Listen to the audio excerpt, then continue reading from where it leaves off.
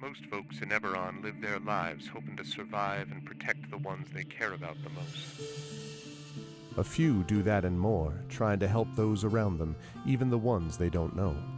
But only one group does all that when no one else can. The King's Citadel, the ones who do the job no one else can do.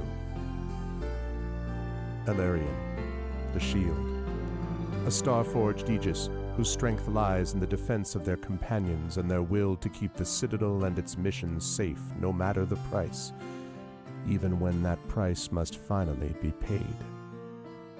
Merime, the Sword, a Kalashtar bard whose dreams predict doom and disaster, and who has touched the mind of a god. Her skill in battle, insight into the hearts and minds of those she encounters, and love for her sister in the Citadel is more necessary than ever, if her divinely touched spirit does not waver. Tantan, the Brain, a dragon-marked human artificer whose jovial demeanor conceals a deep curiosity, razor-sharp intellect, and long memory. He knows what he did for the last war, and he knows what it did to him. And now that he has returned to the site of it all, deep within the ruins of Seir, he knows how much worse the next war will be, unless he can stop it. Nisiana, the Heart, a dragon-marked halfling healer whose love for her sister is matched only by her desire to help and heal the members of the Citadel. She's grown wiser and more wary, and has learned that at times harming matters as much as healing. Can she keep hope and the King's Citadel alive? Rowan, the Wild Card, a human wild magic sorcerer who's played a dangerous game for most of his life. He's gone all in to save his friends, but for the first time he's learned they're not the only ones sitting at the table. Can he break through the shadows of his past and finally call the bluff? These 5 elite operatives came together to aid the salvage outpost of Salvation, where the Grey hovers nearby, a threat and a promise. With the Oracle of War, they found an artifact powerful enough to end a war, or begin one. They traveled to Sharn's City of Towers to unravel the Oracle's mysteries while stopping assassination attempts from the terrorist organization known as the Emerald Claw. They traveled back to Salvation and into the Grey to repel a war-forged invasion and take the fight to the Lord of Blade's secret fortress Razorcrag. They paid a heavy price to rescue hostages from the fortress, and the Lord of Blades escaped into the Grey, seeking a way to create an army of Warforged powerful enough to crush the 5 nations of Corvair. But the Citadel had more immediate problems, the Emerald Claw, and a looming war. At the same time learning that the Lord of Blades seeks the Oracle of Bones to create his invincible army. Now the King's Citadel is in a race against time to unite the 5 nations and stop the Lord of Blades before he can turn his full might against all of Corvair. They've saved Salvation, navigated Sharn, prevented disaster at Razorcrag, stopped the war with Thrain, and thwarted the Emerald Claw. But can they finally unlock the Oracle of War's secrets and defeat the Lord of Blades? Only if they remember that in the end, all they have is each other and the King's Citadel. Long live the King. Welcome to Eberron. Welcome to Corvair. Welcome to the final season of the Oracle of War.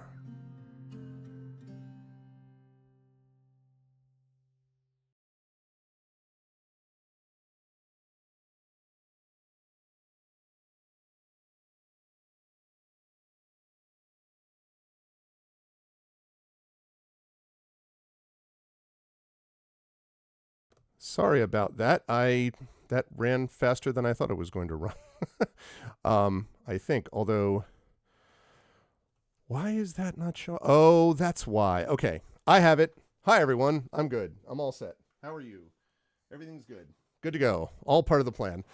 Welcome, everybody. Welcome, Armanot. Sorry that I was a little discombobulated because I had to run downstairs for something, and I thought I had more time, and I guess I didn't. But I'm back, and welcome all of the lovely Armanauts, to a Saturday night stream. It is June 20th, 2026, and it is time for the final episode, technically an epilogue, because we already did the final episode during ArvCon, but this is our post-mortem episode of D&D with Infinity Beyond Eberron Oracle of War.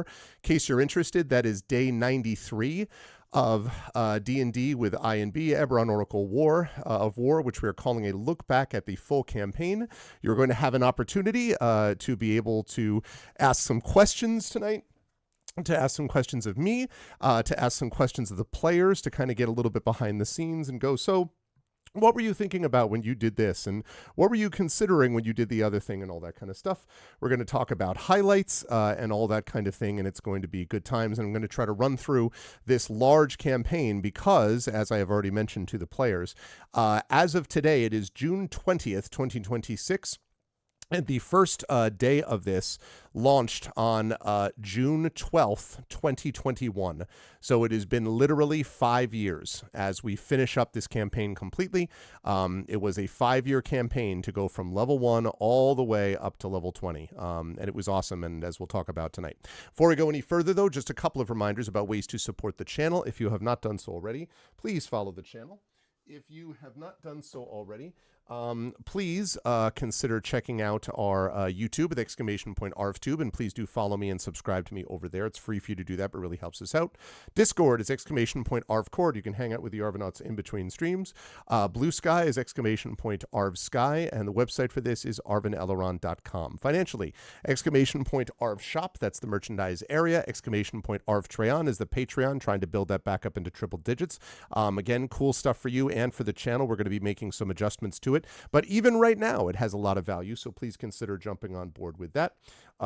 Let's see, exclamation point, let's see, right here as I check over on that. Subbing to the channel gives you those custom sub badges and emotes to use here, there, and everywhere across Twitch, plus inspirations to help our tabletop players.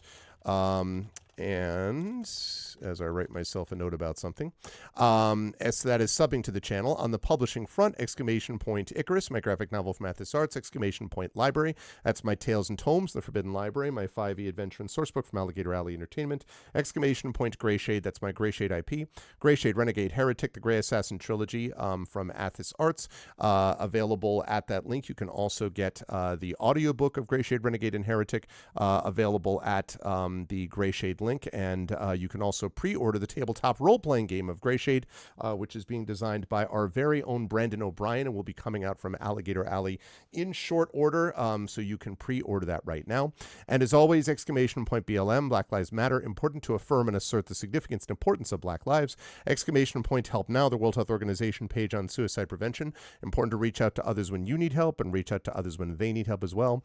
And Ukraine, UKRAINE, to help the people of Ukraine as they fight back against an illegal and illegitimate war with bravery and courage.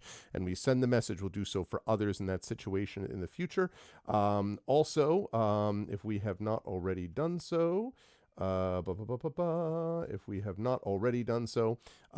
please consider as well the checking out BLM, I said that already, Ukraine, I mentioned that, but also the people of Minnesota, Minneapolis specifically, our love and thanks and care to them, as well as the people of Memphis, as well as the people of Newark, New Jersey, fighting against occupation, federal occupation and invasion, and doing so, again, with bravery and courage, and doing so with love and care. We have huge respect for all of you and what you are doing, and we are winning this fight bit by bit, step by step, despite the painfulness of all of it. It is making a difference, so please keep it up, and thank you for all that you do. Quick note on schedule, we've got this going on tonight, depending how long we go. If it ends early enough, I may try to get in, squeeze in one more James Bond session tonight, 007 First Light, we'll see. I will be off then Sunday and Monday. We will be back on, but actually, now that I think of it, I will be off Sunday and Monday, but I think we got something going on. Hang on just a second. On Sunday, Sunday. besides Father's Day. And by the way, happy Father's Day to all those who are. No, that's not happening. That's happening Sunday, a week from Sunday. Great. Then what I will say is that the next time you'll see me will be Tuesday, and that will be with Dragonbane as we continue the Dragonbane campaign, and then I'll be back over on Pen and Pixels doing more of the Lamplighters League. That'll be my final pre-San Francisco stream. Then on Wednesday the 24th, that will be Community D&D with the Shadow Crew. So even though I will at the time have landed, I believe, in San Francisco, we will have more content for you as that time goes on, so you'll be able to hang out with the Shadow Crew on Wednesday the 24th. We'll be off on Thursday the 25th because I will be in San Francisco as previously mentioned. Saturday the 27th is Roleplay by the Bay. Finally, it is here. Very excited for this. A live event happening with myself and Zach Clay at the San Francisco Public Library. Again, there is an Eventbrite link for this, and if you have not already done so, I would highly recommend you check it out if you can, because it's going to be awesome, and we do need you to get tickets. Tickets are free, I should mention, but despite the fact that tickets are free, you do need to actually reserve a spot. We are well over 55, I believe, or 60 people at last count that are signed up for it now.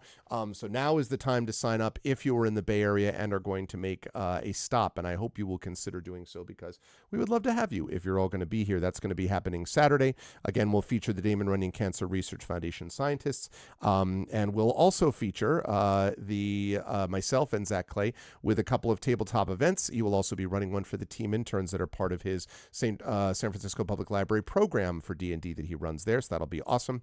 And then the following week is going to be up in the air, and I don't know. I have ReaderCon coming up on July 10th. I've got a lot of panels going on there. I think I will have a stream before then, or maybe two, but it really is dependent on internet access, and I don't want to promise anything that I can't deliver. So I don't know about after Roleplay by the Bay, which we are going to try to live stream.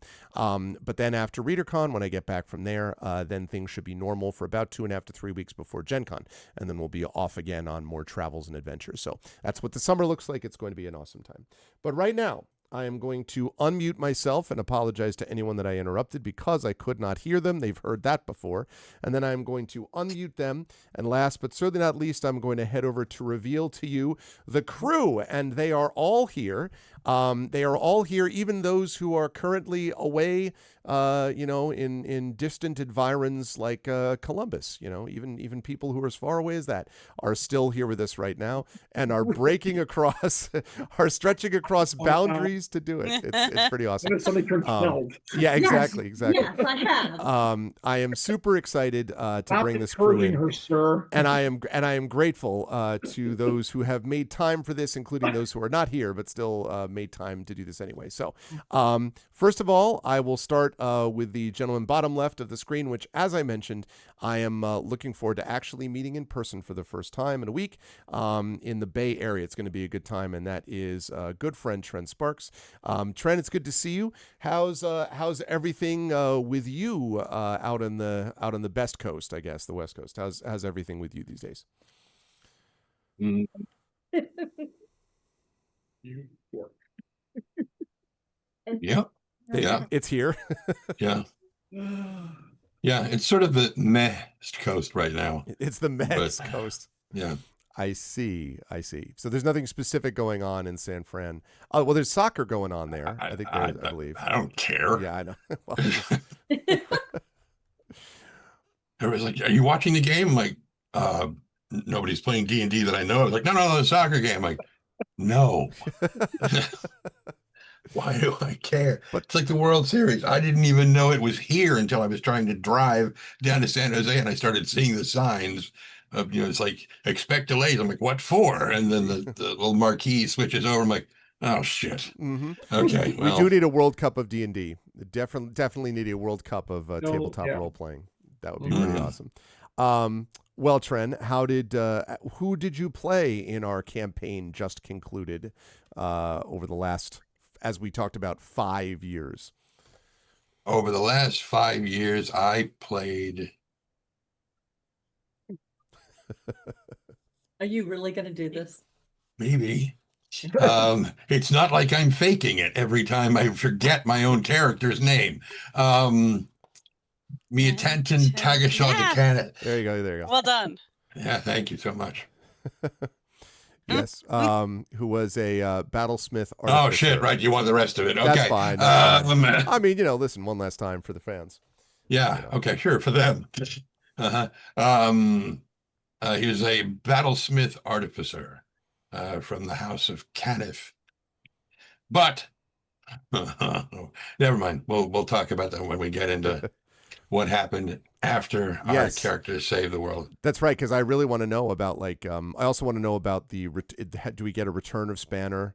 Is Spanner become Spinner? Do we get a whole nother? I want to know what we get from that. But I will have highlights and questions for Tren and vice versa, I'm sure. So I'm looking forward to that. Always a pleasure to have Tren here. Also a pleasure to have Marie Bilodeau here.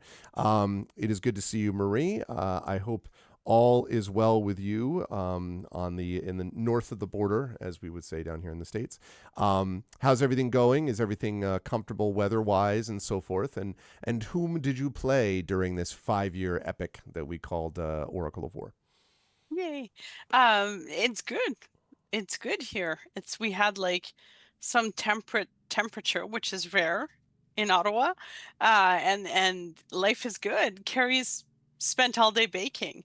So I'm stunned, really. I can't.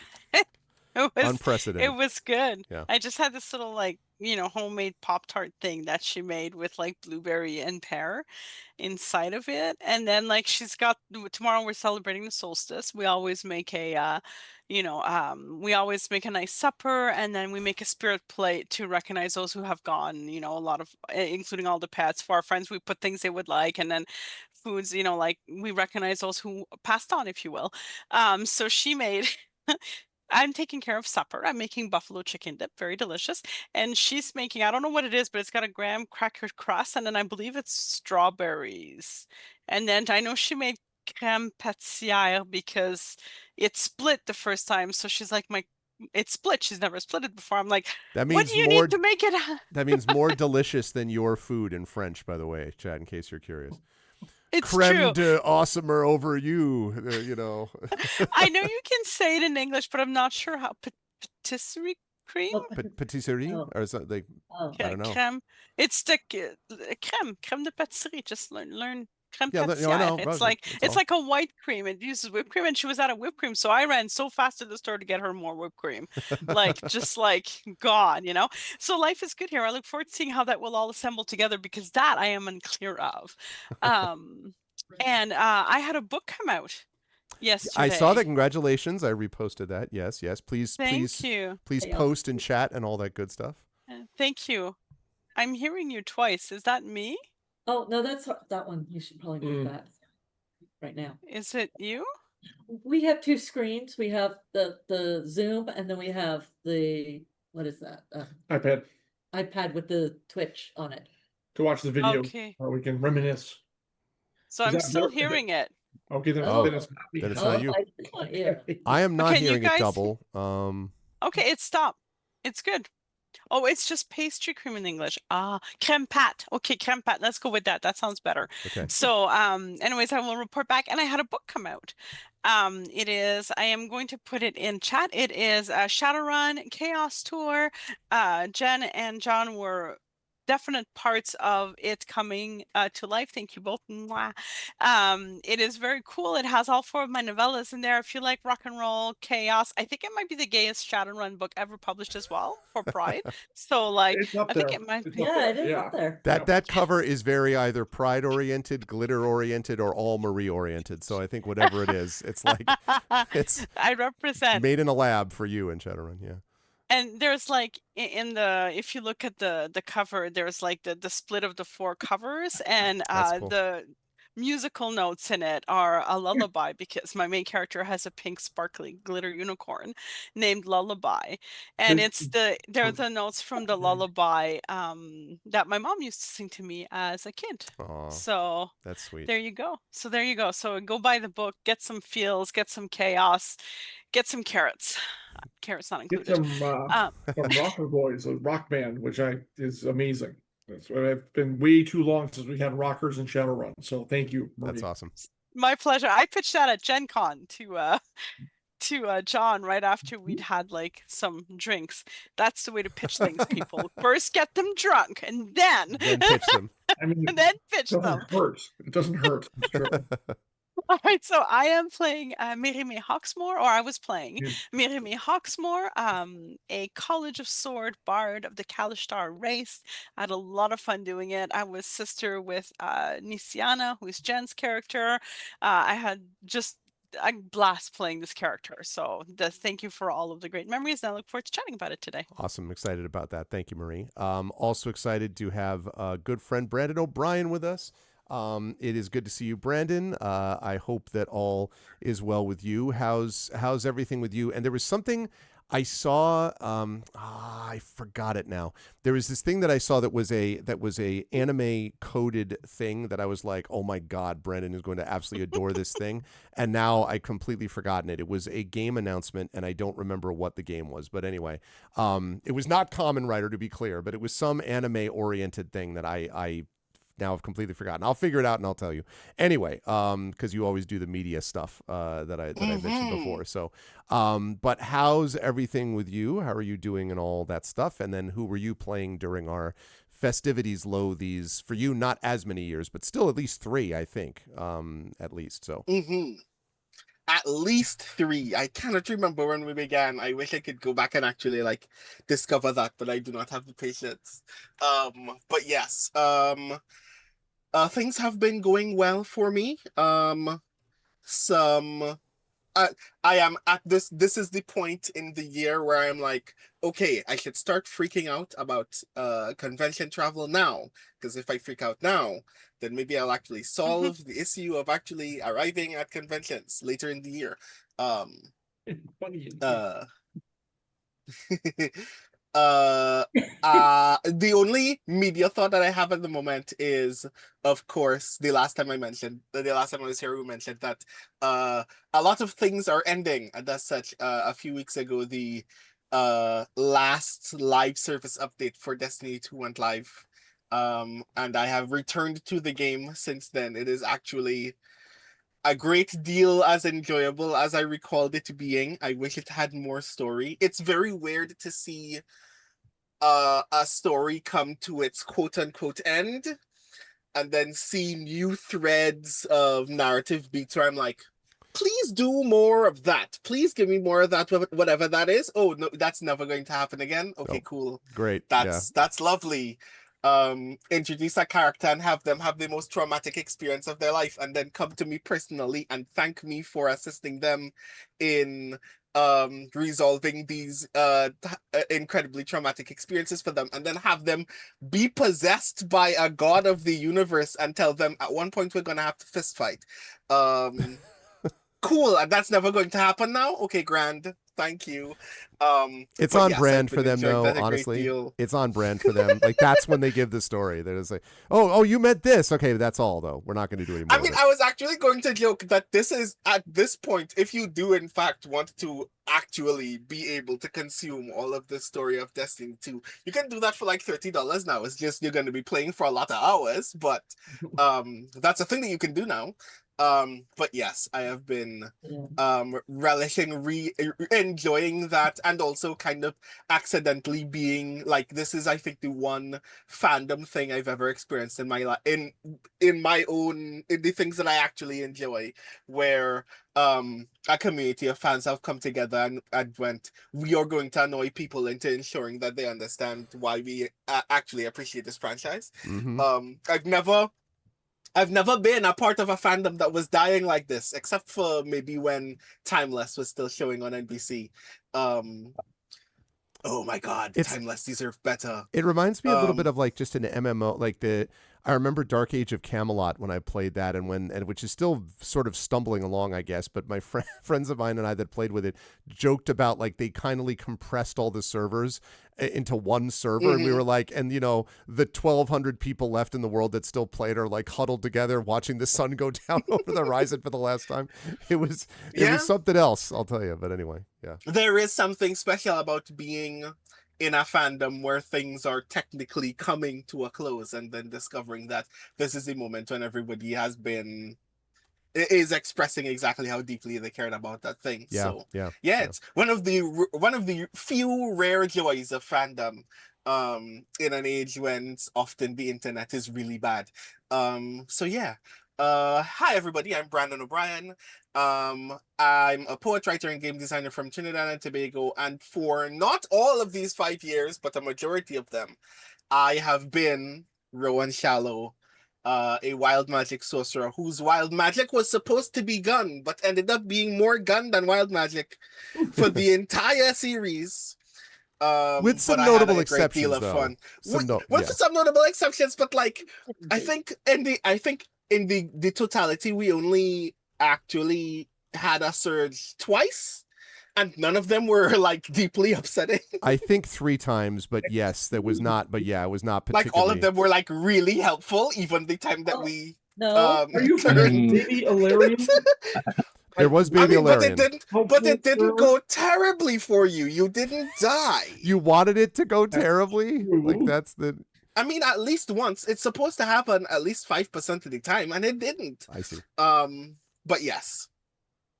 There was it was quite an experience watching Rowan not actually trigger wild magic surges a whole bunch of times. It was listen, and it wasn't like for a lack of trying magic. I mean, like multiple, you know, God knows how many times. Going out of my way. The only times that magic were bad for the party is when I made a decision for it to be bad. Exactly. Which is where we got some of the casting fireball in a 20 by 20 square. Yeah, exactly. Or the slogan of, you know, best bad idea we've ever had. A lot of that was inspired by your presence, I think. So yeah, but it was a pleasure, and I'm excited to talk more about it tonight. Thank you, Brandon, as always. And that brings us to our 2 folks that are currently sitting in a lovely city known as Columbus, Ohio, at the Origins Convention, coming to us live. So I'll start with Jen, although Jen and John are together. So, you know, at the moment in this room, in this hotel room talking to us. So thank you for taking time out of your busy Saturday schedules. So Jen, I will say, how has Origins been for you and so forth? How is everything going on in the Midwest of America at the moment? And then who were you playing during our epic campaign? Well, getting here was a little eventful because I was traveling without the husband for the first time. I figured it out. Like literally, I haven't been to a convention and vended for 15 years without Jeff. Wow. So I was having to do my job of smiling and being charismatic and everything, and then his job of finding the places, setting the things up. And so I have missed my husband for many a reason, and I have appreciated him so much more. But he is at home babysitting the cats and the renovation that's still going on. And he tells me I have walls now in my kitchen. Oh, you're right. We were saying progress in the green room, which is, you know, walls are a good thing. Yeah, I can't actually read what he's writing without putting this on. He says, we're not sure we qualify as high as the Midwest. It's technically on the northern border. I mean, maybe, but I think, you know, a lot of people would basically claim it to be Midwest. I don't know if they would. It did storm, and there was a tornado headed towards Columbus, but it stopped a little short. So we just got some really cool rain and thunder and lightning. The convention itself has been lovely. I have sold 85 books of the 95 I have. Hey, congratulations. And I only brought like 60 books. But John kept handing me more books. And so she was moving them better than we were. Like, here, go sell these. Go sell these. I have 10 books left, and if I sell out early tomorrow, I will just go and grab all of the Augment magazines and sell them because that will amuse me. It's awesome. Let's see. Other than that, John has complicated my life. But never happens. Me and Amanda out for a very nice drink in a very nice place, which is nice. But I also got to use multiple times during this convention. I believe in you. You can do it. Really? I did. I have. But I still have the Nisiana ribbons. Oh, yeah. Which I have one of on my Worldcon badge from last year. Yep. So I was playing Nisiana DiGirasco, halfling healer of the House of Healing, who, as much as possible, chose joy over everything else in this. Now, let me tell you, it was hard sometimes, and sometimes she did not choose joy, and sometimes she made bad decisions. But Nisiana was actually one of a really fun character to play. And so, yeah, I will be using the I believe in you. Oh, we lost a person. Oh, Brandon's camera just turned off. That's all. oh, okay. Oh, okay. Just like, what? Oh. There, back. But you're muted, so You're muted, but that's okay. you No, were I muted. Oh, there you are. that's not the right microphone. What the hell is that? Okay. That was very funny. You're like, you should do that. Okay, you're back. Great. Yeah, I have no idea what happened there, but I'm still alive, I assure Okay, you. okay, that is good. Okay, good. I was not hit by a tornado just now.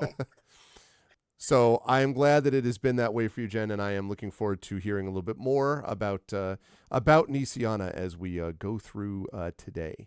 And last but certainly not least, the other person sitting in close proximity to Jen is one John Helfers, who is also in Columbus, Ohio, where the work is being done for Catalyst and all that kind of good stuff. So, John, how's Origins going for you? Have you brought has Catalyst brought its epic inflatable mech that it often brings, or like any cool stuff like that? Or are you just selling games out the door? Like, how's it all been? And also, who did you play during our big campaign? With a nightmare of loading, I can only imagine how bringing Irby would have gone. So no, we did not bring, unfortunately, the inflatable mech. I don't think we've ever brought it to Origins. No. It's You did once, I'm almost positive, because I remember seeing it. It's possible. Yeah, very a few years possible. ago, maybe.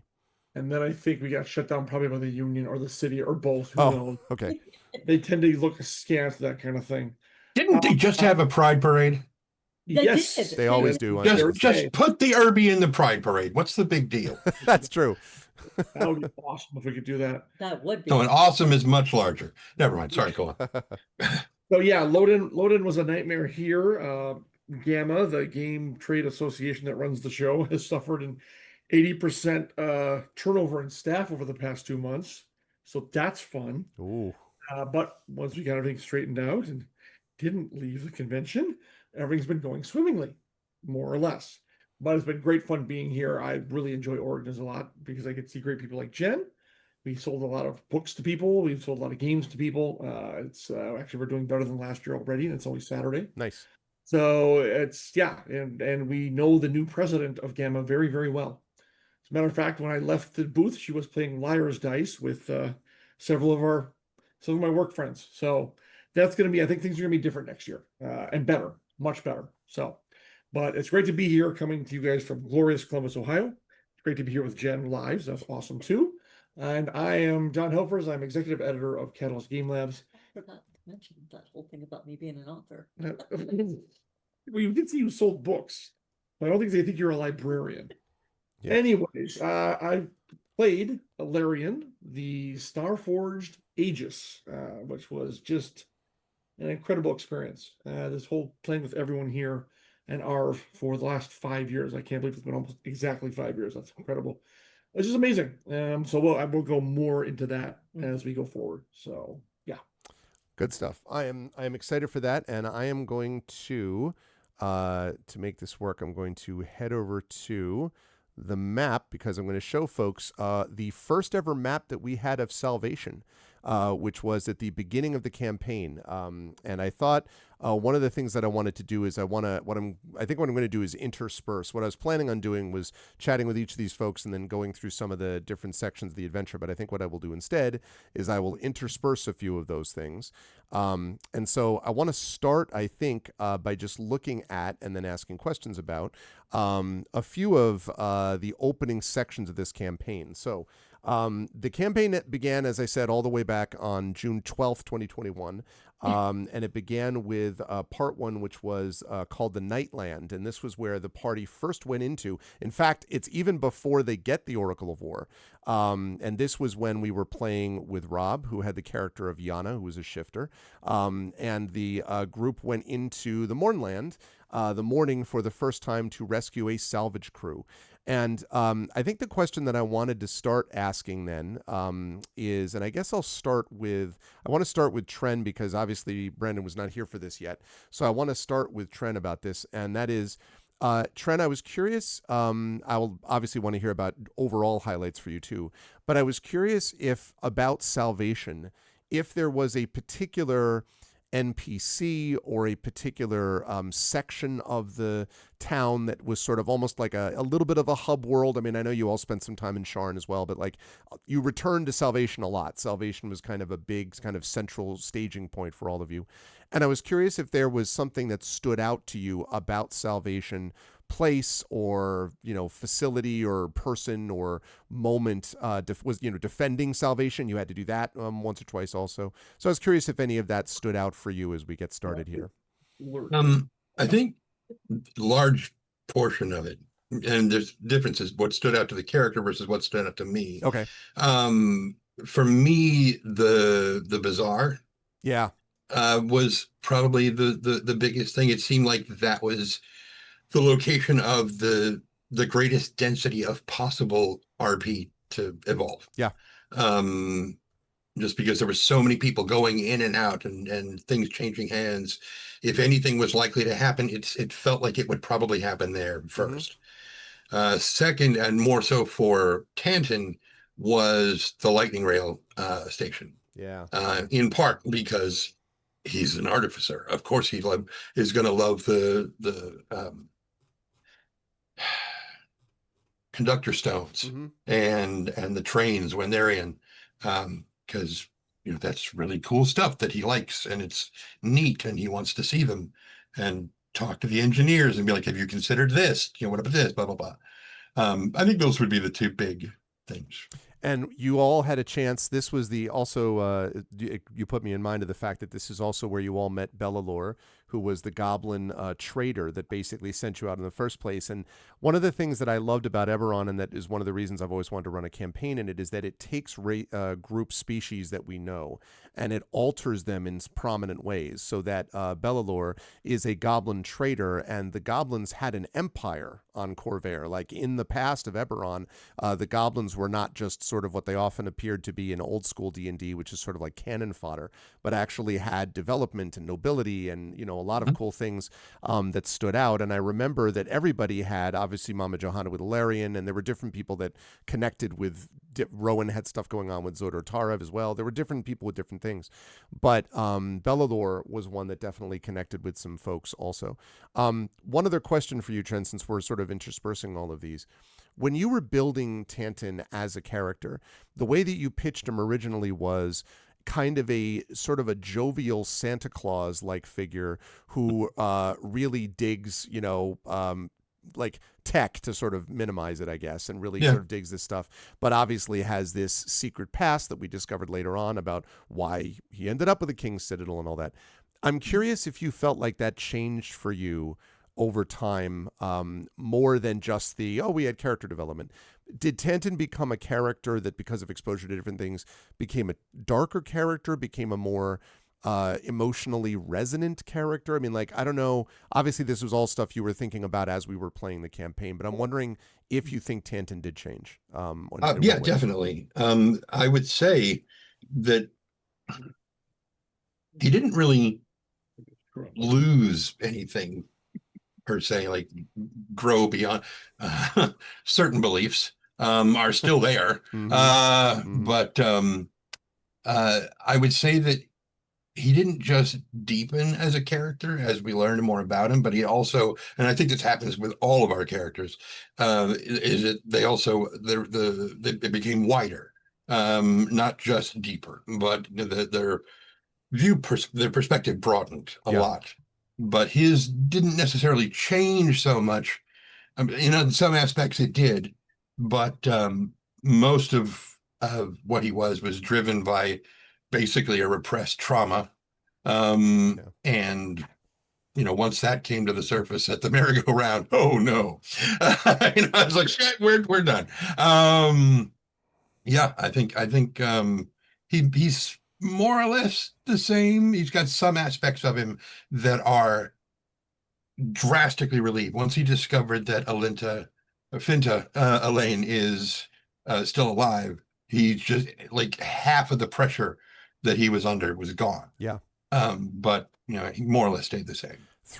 There's three highlights for you that I want to point out. And I'm going to do this for every one of you as I go through, but there's three highlights that I want to point out for you throughout the course of the campaign, which is, from my point of view, that I was really most struck by. One of them was obviously the merry-go-round, the experience of sort of revealing that trauma, which is a delicate thing, because if you use trauma as a blunt instrument, you, number one, are misunderstanding trauma, and number two, you're potentially doing damage to people that are watching that have experienced actual trauma, right? So, but I also think it's a very rich sort of core of storytelling and role-playing, because it is part of what we experience also. So seeing your reaction to it and the way that Tanton reacted to this experience was very powerful, and I think I often found that in the game, other players and also NPCs and so on were playing a little bit against the Tanton's desire. Like, one of the things that Tren said to me back channel at one point was like, very much, do not give Spanner a personality. Like, Spanner does not have a personality. This is not, oh, good boy. Like, people can joke around with Spanner on their side, and that's fine. But Spanner is not going to start going up and, like, looking desperately or, like, whimpering. Like, the Spanner's not going to do that. And which I respected, and I did not give him a personality. But I thought it was interesting that over time, part of that, I'm driven by intellect. Part of that, they're just bound elementals. Like, they're not some kind of desperately sentient creatures we need to be concerned with or whatever. There was some other trauma below that came out over time that suggested that it wasn't just intellect for intellect's sake, but there was other stuff going on. And that's the second highlight, which was obviously the moment with Finta, which was great twice for me, because one, I got to see you do this great role play with her over this hospital bed. Two, I also knew that it was setting up something later on about the giving of the rose to you later on in terms of the time travel thing, to which you were like, God damn it. Which was a lot of fun to see. So there was that. And the third one I wanted to mention just briefly, because it was just such a powerful visual for me, is you standing on the ship in a section that we'll talk about later as a spy and chucking plates to see if they get out of the field of magic. Right. And that was really, really cracking me up. Also, one last thing is the relationship between Tanton and Rowan became really great later on too, and was a really nice way to integrate Rowan into stuff because of that was why you ended up out of there in the first place. So, do you have any, and then I promise we'll move on to other stuff. And by the way, as I'm talking, anyone else can please jump in and say, I also thought this was cool about Tanton, or I love this. Like, please do that. Really? You thought that was awesome? I thought it sucked. That was my low light. Go ahead, Jen. I am really sad that Nisiana and Tren never actually had the argument about spirits. Oh, yeah. Oh, yeah. Never came up again, because the thing that I was going to say about it was to look at him and say, I understand that Spanner is not sentient. I understand he is a construct, and he does what he does because you tell him. He doesn't have free will. Spirits who have free will deserve to be free. Now, Tanton's response to that would be, and yet you call him he. He would say, yet you call it he. I do. I give him the animation.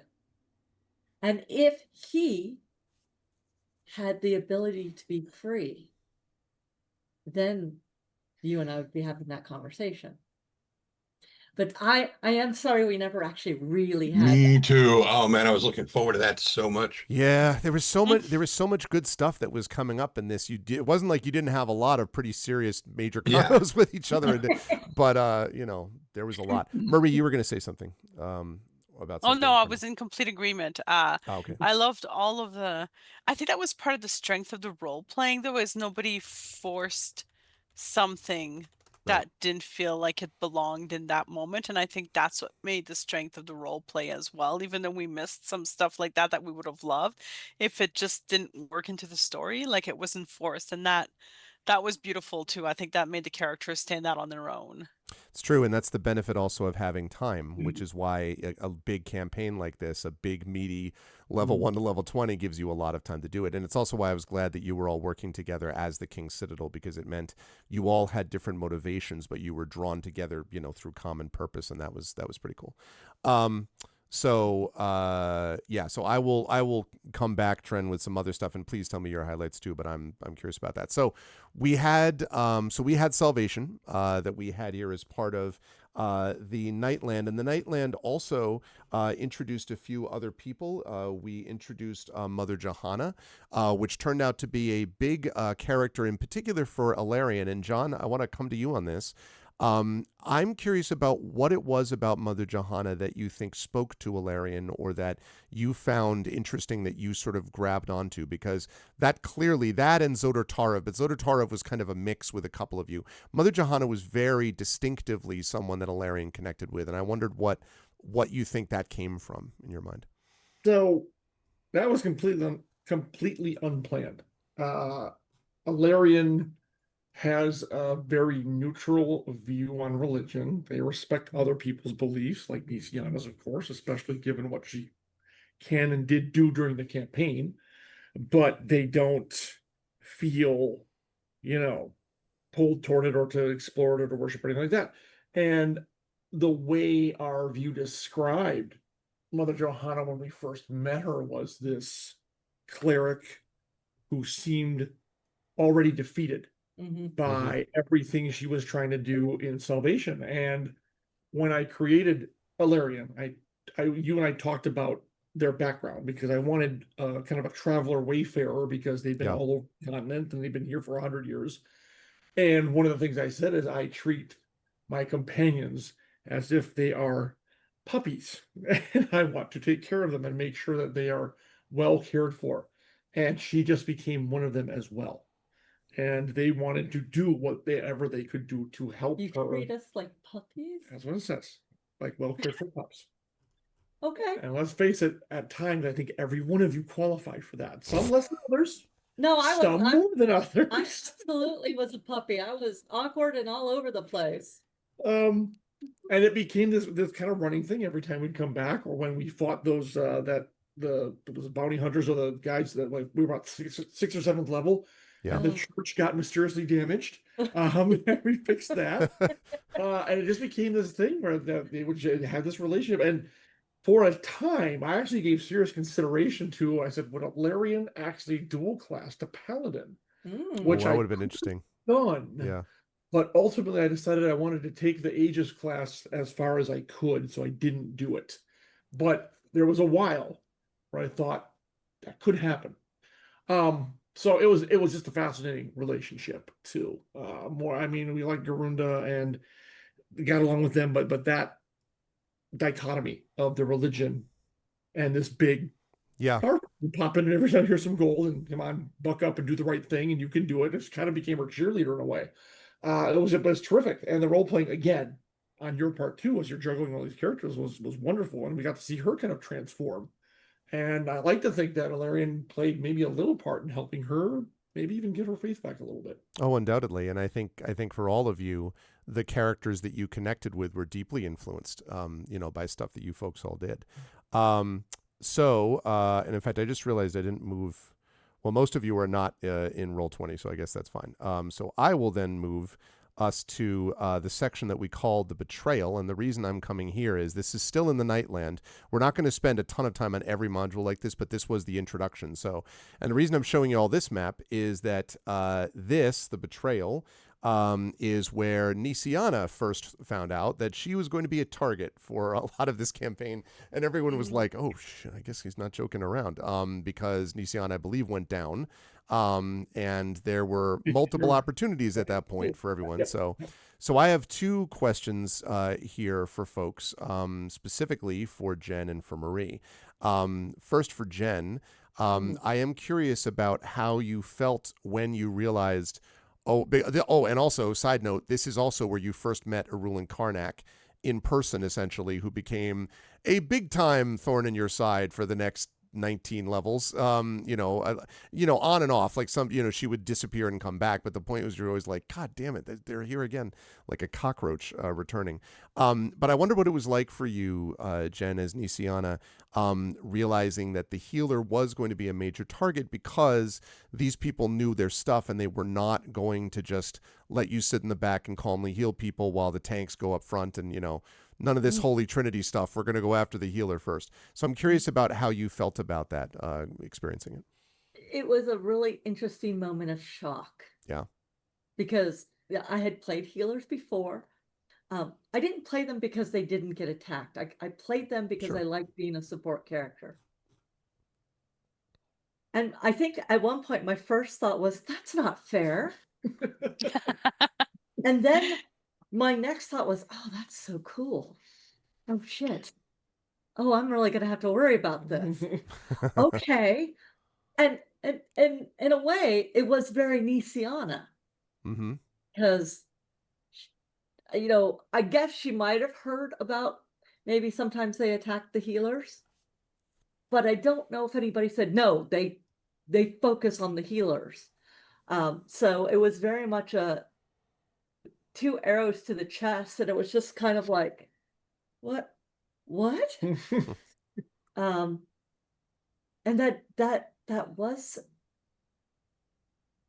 a change for her as a character, but it was very internal. Mm-hmm. It was almost like the line where the shit just got real. Mm-hmm. That was kind of where that was with Nisiana, and because I was just like, wait, nobody ever attacks the healers. Why would they attack the healers? Well, now we know that why, and I found it really interesting. Especially coming from a necromantic order like the Order of the Emerald Claw, which at the time none of you really knew anything about, except later on it would become this massive you had basically two bad groups you were worried about. One of them was the Lord of Blades, and the other one was the Emerald Claw, whose motivations sometimes intertwined and sometimes didn't. But you were dealing with both of them, and the fact that the Emerald Claw was sort of like, yeah, we like the bad old days before the morning and all that stuff, and you're like, yeah. And so I really enjoyed the fact that everyone really came to really hate the Emerald Claw. It was just like, these people need to effing go. I was a big fan of that as it was going through. So my second question is for Marie and Jen, but it was about Merime and Nisiana, because obviously one of the continuing campaign highlights was the idea of having these two sisters, one of whom is essentially an adopted sister that's self-adopted, like more or less just showed up and was like, I'm going to do this. I found that really fun, and I have never had an experience, never run a campaign where I had two people that were like, we're going to be, siblings, and this person is going to be, I'm going to be the adoptive sibling of this, and that connection, obviously, which had moments of stress, partially because the two of you wanted to be very close to each other, partly because the two of you got frustrated with each other over different risks that each of you would be taking. It tended to be probably a little bit more Nisiana with Merime than the other way around, but Merime also a lot of times was like, I'm going to help Nisiana, and Nisiana like, what are you doing? So I was curious about what the experience was like, and I mentioned it in this context, Marie, because Merime for the first time got to see her in this adventure, got to see her sister go down. I'm wondering if you think that had any impact on what Merime did with Nisiana going forward the rest of the campaign, and for both of you, what it was like playing sisters in this. So we could start with Marie, I think. It definitely had an impact on Merime because, like, for her, she was on the front during the war, and then her sister was back in the camps and in triage and stuff, so her sister to her was safe. And then when they joined the King's Citadel together, it was like, well, now we get to do this together, but the war is over, so we'll do adventures together, see new cities, buy some ribbon, it's gonna be great. Yeah. And then at that point it's like, it was the first time where the stakes were really starting to show their head, like, this is getting really serious, the Emerald Call is rising again, we're the King's Citadel, this is our job, but also they're targeting my sister. So for Merime, it was very much like, oh my God, this isn't correct. Like, this isn't good. And then part of it was like, did I bring my sister into like something she won't survive? Like, I don't know how to deal with that. Yeah. And It did change the way she approached things. If they hadn't targeted her sister so much or her house, like some decisions that Remy made, I think would have been very different. But because she knew that her sister was a target, then she was very self-aware. That's why she always stepped in front of Nisiana. That's why she tried to convince her sister not to necessarily be 30 feet from her even. But the sisters, I think, and Jen and I like because we played together before and we trust each other as players as well. We could discuss some stuff like where are you hoping to go with this or what are you doing with this, right? To kind of keep some guidelines kind of a little bit. Yeah. And we already had set the guidelines. These are the things we're doing. These are what we're trying to accomplish with siblings. So Hmm. we were both kind of playing with it quite a bit.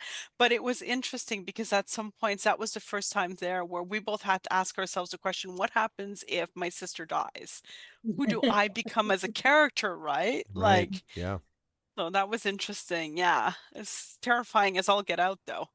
And there was a lot of, I think there might have been more back channel stuff in this campaign than I'd ever run into before. There was a lot of behind the scenes, and some of it I don't know how much people were keeping with just each other, but even in like this sort of general Zoom chat, there were a lot of times when I would come back after we finished the session, I would go and there'd just be this run of like 50 things like, oh shit, what do we do? Maybe go this way. I don't know, throw the thing at the guy. Like, it was very funny to see all the back channel talk in Zoom being like, I don't know what to do. And we did justify it partly because we can talk telepathically. We Oh were yeah. all linked telepathically, right? Yep. So we didn't. We were just like playing in the back No, end. It's listen, all your good. WhatsApp group chat was going like all the time. It was something Yeah, else. and I have to admit that, I mean, part of the fun, I haven't played this kind of sibling character relationship before, but after we came off of the way Savoy and Malma worked so well, Mhm. I was just like, okay, we could do this. And then when she got hurt and the whole backstory is I was told I am supposed to be your sister, the whole realization, oh, she's here to protect me. Mm. She never got to see that I did use life transference on her. I Which know. was I great. really wanted to see that and be so mad at you. But in general, it was really nice to be able to trust her. And when either of us totally screwed up and did a thing that we shouldn't have done, because we both did it, the other kind of stepped in and kind of protected and corrected at the same time. Yeah. But gently. It worked so Yeah. well every time. Like, I don't It know. was, I find it worked well. I thought it worked really well. And it Jen was stopped talking to me, but no. no, I don't know how to classify how the two of them are. And I joked about Dark Nisiana if Merime died, and I don't know how far off that was. I think you both would have gone full Darth. I think so. I think I might have had to get a new character. I don't think I could have stayed. I mean, I love Halar. I liked all these characters, but in every other campaign I've played, I've always been like, protect the one that's the weakest, help the person who's hurt. Yeah. I had a very clear hierarchy. It was Marie's character first. It was my sister first. And depending on how I was feeling about any of the other ones, they were second. Today, you will not be on my list of people. And most of the time, Rowan was last but that was partly because he took her away from her sister at the most vulnerable time. And it was the one time Yeah. I got divine intervention to work to go back and save her sister. I saved you too, but I saved the Valerian too. But And we took out the Avatar. Yes. Don't forget that. So, yes, Yeah. because it didn't occur to me to say, bring my sister and Valerian to me. No, I- right.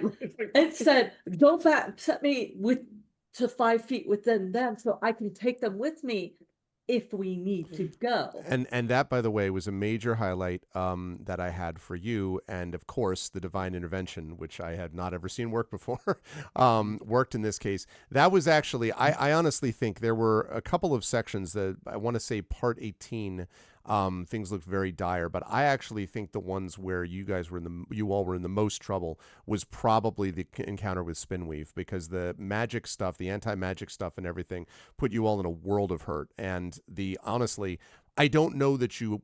I mean, I think if the divine intervention had not worked, I think someone would have died. I don't know who exactly, but I think the fact that you came back put them in a good position. And I saw that and I was like, listen, I report, you decide. Okay. Like whatever, like I'm going to run with it. Because the Spinweave thing, and I think all of you also, and I know part of this, Jen, was the whole, I really was trying to, play down the whole spider thing for reasons we've discussed. But I think that was the one that it felt to me that many of you can tell me if I'm wrong, felt genuinely terrifying. It was something about, absolutely. and it was the nature of the creature itself that was sort of like, was sort of indifferent to your existence. It wasn't even like, I hate you and want to kill you, like, the Lord of Blades does, blah, blah, blah.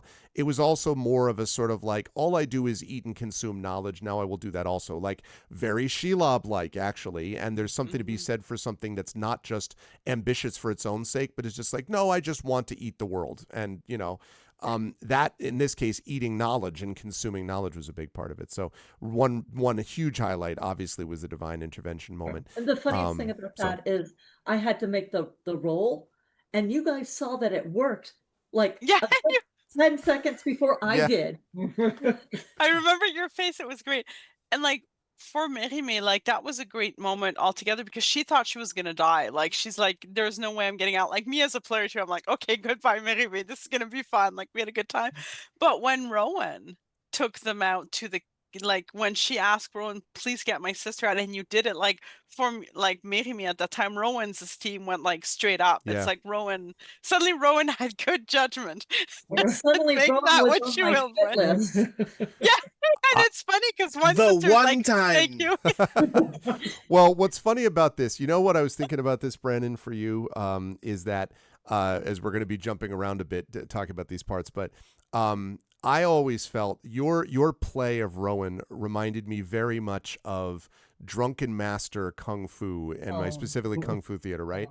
In that I think that Brandon mechanically played Wild Magic Sorcerer absolutely brilliantly. Like the figuring out when to use points at what time for what things under what circumstances felt like chaos was generally very effective while still maintaining chaos, right? Like even that moment of teleporting out was enormous because like, if you don't get Nisiana out, then Nisiana doesn't have a chance to ask for divine intervention, and none of the rest of this happens. And that's just one of many examples. So I think you did very well, Brandon, in creating this thing that was absolutely chaos and that absolutely was Rowan making, in quotes, bad choices, but always, I think, with good ends in mind. I think there was always you always had a theory about how this could actually work, even if it felt like, but that seems crazy to do that. Yeah.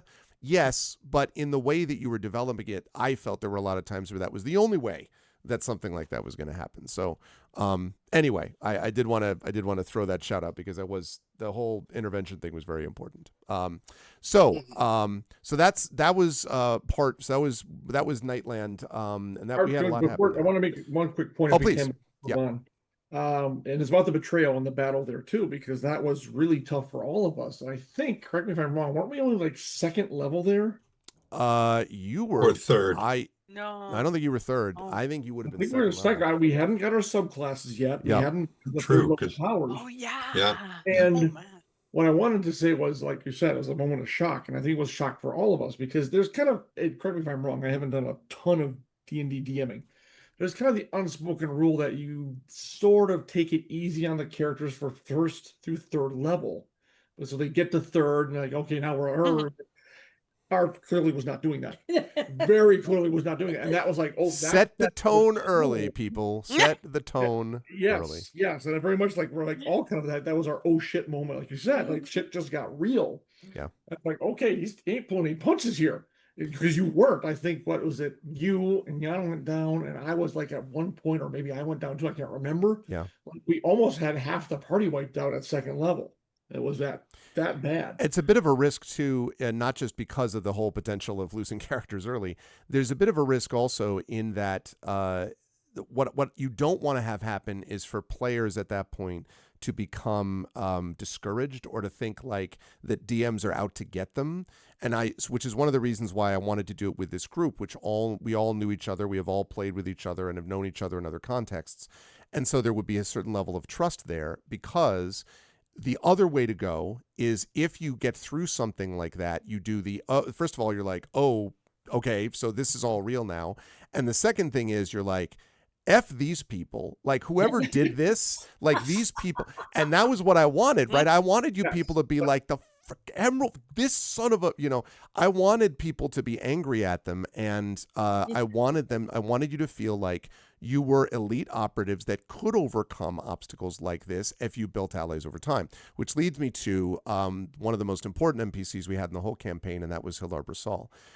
The interesting thing about Hilar is that Hilar originally stemmed from something I had asked Marie about, which was sort of a backstory character that would tie Merime, someone that they knew. And the campaign itself suggests something about some random person that you said, and I'm like, yeah, whatever. Anyway, let's talk about something that the players actually care about, and that the characters care about. And so we came up with Hilar. And I really was fascinated to find how each of you ended up with your own sort of connection to Hilar. I would say that Tanton was often sort of like, because Hilar had deep respect for all of you, Tanton was always like, okay, so this dude is competent. I know that he's competent. And I was trying to avoid a little bit, Tren, with you. I did not want a repeat of the Fifely, the dude from the Harpers situation, because I didn't, Leonin, because I did not want, and not because that was great. I love that, but I didn't want a repeat of that interaction, because I wanted the anger that Tanton was going to clearly possess or whatever to be directed elsewhere, and to sort of be like, listen, I don't know what your bosses are telling you, but at least I can trust that this guy knows a little bit about what's going on. And for the rest of you, you all had sort of an interaction with him, or a sort of a relationship with him that allowed you to connect with him in your own way. John, I think Ilarion had a very sort of tactical respect for what Hilar was trying to do, so you would often talk about things like that.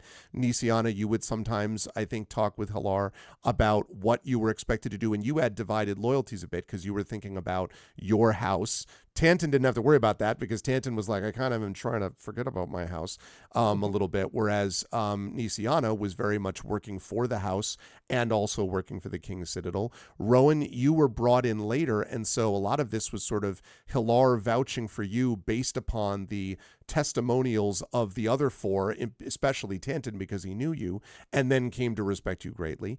And then obviously, Merime, you actually fought with this guy in the war.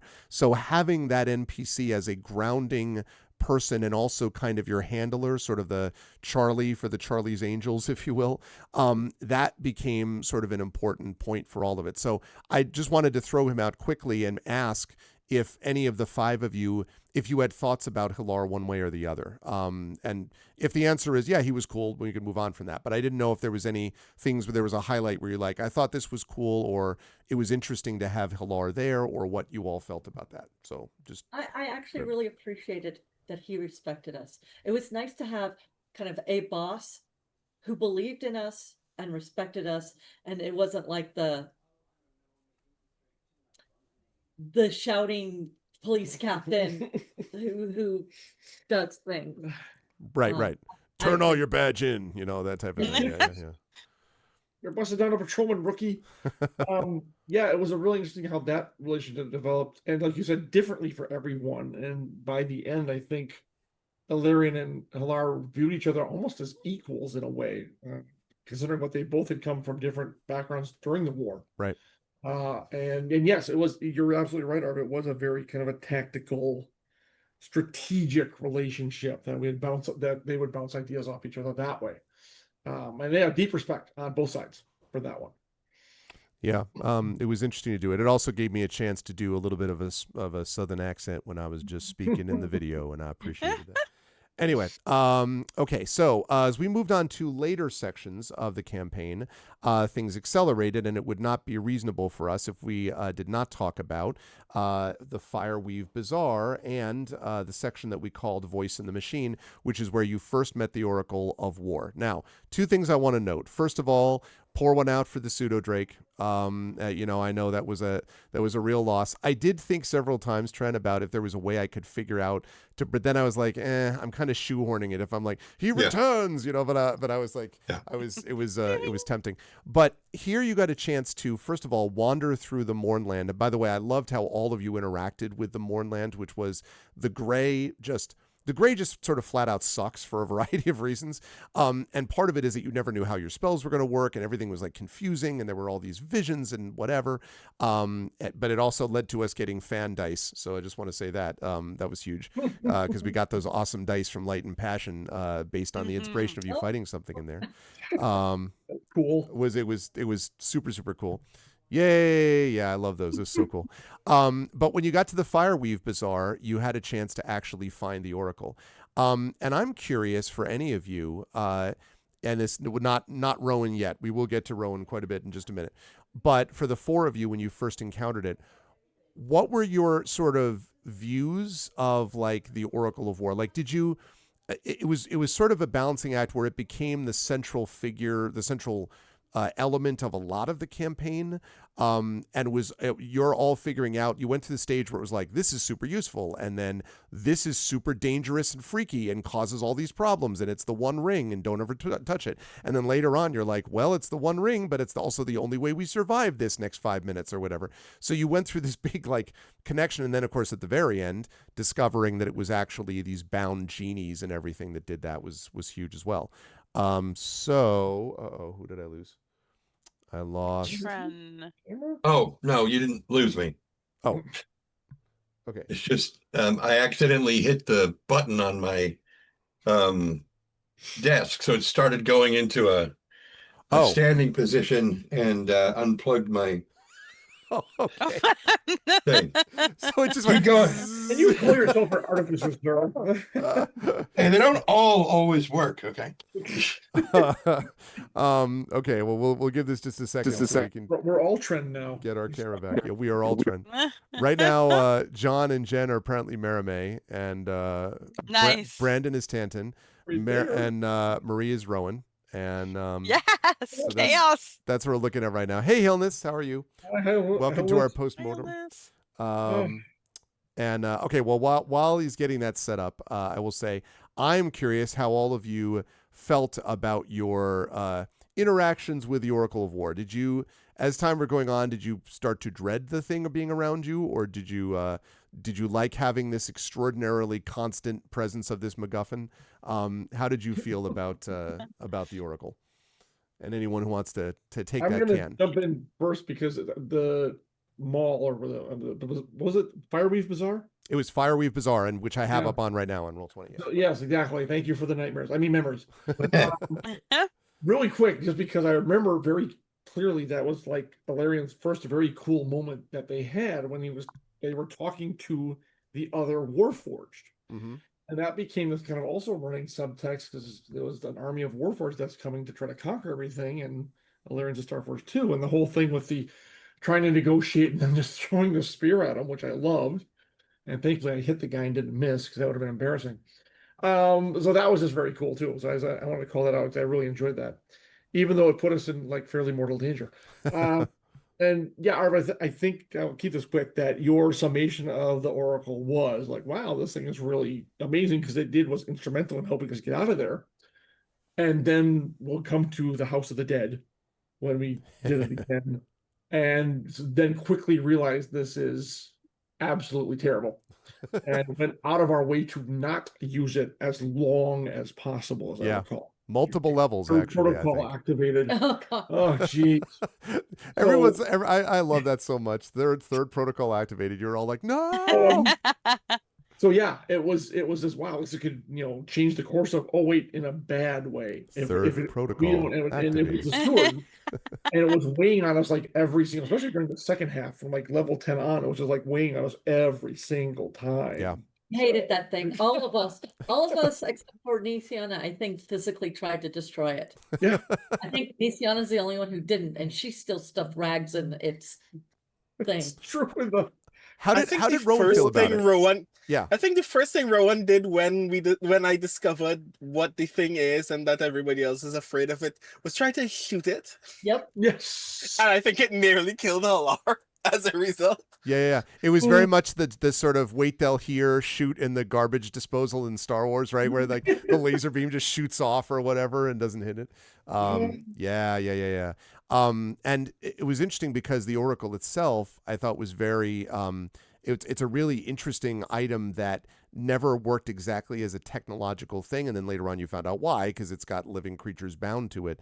It was very hard not to think about a little bit about the self-driving cars that we have now, that 90% of which are not actually self-driving, but in fact have people that are humans that are somewhere back at a incredible low rate of pay that are backups for the self-driving car. So the computers are not running the cars as much as people might think they are. Anyway, there was a sort of sentient, sort of root to the Oracle of War, and it became hugely important for all of you, starting from the point that you were leaving the Fiery Bazaar. So yes, we should get to then, moving swiftly on. We should get to one of all of, I'm sure, your most fond portions of this, and that was Where the Dead Wait. Which was here. Let it be known that James Introcaso, who is fairly well known in the field, is the one who wrote the part of this adventure.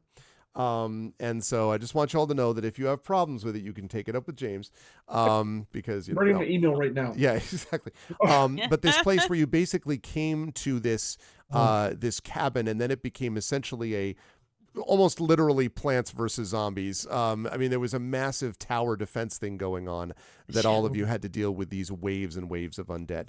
And I'm curious, I guess, about this, how all of you sort of interacted with that. This was still not Rowan. I think that Rowan came in after this portion. I think it was.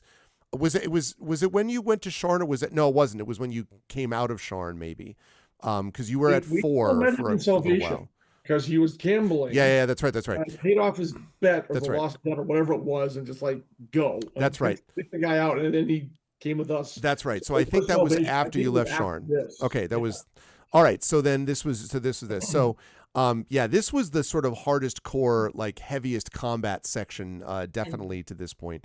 And I'm curious. Welcome back, Trent. I'm curious how everyone felt about that, because it was also very intense and very worrisome. I don't think multiples of you went down in this one, but you felt freaked out about it, it seemed to me, because they just sort of kept coming. What did you all feel about the undead tower defense thing that we had going on here?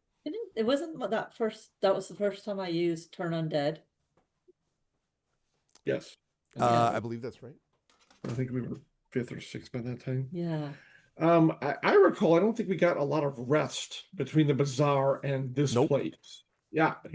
So we weren't feeling too thrilled at you because you kept pushing us forward. And then we're stuck in here. And I think we were all like, we had just come out of the battle with the Warforged, so we're all like low on hit points, and spells, and everything. And you're like, oh yeah, let's shove you into this house. So, and then you just kept it coming and kept it going. And we knew, well, I think we suspected it, or we knew it was the Oracle's fault for sending out the signal, which is crazy. So the whole thing, it was the nightmare. It was absolutely nightmare. That was one, I think even more than the Warforged, that was one I wasn't sure we were all going to get out of there in one piece. That's when that really started. I think I thought that Tantan was going to die because he kind of got separated. Yeah, that's right. There was a multi-level aspect to this that we were trying to run, and like we never do that. Yeah, that never happens ever. Oh my god.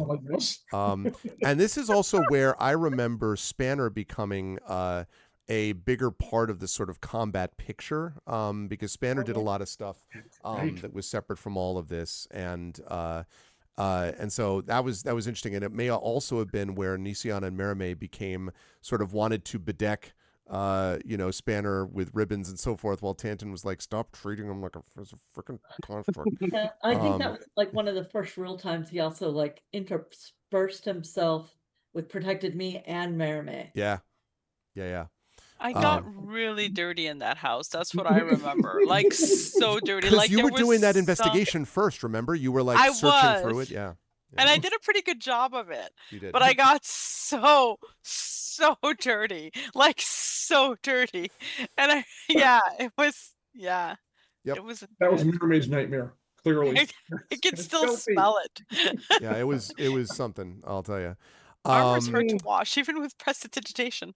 having escaped all of that, you came back then to Salvation in the part of the adventure that we called the Third Protocol, where it turned out that the Oracle of War was also calling upon these assassins. And that was interesting because that was a whole cat and mouse thing. And one of the things I liked about that was that when you came back to this place, you were, and I'm trying to remember, I think this is where you were setting up traps and things like this. And I think this is when you did meet Rowan, and ended up, because Rowan was part of, ended up being part of the ones training some of the like irregulars or whatever, like the village militia, basically at this point, which is where we brought Rowan into the mix. So Brandon, I wanted to sort of bring that up and ask a little bit about your introduction to this crew, because there were, first of all, I'll throw a couple of major highlights out. The introductory scene with you, where you've got the gambling thing, you're in the tavern, you've got all of the people around you, and then Tanton sort of is doing this like, well, I know this guy sort of thing. And everyone's seeing the kind of sort of card shark gambler type that you would be, and setting up a particular then vision of it. I mentioned the idea of sort of setting the tone, but in your case, it feels like Rowan's tone was set up a little differently, and I know this was on purpose, to where he eventually ended up. And so I was curious about that. So first of all, highlight, I really loved that opening section because it showed us so much about what Rowan was going to be. The second one that I wanted to mention was that I loved the interaction that you ended up having with Tanith de Fjarlin from the House of Shadow.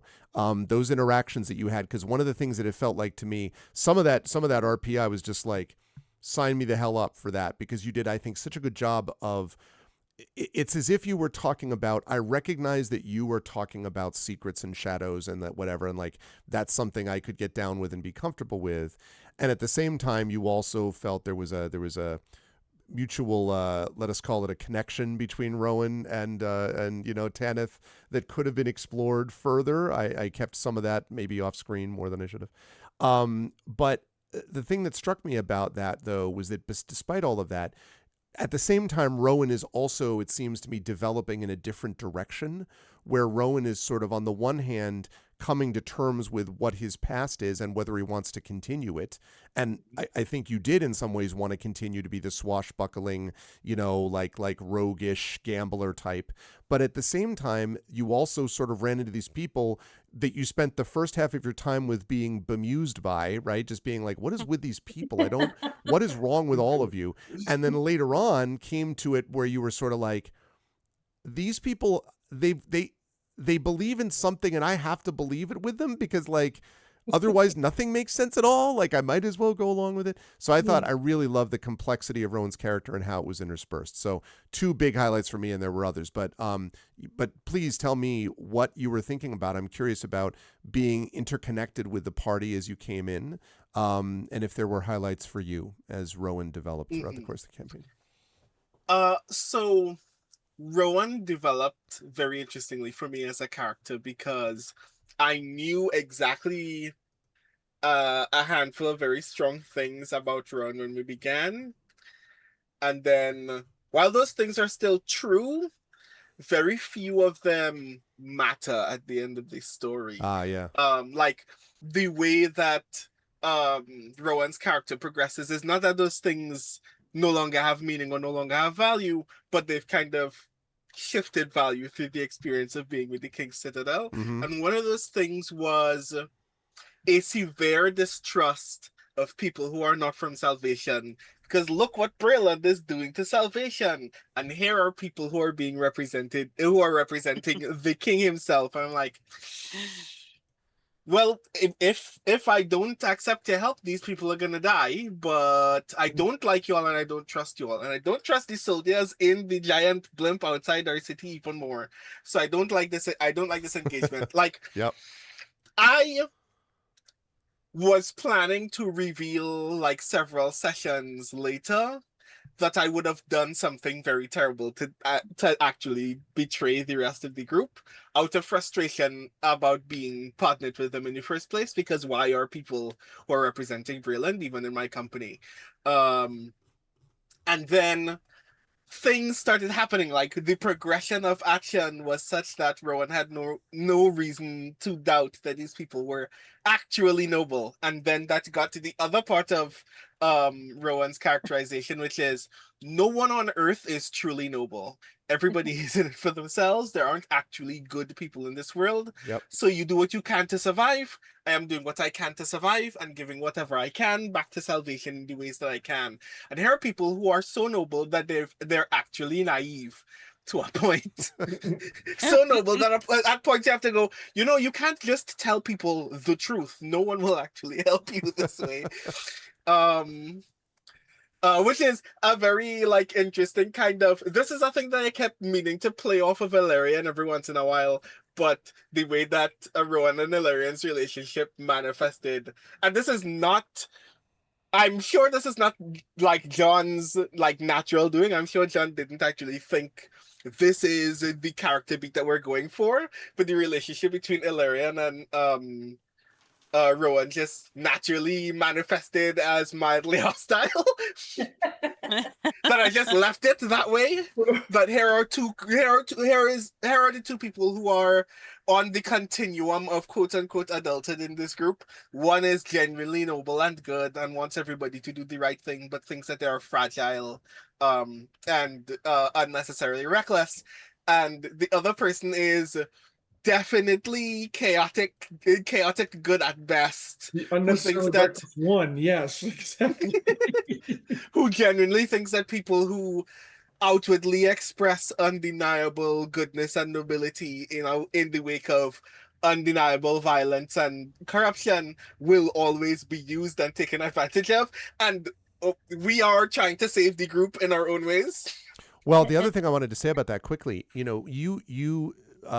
Rowan fell afoul of characters at various times in the campaign for you were doing things for the right reasons, but with results that annoyed or frustrated people. So like the time that you killed the goblins in the cellar, right? And Nisiana was like, what the, and had this sort of like talk down with all of this. What I thought was interesting though, was that there was also the undeniable like effectiveness and talent, drunken master stuff that I talked about before was hugely important.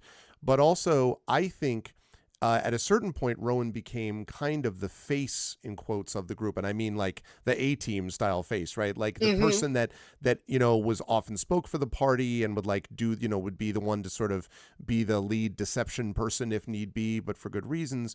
But also was the person reminding them, if Nisiana was reminding everyone about the mortal cost of things and about the importance of having faith, and if Maramé was reminding everyone about the importance of like the picture of dreams and visions and thinking about what the future may hold, and if Tanton was approaching things from an intellectual point of view, at least to begin with, and was talking about sort of the technological stuff we had to consider, and if Illyrian was doing it tactically, Rowan did a lot of the sort of what the human cost was, right? Like the people that you connected with, that Rowan connected with in the village, these sort of irregulars, as we talked about, the Baker Street irregular types that ended up working for Rowan, the fact that he lost some of those people, obviously the support of the people of Salvation, as you just mentioned, like there was a very human element to Rowan that was, I think, important for a group that otherwise could be like, we're super special forces, and like Rowan was always like, yes, and since I didn't come up with the rest of you to begin with, let me remind you that, I was thinking about like the Avengers destroying half of a city, right? And being like, whoops,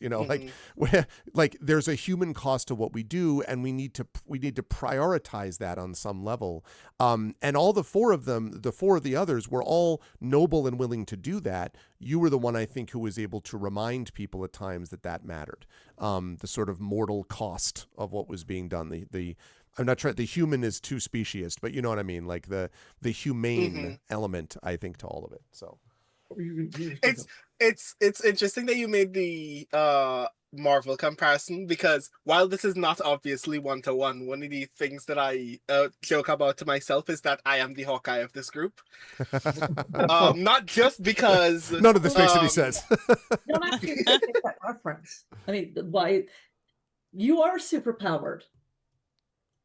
Right, but I don't think of myself in that way. Like, Rowan's logic for what Rowan is doing is just, I have a gun. Everything else is tangential to my arm. But you are right in that sense. But I also mean in the sense that, like, everybody else, as far as Rowan is concerned, is someone who is trained to do this kind of thing. People who are more or less like have gone through some manner of this kind of work before. I'm just a guy with a gun, and every once in a while I will enter a conflict and realize, oh, dozens of people are dying and they can be me, and also I am now severely injured as a result of this thing. Meanwhile, everybody else is doing cool shit 40 feet ahead of me. This is Mr. Wall of Fire. Right. Yeah, and all I can do is shoot things and blow things up. Well, I mean, really, the only two actually trained were Illyrian and Merime. Me and Mia Tantan, we basically got sent here by our houses. Now, I would have gone with my sister anyway. But I have to say with you, Rowan, like, I like the fact that you just couldn't believe that Nisiana had the faith in people as well as her god. So I want to speak together. I want to speak specifically to, because I think the relationship between Rowan and Nisiana is like my definite highlight of the entire series. Because you are right in that regard. Like, I think a lot of Rowan's ultimate frustration with Nisiana is not just Nisiana is the most noble creature I've ever met in my life. Like unabashedly good to the point of perhaps being self-destructive. But also a lot of that frustration is also like, what has faith done for me or other people? And entering this space where, okay, I can see what it can do. Why hasn't it done those things for other people before?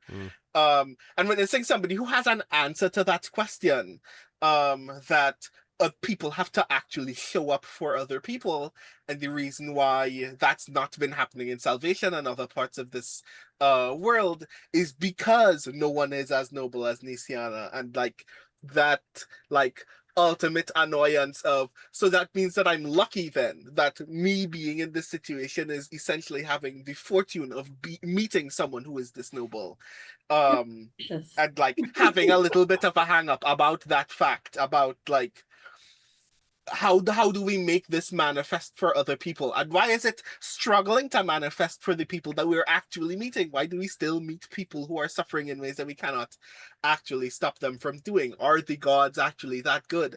And I can't, like, the entire last session was a blur to me, so I can't remember if I actually did say this or not, but I was saving for the entire end of this campaign to be able to just look an enemy in the eye and admit that I have no faith in Eberron still, but I do ultimately have faith in Nisiana for those reasons. Yeah.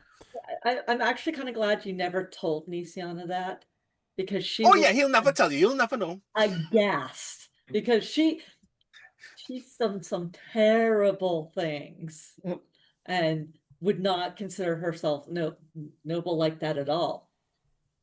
So yeah, no, I like the relationship, because once she understood who Rowan was, she's like, you're the shadow we need. Yes. Or Eberron put you in this place because you're our shadow. We need you. And that once she understood that, she was like, okay, you're one of mine. You're one of my puppies. I will keep you alive, even though you're constantly blowing yourself up.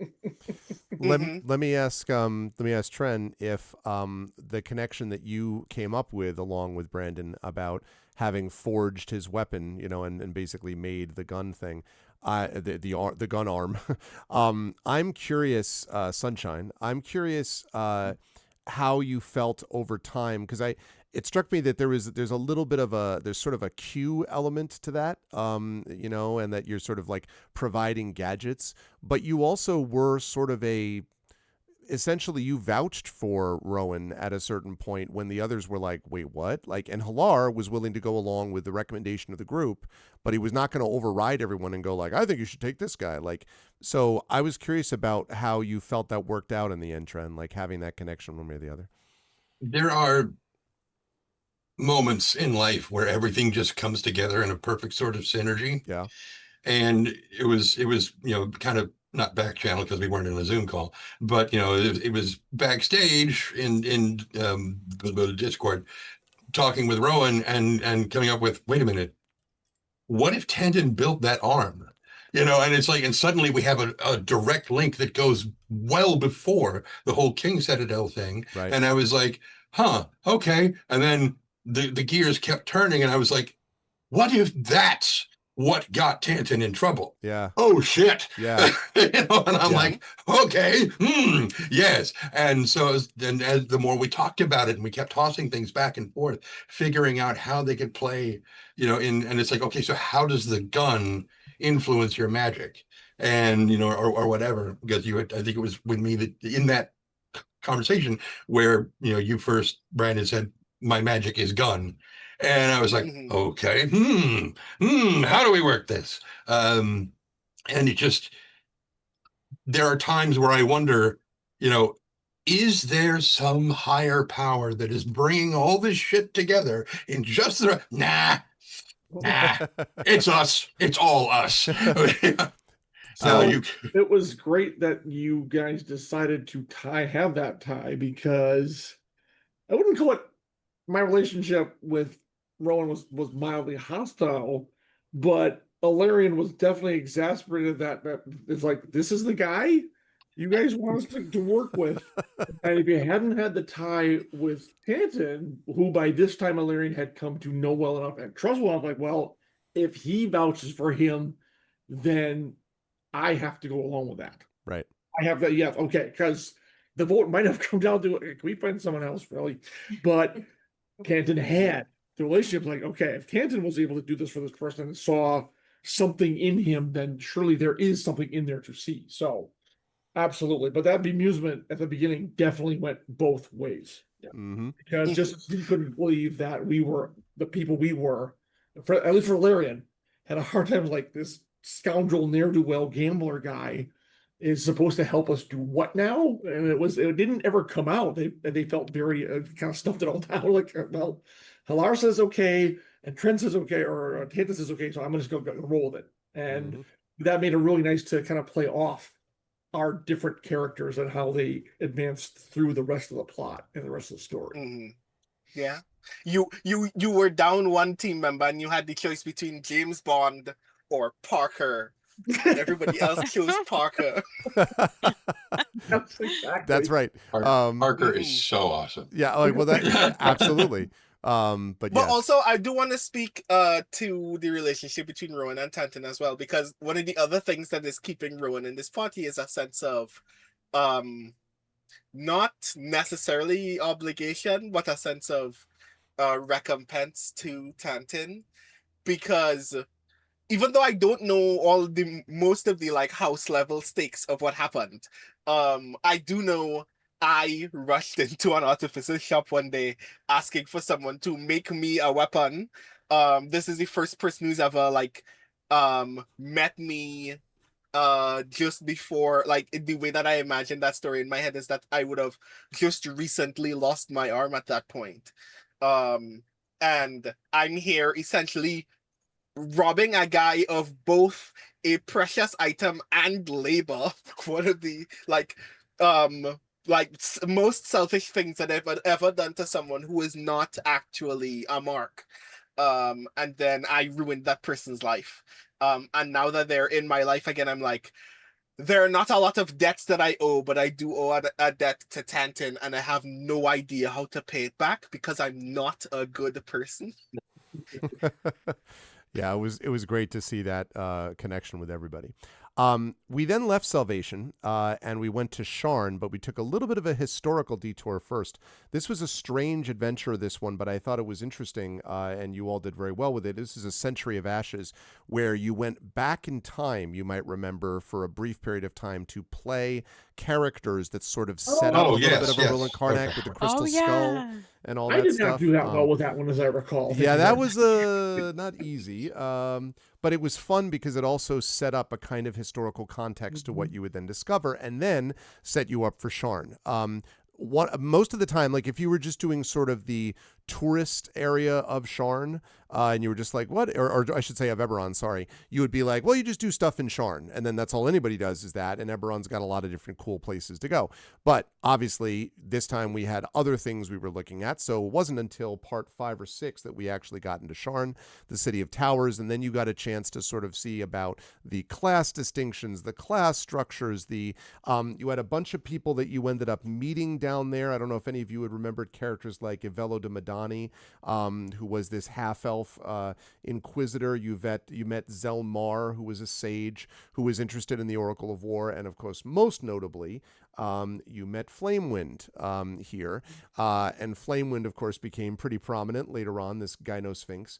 At the time, Flamewind was not actually Flamewind had not, well, what happened with Flamewind had not sort of come to pass, but we did have this sequence where I believe it was Ilarion and Merimee are trying to basically battle a bunch of these people, including a Rakshasa, when they are well under-leveled to do it, by the way, because you're not intended to sort of, so you're dealing with that. At the same time that Tantin and Nisiana and Rowan are trying to get to the area, and like Nisiana's like, go faster. And like there was a bunch of like Nisiana and Tantin and Rowan trying to get to help Merimee and Ilarion. And Merimee and Ilarion are like trying to fight this off on their own. I believe Ilarion went down at one point. He did. Yeah, they did. Yeah. And the stairwell. Yes. And and then I just talked my way out of it. I was like, hey, dude, I'm just a freelancer. Yeah, you're a freelancer. Like, Yep. Like, we're cool, right? Like, call me if you need me. Goodbye. And the other thing that this also introduced to us, by the way, we had started hearing a little bit about it before, but this is where we really got into the Draconic Prophecy.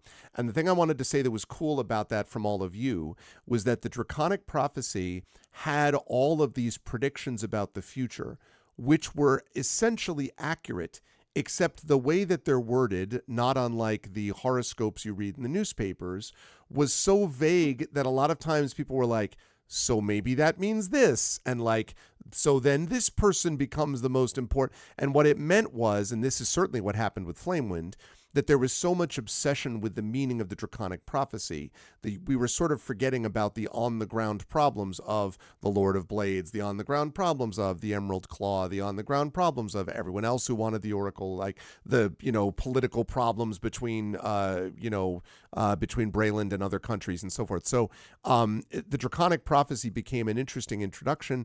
I think Merimee had an interesting interaction with these two, because Merimee obviously was having these visions about this. And two things I wanted to bring up as highlights for Marie here and for Merimee. One of them was just a sort of brief moment. I loved the ribbon shopping moment with Nisiana and Merimee that happened in Sharn. It was a ton of fun. It was lighthearted and was sort of an example of, like, in a big campaign, this has to happen too, to kind of give everything else a little bit of weight, and to make the other things matter, frankly. But that was just a little bit. But one of the main highlights, Marie, that I had for you was we were, I think, sort of on a very delicate edge throughout this campaign of being a Kalashtar that is both able to interpret and understand and connect with dreams, and being somewhat nervous about it also. The mentor that you ended up meeting in the dreams here, that you were both uncomfortable with, and sort of like, I don't want to just be what the Kalashtar expect me to be, or what my family expects me to be, or like, but at the same time, and those visions can be treacherous, but you felt in your gut, I think, that they were right, these visions. And so one of your jobs was, how do I gently guide the party along the path that I think is right without being like, look, I'm a Kalashtar, okay? I know this, don't step to me. I know what visions are. Like you were not that kind of a character, and it wouldn't have necessarily been effective, but it also wasn't the way that you wanted yourself to be. You didn't want to just be like, I'm a Kalashtar, so listen to me for that reason. So I thought you did a very good job in trying to sort of role play with all of that. And one of my most memorable moments for you is the moment where you're meeting your mentor in the Glade dream, which I believe happened around this time, and the vision that you got from that, and both your anguish in a way at how you have to connect with your family, your heritage, and so on, and also how you preserve what is necessary to be with your sister, your family now, and also your responsibilities to the King's Citadel. So you were balancing a lot, and Merime covered that over with, I'm doing all this cool, flourishing stuff, and I'm, whatever. But I think you had a real balancing act that you had to do beneath it. So those were a couple of my highlights for you. And I wondered about how you felt about having to navigate those things, Marie, as Merime, Kalashtar or King's Citadel member or sister to Nisiana, etc. I really liked it, and I wasn't sure how it was going to go because I created a character that's like, okay, you're not connecting with the visions have brought you to good things like your sister, but they also brought you to like deathly things like the village where Hilar found her. Like the visions brought her there, and then a lot of people ended up being slaughtered around her. And that never really fully came up, but it informed the character. Yeah. But as it went ahead, I let the dice decide for me a little bit. Like if she was like not succeeding a lot at hitting people with her sword, then it was because she was connecting more with the dreams. And then there were a few times in the campaign where she did connect more with the dreams and the visions, and the Oracle of War really helped with that. And there were just enough things that she gleaned from it that helped the King's Citadel, that she was starting to be more sold with her dreams. And even at one point after she'd killed the Nisiana's Right, which is later than this, but yeah. yeah, which is later, like she started to connect more to the dreams because she felt so unbalanced. So like as the character became less balanced, the more she tried to fall into her magic. Like it But grounded so her the more in a way, I guess. Yeah, exactly, because the sword grounded her. The magic was less grounded and more linked to her heritage in a way for her mind, if you will. Just because she had all psychic magic, a lot of it, right? So when she used more magic in battle, that's when she was less grounded.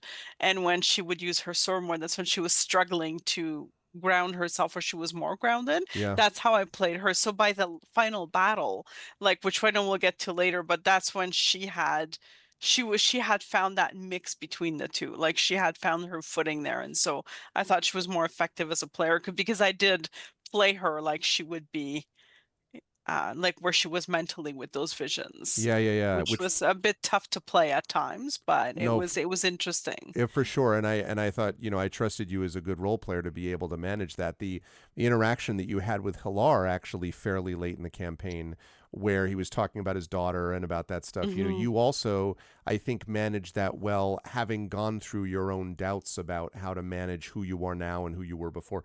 That was something you were capable of doing now in a way you wouldn't have been maybe, level 3, 4, 5 or whatever, right? Exactly. And that's what I loved about such a long campaign too. It's because you do get to grow your character in certain ways that you don't foresee. And because of the way D&D works too with the dice, like the dice also decide partly where you're going to go as a character as well. Totally. And I like that role play with it. It's not just, forcing your will onto the character. It's also letting the dice decide some of it, which it could at any time, because if the dice really screw us over, like we could die at any time too, right? But it's the same thing. Like so I love that piece of the role play. I really enjoyed playing her as a character because she had that difficulty kind of matching the two sides of who she was and who she wanted to be. Yeah.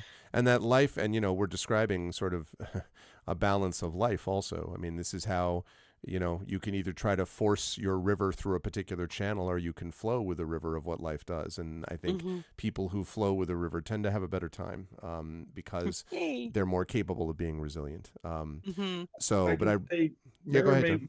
was so lucky that Ilarion was unconscious when she talked to the Rakshasa, because they would have approached you first, and if you had kind of just brushed it off, they would have totally ratted you out to Nisiana and let you deal with her. Mhm. Talking about, oh yeah, I'm freelancing now. I could, call me if you need something, because they would have not been happy with you at It would all. have been an interesting conversation, but remember, she grew up with her. At the same time, she's talking about working with pure evil. She's Yeah. talking about working with pure evil. And We didn't sign a contract, just the NDA. Relax. all she would have to say was, I was lying. Yes, that's true. That's it. And, Yeah. and Nisiana would have been like, or you would have told her, she said, well, clearly she did it to save your life. Well, yeah, Mhm. we would have been dead otherwise. I couldn't fight it It off. would not have gone the way you expected it to, Yeah. and that would have been really interesting too. Yes, that would have been true. But you did survive it, and you preserved Flamewind, and Flamewind then was able to interpret the Draconic Prophecy and brought us up to one of my favorite moments of the first half, and that was the last word, because this is the one where you went to find a Brailish spy, only to discover that the Brailish spy was actually, it was a lot more complicated, had fallen in love with someone from the other side, and all of a sudden you're like, God damn it. Like we have, listen, we're trying to stop nations from getting into a fight, and now we're doing this. And again, that's where that highlight that I was talking about, Trent throwing the plates out of the magic, out of the magic bubble was really funny. But the other thing that I really appreciated about One this, quick side Yeah, thing please. with the previous thing is that you mentioned that it was important to have that moment of just casual life of the lady shopping for ribbons and whatnot, because it gives a framework to everything else. This is what we're fighting for, kind of thing. The first thing that came to mind with that is from Godzilla -1. Fantastic film. When the kamikaze pilot, who's the main character throughout the whole thing, when he is flying out to lure Godzilla, he kind of rolls the plane over and looks down, and he's in one sense he's looking at the feet, the footprints of Godzilla stomping through the farmland, but he's also looking at the farmland and this peaceful life that he really wants, but because of this thing he can't have yet. And that was one of the things that it reminded me of, and I just wanted to mention. Yeah, absolutely. And that's a good one. And by the way, is what all best war stories are sort of, and not just war stories, anyone who's ever served that I've ever heard from or read about or talked to directly have said that they were thinking about what they had back home. And in some way, whether misguided or not, depending on the circumstances of the military adventure. But the point is, that's what everyone I've ever heard of, part of what they have in the back of their mind is home, even if it's I'm getting a salary to help the people back home or whatever, right? Like, and to echo back to something even earlier, in real life military, it is very common to shoot at the medics. The medics, you shoot to kill. Everybody else, you shoot to wound, because it takes two people to carry a wounded soldier. Yeah, that's right. I'm aware. I know you are. But I've been playing D&D. I'm an old fog. I'm an old fart of gaming. I've been doing it since like college, like 30 years. So when this is the first time I've had a GM target the freaking healer, whether I'm the healer or not, like I said, it was a shock. It was this is not fair. You don't do that. What it also means is that all of you all, from now on, anytime you're like, I'm going to play a healer, head on the swivel. Immediately head on the swivel. I've written about healers, and they're the ones who, in my Nellis Academy, she was the healer was the one who drew first blood. Yep. Side note, going after medics and medical professionals is also considered a war crime under the Geneva Convention. Yes, it is. And the fact that someone is doing this, which has been done too much of the time in the real world. Another reason I also hated the Emerald Claw, because they were the kind of people who would do, this is the thing that we do. And I'm like, it is if you're a staggering piece of shit. and if you're an evil person that deserves to be treated as such, right? So They'll bring him back. yeah, It'll be sure. fine. Yeah, it'll be fine. Hi, guys, Shield. Okay, so the end of that was interesting. The ship, you had a lot of stuff you had to handle. Also, there was a lot of investigation. Merime at one point had to sneak down below decks. There was like all of this sort of like wandering around to find things and clues so you could figure out who was the bad guy, in quotes, and then turned out that they weren't the bad guy and everything. Again, King Citadel handled this with flying colors. One of the ancillary effects of that was that Flamewind then even more believed, got high on her own supply a bit, and was like, aha, the Draconic Prophecy does tell the truth. And so that means I can send you off after a line of the Draconic Prophecy, which said, and I quote, let's see, that the verse No, of, not that's draconic. Sorry. sorry, what did I say? I was saying it in draconic. You guys can't understand that. Oh, yes. Which was basically about this aura of blue, and that was where you all got to know Sky Blue. Now, this led to one of the most fun parts of the adventure, just sort of a little bit of a set piece for everybody but Tanton, because this is where all of you were flying on source sleds, you will remember. Everything was great, except Tanton didn't make the rolls. And repeatedly did didn't make the rolls. You cannot say I did not give you multiple rolls. It was very, very funny. And ultimately that was interesting because you all got to fly above and around Sharn. And at some points there was we've got to get to these people, like it was a race against time sort of thing. Like we're getting down while they're also about to kill this person and, whatever else. So there was a lot of stuff that went down there. Also got a chance to go back to what we talked about with Rowan, to see the refugee camp. One of the things I love about this is that Sharn is a fascinating place. It is also a fascinating place, again, in which there is this enormous class divide. And as is the case with modern day cities, the New York that people who mostly live on the Upper West Side see is not the same New York as people who live in, let's say, portions of the Bronx and who take the subway to work every day, or even those who don't have work and are homeless and are living in the subways in the first place. They see a very different vision of what the city is. And so you all had a chance to almost see all of those aspects of these things as you were going through it. So I enjoyed watching you all sort of navigate Sharn and try to deal with Sharn, and then ultimately get this mark of the Sphinx, which meant that you had successfully dealt with Flamewind, except not dealt permanently, as we'll come to. So you want to say something, Trent, before I jump on to there was a point if Nisiana and Tanton had their conversation about elementals and whether they were sentient or not and whatnot. If it had happened in Sharn, he was going to take her down to the cogs because he's been down there. Yeah. And there are a lot of bound fire elements. He would have taken her down there and said, free them right now. Every one of them. Destroy this city. Yeah. He was just salivating. Well, I was salivating. I was like, I want this conversation. I know. But it wound up not happening. So yeah. The spirit thing, we were not certain whether or not the spirits were sentient outside the gray. Mm-hmm. And that would have been the thing she would have been asking you to show her one way or the other. And then she would have had to reconsider her thoughts based on the fact that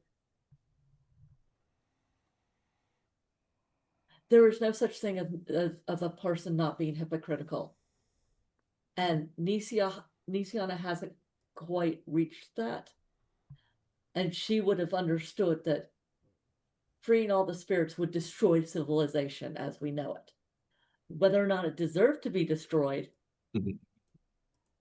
So that was the thing that would have been part of that whole discussion. So yeah, that would have been great. Go ahead. You were going to say, John. Thing in the last word when we were at the party doing the whole spy mission. But I really liked that Illyrian, there's a saying that the rich declare war and the poor go off to fight them. Yep. And that was very, the moneyed people talking about this thing that would probably not affect them at all. And Illyrian had you gave that chance to tell them that this is not what you think it is, where you sit with your brandy and your cigars and you're sitting in your armchair where you're making money off of war contracts, and these people are going off to die for what you on your whim, technically. And I thought that was a really powerful moment for Ilarion to tell them that, this has consequences. And a war that you think you can just so airily wave away has consequences. And I really like that part. Yeah. And the fact that we succeeded in the mission after the complications too, but I really enjoyed saying that. You rolled with the punches, but I also agree with that. There's a sequence in the wonderful film Sherlock Holmes: Game of Shadows where you get to see Jared Harris playing a brilliant Moriarty. And there's a sequence where he's sitting there talking to Holmes, is very towards the end of the film, and he's saying, I like Switzerland. They respect a man's privacy here. And he's talking about this money that's been set up. And essentially what he says is they're going to do it anyway. Like, they're going to get into a war. They're going to kill each other, but they'll be using my bullets instead of anyone else, as if that's the answer. As if the answer is, well, it's going to happen anyway, so I might as well make money off it. That is not the answer, to be clear, right? The answer is not, therefore I'll make money off it. First of all, it's to deny the bullshit of inevitability of violence, which is not true. Secondly, it's to deny the fact that you have a moral responsibility in doing that, right? And so, which makes it especially delicious when Holmes reveals to him, like, that you had a lot of money. You don't have as much money as you think you had anyway. But regardless, that sequence is a little bit of what I was thinking when you gave all those speeches, John, with Ilarion. And actually, Ilarion, so I want to mention next, as we get to the sequence that we then did with Parliament of the Gears. food on the boat was good, though. Yeah. That's food true. on the boat was I really emphasize that quite a bit because I wanted everyone to know. But we went in Parliament of Gears, we went into this thing called the Conclave, and we discovered that this thing, which had been partly worked on, I believe we had said by Tanton, not this specifically, but like things like it. Yeah. That a few things were important about this, and one of the things that was important was the fact that it was not a monolithic, hey, all the Warforged feel like the Lord of Blades do. In fact, there was this whole counter-resistance thing called the Parliament of Gears. You had a chance to meet Clock, who was really interesting, and I think, Rowan, were you the first one, I think, to meet Clock, if I'm not mistaken, Brandon? I think it was Rowan that met Clock, because you backed into his lab. I can't remember if it was you, or if it was, I think it was you. I can't remember if I was alone or no, not. it was Rowan. I think it was Rowan, because you backed in and you're like, and like Clock does this whole thing and you're like, oh, okay, maybe there's other people. So I think all of you did very well in trying to invisibly move around this place that if you are discovered, it's going to be really bad.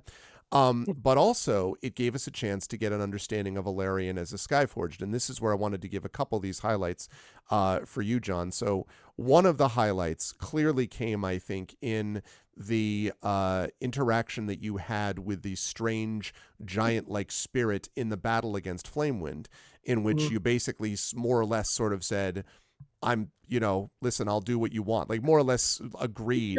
Wait, hold on. Aren't we skipping ahead a little bit here? We are. But I'm coming back to this point in a minute. I'm making this point in a minute. All right. But you set up for that, I think, in part, that moment. First of all, that moment was great because there was a lot of sort of processing through Ilarion about what this means and what the implications are, and not just maybe tactically, right? Second connected highlight to that is, in my mind connected, is what happened very late in the campaign when you discovered that your Starforged, creature had been almost maybe summoned and not just, arrived here randomly. So there was that. But the reason I'm connecting that all is that I think some of this journey began for you, correct me if I'm wrong, in the Conclave, where you began to do this stuff where you basically agreed to be a kind of sacrificial lamb. First of all, you were the Chewbacca being led into, through the Death Star, right? Where like everyone's like, oh, this guy. Yep. But then secondly, you got to meet a lot of Warforged that had basically been tortured and imprisoned. And to me, it felt like for the first time, Ilarion was getting to see the sort of the experience of being Warforged and being misunderstood as being just a slave rather than an individual creature that has sentience, agency, value, and is or is not being treated that way by the people around them. In that sense, the Lord of Blades became, and I'm using this very advisedly, as much of an overseer as the creators of the Warforged were in the first place, right? And you could sort of see that from a distance, it seems to me, John, as a Larian, but also in this moment up close, where you literally had one of the restraining bolt that had been put on. You were talking to Commander Reeve. You were put literally in this, and I have this up on stream right now. You were put in this sort of jail cell, basically, with this electrical perimeter, and there's like, multiple chairs that all of these creatures were sitting in. And you even did, I believe, a little bit, as I recall, of sort of like, do you all know what you're doing here? Like, do you know what you're fighting for? Like, what this is for? Not necessarily convincing them, but at least sort of making them think a bit. I was reminded again of end of the Jason Bourne main films, anyway, the Jason Bourne the Bourne Ultimatum, in which he basically says, "Do you even know what you were here to kill me for? Look at us. Look at what they make you give," which is a callback to the first film. That reminded me a little bit of your speaking to. I know they're not Starforged, they're Warforged, but still certainly cousins. Speaking to them in a way that maybe the others couldn't have done because they're not, Warforged light or related or parallel.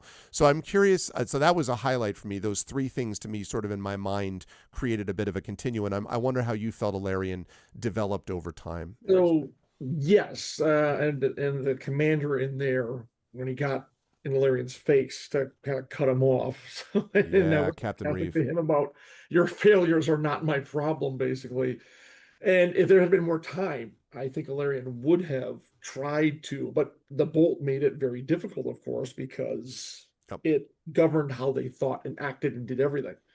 But yeah, that was a really powerful scene because they would have liked to try to free them if possible, even though it would be very difficult. And that was not the mission though, unfortunately. Right. And this is one of the adventures where I regret that I don't feel I played Alarian quite correctly.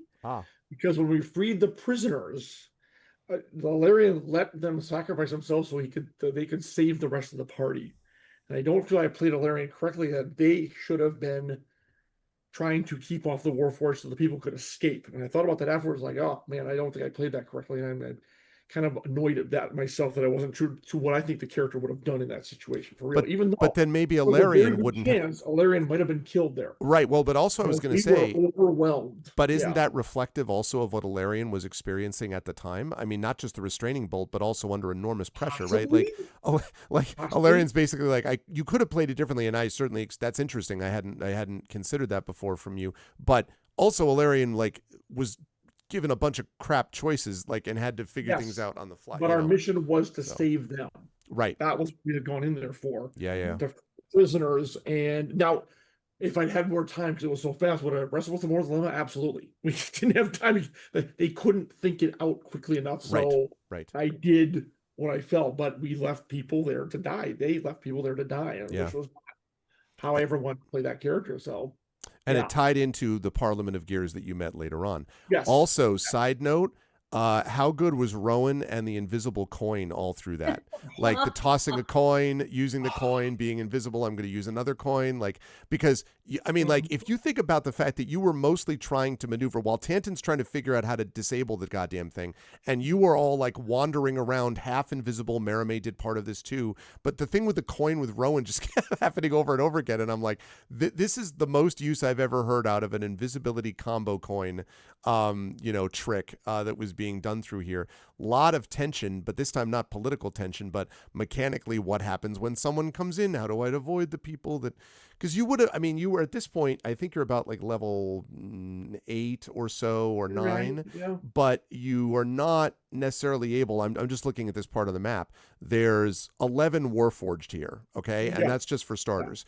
And Reeve himself is a badass, and the Lieutenant Sundar was there too as another one. So you would have had a hard time against this many, especially when you were trying to save some people. Right.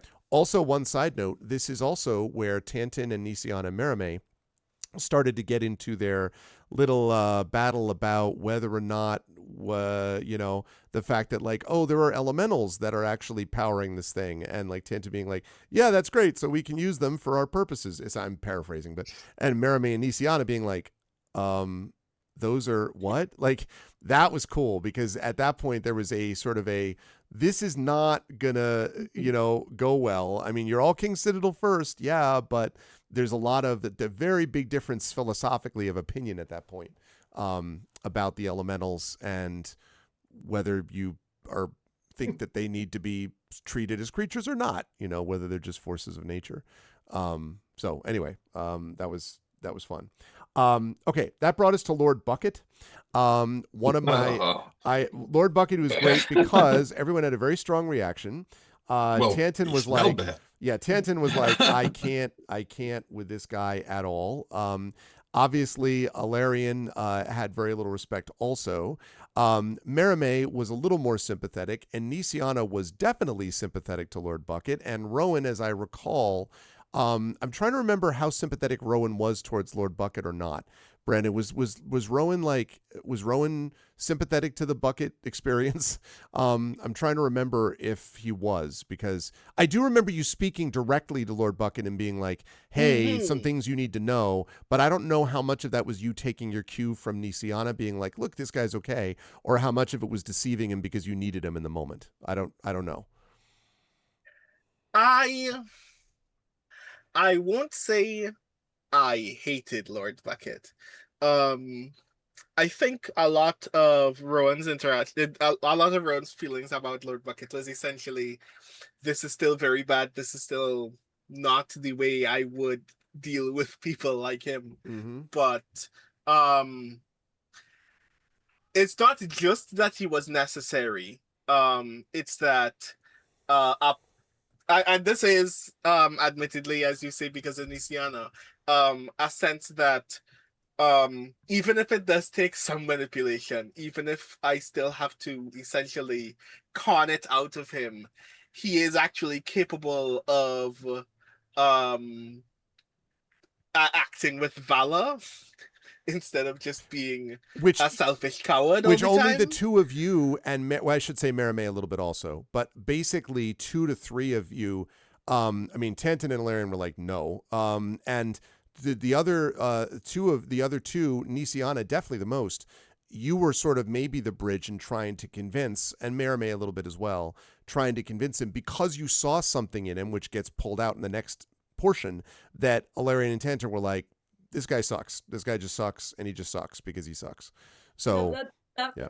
People who are in pain and are sick and are hurting make bad decisions. Yeah. And she saw a person who was suffering. Yeah, you want to do the whole cure disease thing a lot with him too. Yeah. And it helped him. And then I'm like, I think you're actually cursed. Like, and so you need to, like, someone has literally put a curse on you. You're going to have to talk with somebody. Mm-hmm. So, Arv, yes, what was Lord Bucket's condition? Yes. True condition. It was the armor, as I recall, because he wouldn't give it up. Well, now that it is over, yes. I'm curious. So the general was dealing he was suffering essentially from dysentery. And the dysentery was, yes, based upon a curse, but not necessarily specific to the armor. And the curse that he had, which had been cast on him previously by a subordinate who basically was pissed off at the way he was being treated, meant, and without Bucket, whose real name was Tyresh, knowing it, he then suffered from it, and as you say, it sort of made him. It didn't give him sort of humility. It sort of made him more pissy, I guess, Jen, to your point, and he was already. The thing is about him. He had been promoted too quickly. He wasn't competent, but he wasn't an absolute buffoon. And in particular, he wasn't bad per se. Like, there was some core of him that wanted to live up to the fact that he was the living embodiment of the Peter principle, right? Like, he got promoted way over what he should have been, and he was in sort of a tough spot, but he wasn't a bad person at the end, which is what made it interesting, because in the next portion of this adventure, that actually, Lord Bucket was interesting because it sets up for what he actually does in Judgment of Iron, which is the next part, which is, for everyone, by the way, in chat, this is your end of Empire Strikes Back moment where everything looks real bad. And that was the sort of low point in some ways for the characters in terms of like overall in the campaign, because it's Bucket who tries to sort of resist and is obviously killed and is thrown out of the window by the Lord of Blades. So there was something left over based upon, and that was not a guarantee. If the party had basically treated him, I was about to say like crap, but now that we know about dysentery. Anyway, but if they had treated him in this way, his reaction to it would not have been, let me be valorous at this moment, right? It probably would have driven him more into isolation, and he wouldn't necessarily have done what he did. But even though it didn't feel like a victory to the party, the reality is that there would have been a good chance that a lot of the soldiers, the rest of them, would have been killed and destroyed and everything else, and things would have gone really bad if they had not had a couple of people to slow things down, right? Like, as bad as Empire is, were it not for some of the things that happened, none of the characters would have survived, even though they all paid a price for, as far as they went in Empire. So your compassion, I guess, those of you who did that, to Lord Bucket actually made a difference later. And I do want to say about Judgment of Iron that I really loved seeing all of you go through it, because the experience of, there were a couple things there. One, Rowan saving Tanton from an elemental without Tanton being aware that he did it was a lot of fun, because that was one of those ones where I was kind of like, and I don't know, was there a moment where, I do think there was a moment where Rowan mentioned this to Tanton, not at the time, but much later. I think Rowan at one point might have said something like, I did save you from an elemental, and Tanton had no idea because, Tanton was busy trying to figure things out in the base. I tried to stop and got run over by. It was one of the big ones. Yes. Mm-hmm. And the one that had sort of broken out from one of the forges and all that. This was also the adventure where we had Bara, who basically was betrayed all of you, but not because she was bad, but because she basically bought the lies that were being told they're being told by the Lord of Blades. I shouldn't say lies, bought the propaganda, let's say, right, that was being done. Say again? I thought there would have been a time when we would have faced off with her again. Yeah. There was a certain point where I felt like there were so many people that we tied up. We tied up a lot of them, but I felt like at a certain point it starts to become rather ridiculous when you literally tie up everybody. So you deal with Arulin, you deal with Bara, you deal with Zodotarev, you deal with Mama Johanna, you deal with the Emerald Claw, you deal with the leader of the Emerald Claw, at a certain point, you're just like, really? Like, like it feels like a bingo card that, the people are checking off. And so, in the end, Big Bara, although the other thing about Big Bara was I also wanted to be careful that it didn't become like, here's another one who's betraying you, just like the last one who sort of betrayed you that you couldn't trust. Like, I did want you to feel doubt. I didn't necessarily want you to feel like you were all, like literally every person was betraying you all the time. That's more Curse of Strahd that has its own problems. But anyway, so you got to see the Elemental Forge, and you got to learn more about the dangers of the Oracle of War. And in particular, what I loved about this from all of you, and I'm curious to ask you all about this, was a lot of you, I think, felt like you lost this. Like, you're out, you've lost the fortress, right? You lost the Argonth. It turns out you had gone to the base, but you didn't get the Lord of Blades. In fact, you didn't get, a bunch of the Warforged. You did save some soldiers, but a lot of them died, and you're literally left like trudging through the desert at the end of the Empire Strikes Back / Judgment of Iron. And also, Merimee had an up-close and personal look at the terrifying Lord of Blades as he sort of, rampaged through the Argonth and all that stuff. So you all felt like, well, crap. And none of you use that as an opportunity to go, this sucks and I hate it. Why aren't we winning all the time? But I was curious how all of you felt role-playing out of defeat as opposed to role-playing out of victory. Because you had a lot of victories in this campaign, but you also had some defeats, in quotes, like this one. You failed forward, but this was one where it didn't look good for the home team. And I'm curious if any of you had thoughts about that after this. Well, we did save the town. So it was You did save the town. Victory. It would have been much worse if the town of Salvation had been burned to the ground or whatever, or shelled or whatever. We stopped that. That is true.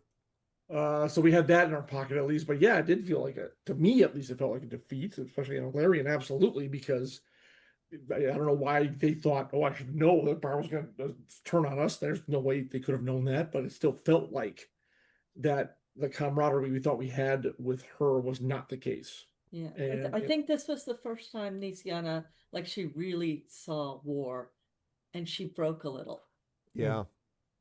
and then she had to basically lean on her sister for support because it was so horrible. And playing that out, she thought it was a defeat. It felt like a defeat, but it was character growth, and I was really glad it was fantasy. And then, because having your whole world shaken like that is rough. Yep.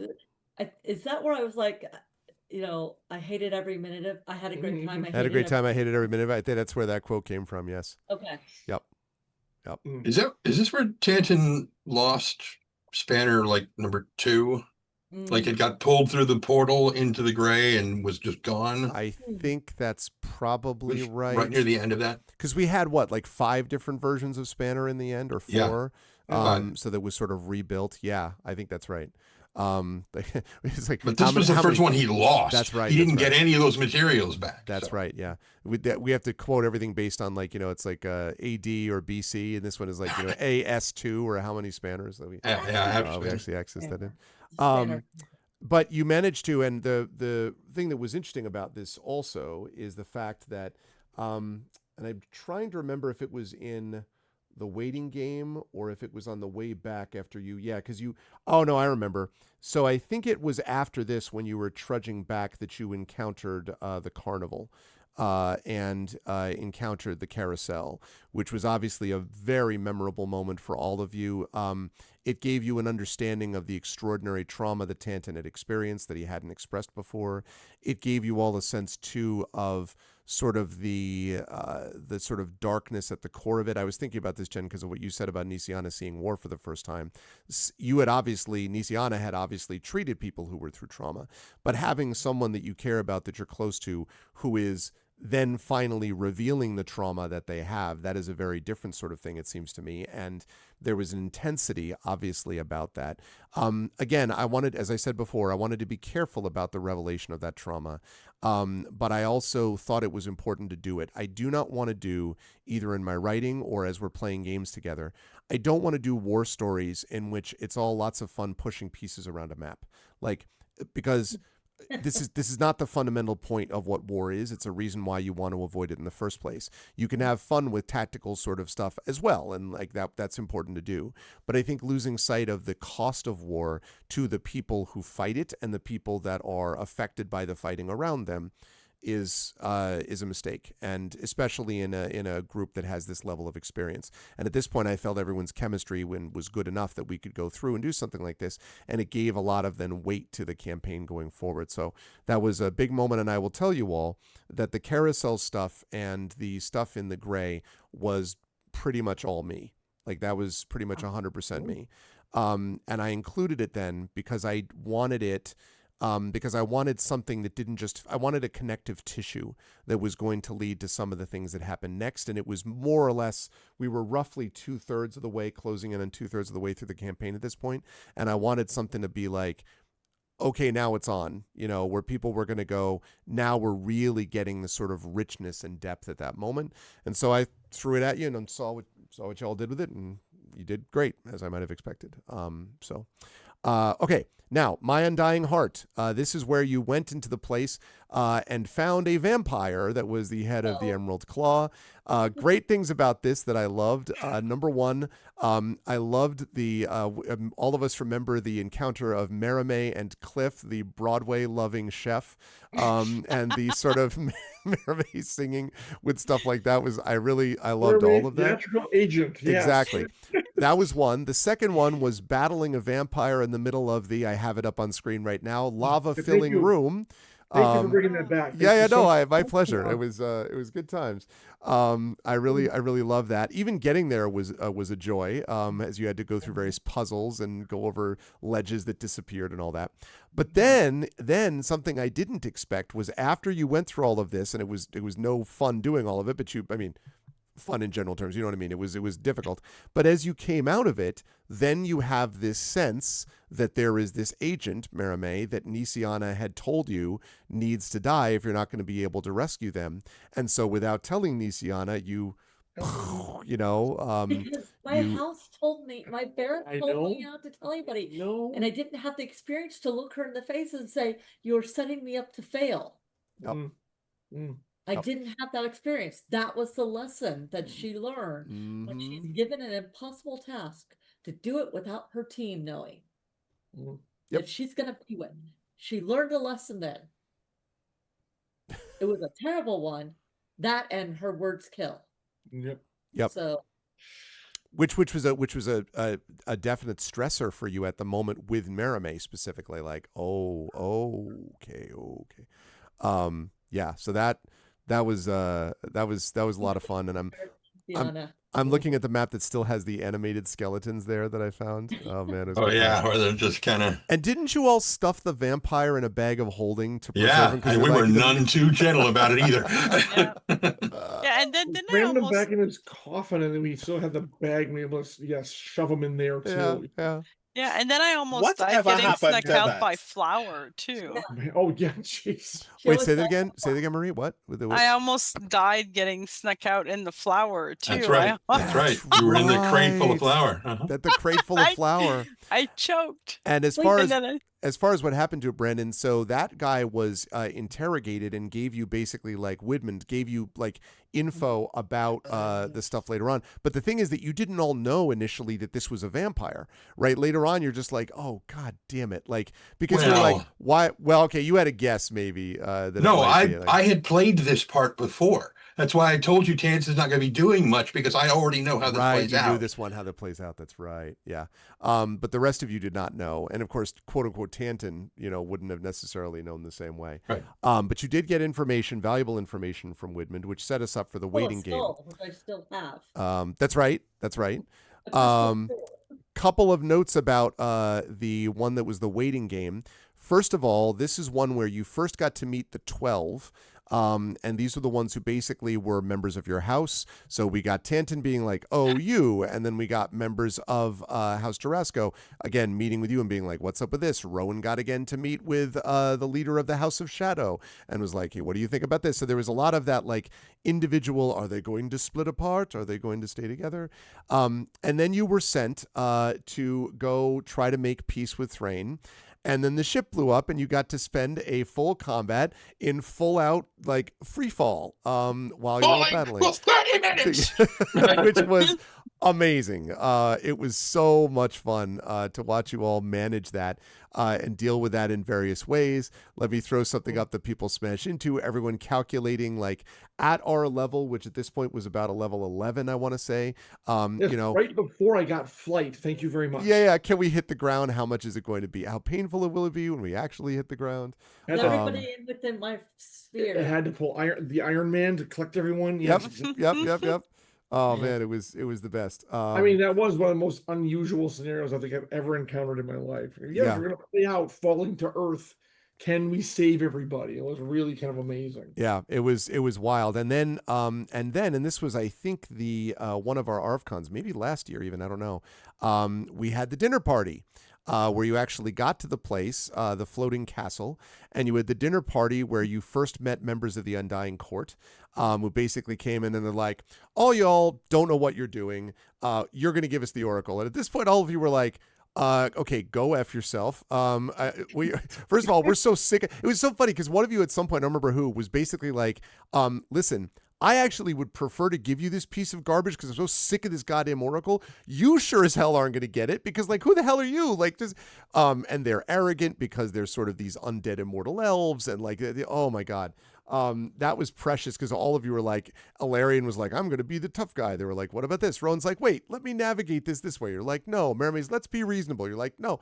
It was very, very funny. And eventually we just got into this big thing where you had to not only like deal with the dinner party, but then you had to fight your way to the bridge because the castle at that point was starting to tilt. And you're like, what am I going to do about?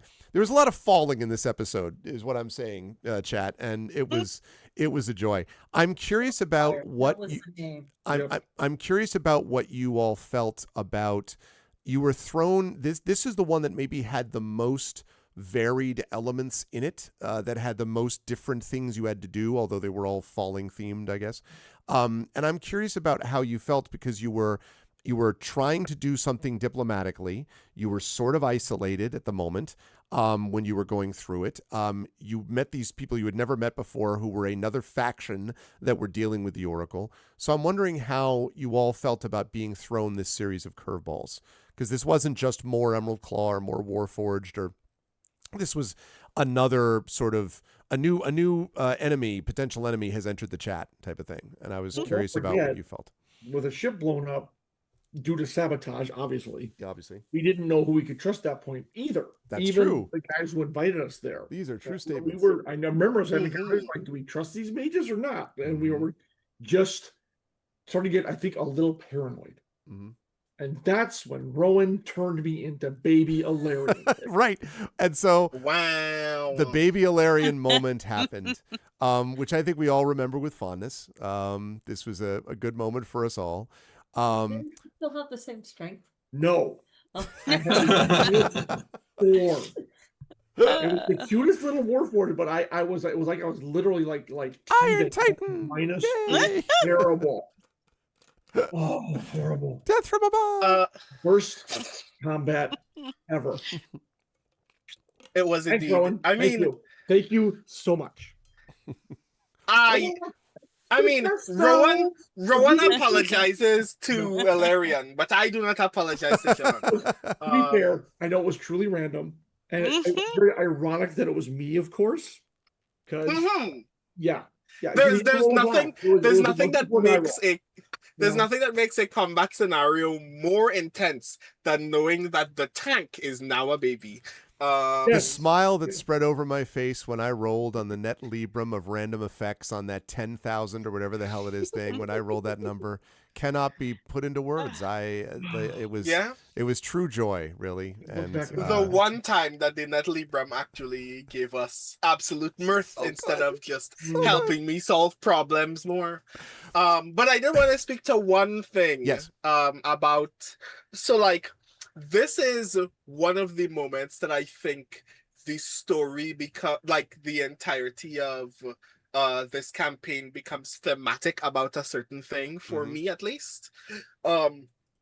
Which is how a lack of trust makes conflict more fraught, makes it almost inevitable in certain circumstances. Yes. Because I'm not sure if you've ever read the Sherlock Holmes story, The Adventures of the Six Napoleons, or you've ever seen the movie The Pearl of Death. But I was literally thinking of The Pearl of Death when we got to the latter parts of the actual diplomacy scene with the Undying Court, which is, here is this very precious object that the rest of us know is cursed and bad, is actually we think that this object has our worst intent at heart. We would like very much to get rid of it. If somebody else could take this responsibility from us, at least Rowan would very gladly say, please, if you can actually solve this problem, go right ahead. And everybody is behaving like their worst possible selves about it. Yep. And here is Rowan watching, again, all of these very, self-destructively noble people go, no, we cannot let bad people take this object from us, or they'll do bad things, even though this object has been the bane of our existence for the last several weeks. And Rowan is like, this is the reason why we should throw it in a hole. This is the reason why it should burn in lava. Not what it does, not the fact that a war is being started over it, but it's making our allies our enemies. This is what it's turning to people who are supposed to be on our side. This is the way a conversation starts with people that you have just met about this object. Nah, I don't like this at all. And then from this point onward, all we see is groups of innocent people dying because we either have it or are trying to find allies to help us solve this problem. And I'm like, yeah, Rowan doesn't enjoy this experience at all. Is war, the thing that Rowan is experiencing this moment is not just the pain of watching innocent people die in uncountable numbers, but the larger kind of question of, is war simply continuous experience of watching people distrust other people for no good reason, Yes. when trust could solve these problems? And the answer to that question is yes. Is yes. But Rowan hates that. Yeah. And it's quite true. And it became this weight for everybody. Which is why it's interesting that later on when you're like, do we really have to crack the seal on this bad boy? Because I don't want to do that after what we've learned about this thing. But you're right. And the other thing is, and I forget who it was that mentioned it. It might have been Ilarion, that if the guy from the Undying Court had just been like, you've done a good job, but as immortals, we think that we have an understanding that may allow us to, right? Yep. If instead of being like, you people are screw ups, and like, I don't know what your problem is. And again, but the reason he's doing that is this is the arrogance, right, of immortality and of creatures that think in this context, like what do these mortals know about anything? Like if you took 3 seconds and went, these people probably know the Oracle a hell of a lot better than you because they've been with it for this long. But to an immortal, oh, you've had this thing for a couple of months. Oh, how bad you feel. Like, let me tell you about my last 2 centuries of existence or whatever, right? And so there's an arrogance and a disconnection from sort of mortal concerns that really means that he kind of shot himself in the foot. And instead of presenting it to you in a way of like, hey, we can work together, he was never going to do that because he's like, all right, you're going to give it to us. The adults have entered the room, and you were all like, go F yourself. And also the fact you're acting this way is exactly why we won't give it to you. So. And then the first thing that he does is start an actual fight. And then we're like, well, of course we're not going to give it to you now. You're trying to kill us for the thing. Exactly. Yeah, he started Stonefire, right? Well, speaking of that brought us to Stonefire, which Tren would then later on bring up in every scenario that involves, like, are we sure that these elves are trustworthy? Yes, because this sort of code word. So you arrive in Thrain, and there were a couple of really good moments about this. First of all, Nisiana in particular, we talked about these different NPCs that you connected with, but you, I think, made a real connection here to Jayla, who is the keeper basically of the flame, who's the head of Thrain, as this young, very young leader who's trying to do her best under very difficult circumstances. And the Stonefire thing happens because the lover of the creature that you just destroyed in the previous one is real pissed off about it, and then starts the Stonefire thing, and all of a sudden, like, all hell breaks loose. I really enjoyed, first of all, as I mentioned, Nisiana connecting with this keeper, and with all of you realizing you needed to preserve the keeper, both because I think, on some level, some of you sort of admired what the keeper could represent, but also, like, you were sent here to prevent a war. Like, if war breaks out between Thrain and Brayland, with everything else that's already going on with the Oracle of War, with the Emerald Claw, and with the Lord of Blades, you're not going to, the Five Nations are not going to survive that. Like, you've got to somehow stop this war from happening. And you did, barely, and made it so that at least the Five Nations could come together. It also showed me that for Nisiana, a theocracy was actually very uncomfortable. Yes. She didn't like it. I mean, all things serve Eberron, even the Silver Flame. However, watching how they were in control of everything was just a little bit disturbing. Yeah. I would agree with that. So that leads us to the end of that adventure, which was the betrayal with Flamewind. And here's where I get to mention something else, which may have been curious to the party. Now, I do have to say, first of all, Brandon will appreciate this, that the person who wrote this part of the campaign was actually Rich Lescouflair, who is the guy from Alligator Alley Entertainment, and is the one that is working with us on Grey Shade and so forth at TTRPG. Oh. Rich knows a lot of stuff, is very, very smart, good adventure designer, good to all these things. However, I had to make one major adjustment to the end of this, because in the original version of this, Flamewind decides to just betray the party because Flamewind decides that the Draconic prophecy that more or less repeats what we just talked about with the Undying Court, and more or less is like the party has proven that they're not actually capable of bringing order to this the way that I could. I just didn't. I just don't buy that. Like I at a certain point, I'm like, it just doesn't feel credible to me. Number one, it's repeating the same beat we already had. Number two, it also doesn't feel credible to me. Like, why would Flamewind, having been somewhat sensible and sort of unearthly and uncanny and all that, but still being driven by knowledge, suddenly be like, now I'm sort of vaguely driven mad by the prophecy, and so now only I can be the mad scientist who gets to, like, it didn't feel right to me. And that's when I was like, but wait though, what if the Rakshasa, who I happen to like Rakshasas a lot as enemies for parties because, oh my God, they have so much good stuff that they can do.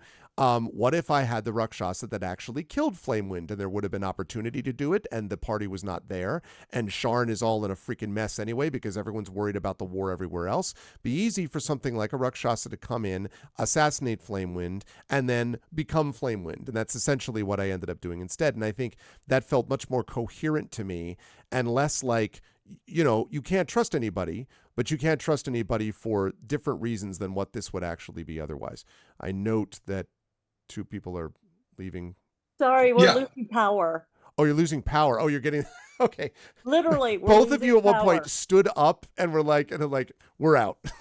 Like, how dare you, sir? I can't believe it is late here, and we have both had very long days. Yes, so, I'm zipping to the end here. We're getting more power. Yeah. Okay, no, I understand, and I know we will try to. We're actually a little bit less than our usual session time, but I want to make sure I zip through and get through the rest of it. But anyway, so that was sort of that. The other thing, of course, I know John's doing the power chord right now, but the other thing was that this was also where you had the moment with the god that had basically otherworldly being, yes, that had taken notice of you. And I was curious to see, and also hi Trippet, after a tribute to Jane Yolen. Oh yeah, I said before I was honored to be on a panel with Jane Yolen, either at BosCon or ReaderCon a couple of years ago, and you know what a loss to the field. But so anyway, but you had this otherworldly being that you had to deal with, Alarian, and it was interesting to me that you just said, let's go ahead and do it. And you didn't reveal to people that decision had been made by you. And I was curious, I guess, a little bit just about that, about what Alarian thought as he made that decision to kind of go, because you were, at the time, you were fighting a Gynosphinx and a bunch of other creatures that were dangerous. And, well, sorry, you were fighting a Rakshasa, which is even more dangerous. So I was curious about what you thought about that. So, real quick, first of all, I was surprised that I was able to communicate with the being, but we were getting our asses kicked, and I wasn't sure we were going to make it out of there. And just because we were beset on all sides, and once again, we're like all half beat to hell and everything. And I had chosen the wording of my agreement with them very carefully. Mm-hmm. I said the debt will be paid. Right. And I was thinking, I was like, well, that's why I was kind of hoping to find Big Barra, because if I could defeat her or the Lord of Blades or someone else, and like, here, have this guy instead. Yeah. Here's your debt. Yeah. But it didn't. Yeah, it was like, we're gonna hey, swap out this guy. He's just as good, maybe even better. Trust me, you can do. But we never had the chance. And I was, when we got to the end, and we'll get to the end and talk about it. When that being came back at the climax, it was like, oh, we're gonna play it this way. And of course, I was rolling with it, but it was always my intent to find a proxy for myself and try to use them as well. I really didn't want to, but hey, they're just as good. So, but it never came about. So that's kind of funny. That was kind of my plan. But in the meantime, I was like, I don't want my friends to die. And so you asked, like, I didn't tell the rest of them. Well, quite honestly, Larry didn't think it was any of their business.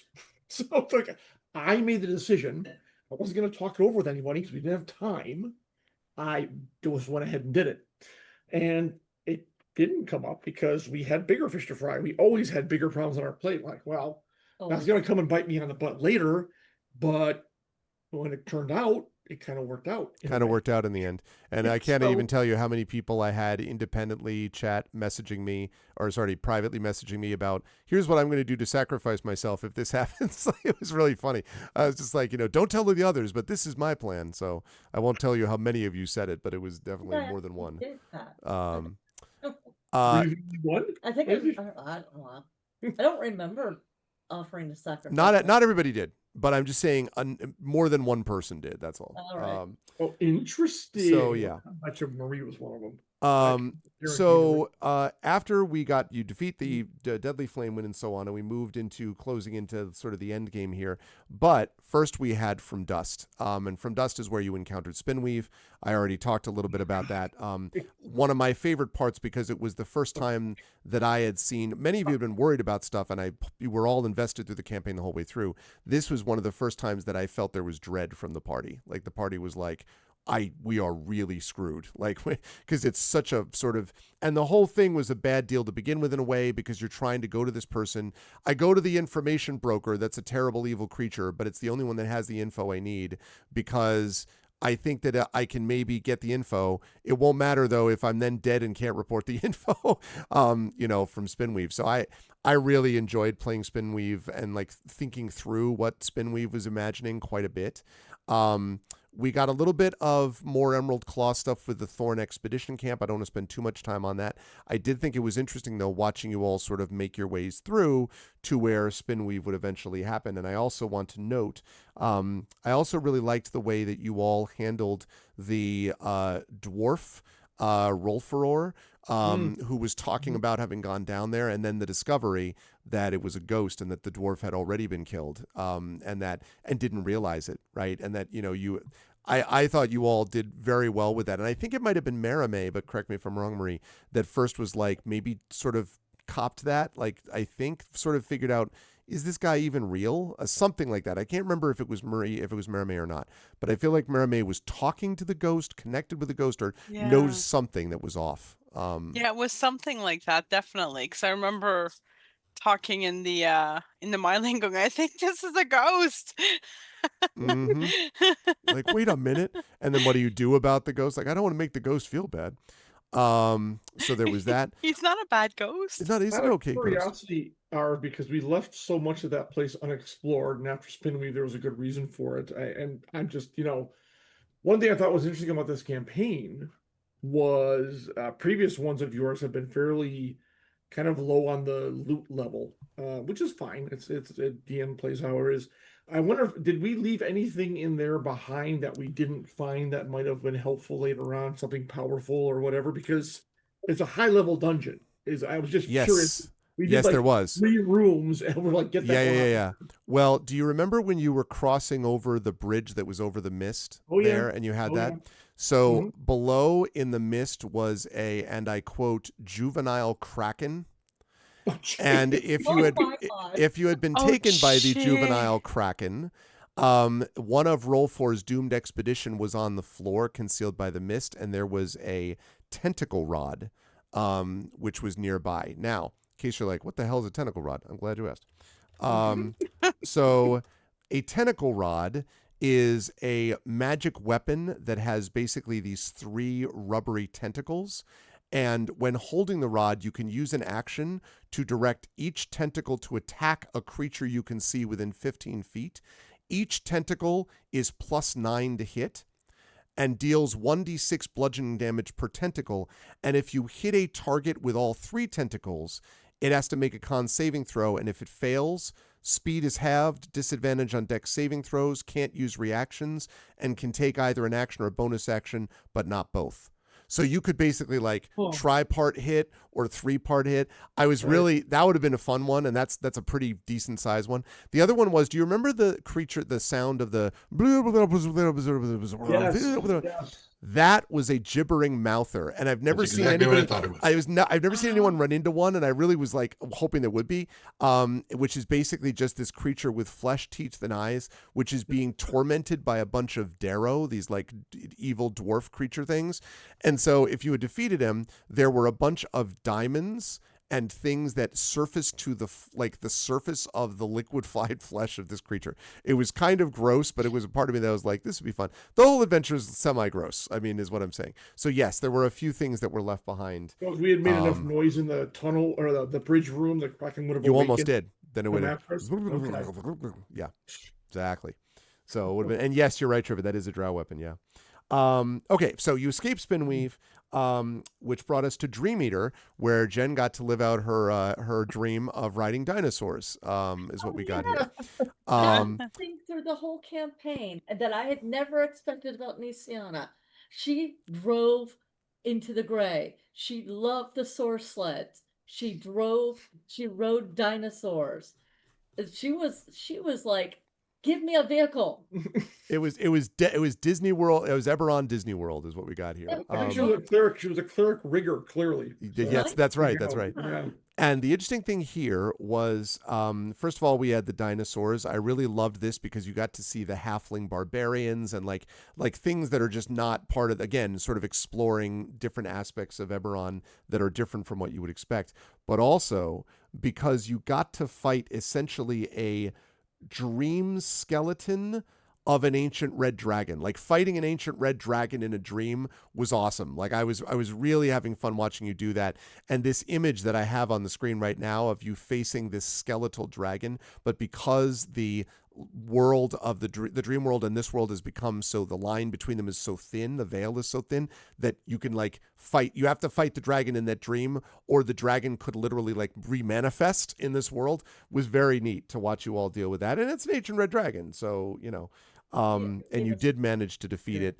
And again, it was also, you needed that to be able to stop the veil from closing, but also to gather information, which led you to your final stages about where actually you were going to, you know, find this thing with the Oracle of Bones, where you were going to find the way into the Dolor. This is the one where we had to protect the shaman, right? Yes. Yeah. That's right. Yeah. While the So- shaman was doing the ritual. Yeah.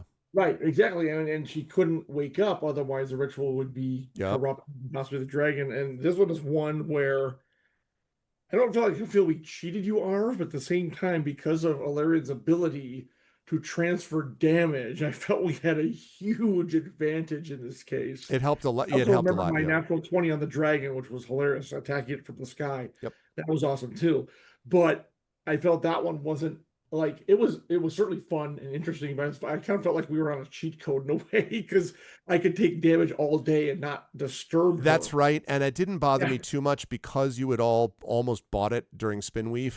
I thought it thank was you. okay to sort of have But a it's little bit fun of a break adventure. there. Yeah. It was still fun. The jungle and the creepiness and the dinosaurs was great too. Yeah. so- I love the jungle part was fun, bringing you through Yeah. that too. It's true. yeah. And then that brought us to the Dragon Below, and this is where we got to go back to Metrol. We got a lot of going to the sort of darkness of, you know, what Tantan was experiencing, everyone going through the gray. This was a lot of fun because all of you had to sort of deal with these like phantom armies that would appear and these weird things that were getting close to the center of where this all happened, and thus was going to be extremely, you know, problematic for everybody and dangerous. I really appreciated that. And then, of course, you had to take down Trezul, who was this sort of necromantic skeletal creature who was trying to break through again into the land of the dead, which would have destroyed everything, as you found out in the previous adventure. You were able to defeat Trezul, although it was a near thing.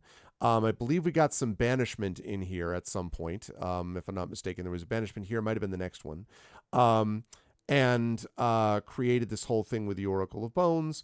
And then we're also able to, there were also these other things of these voices that were whispering to you about wanting to be freed.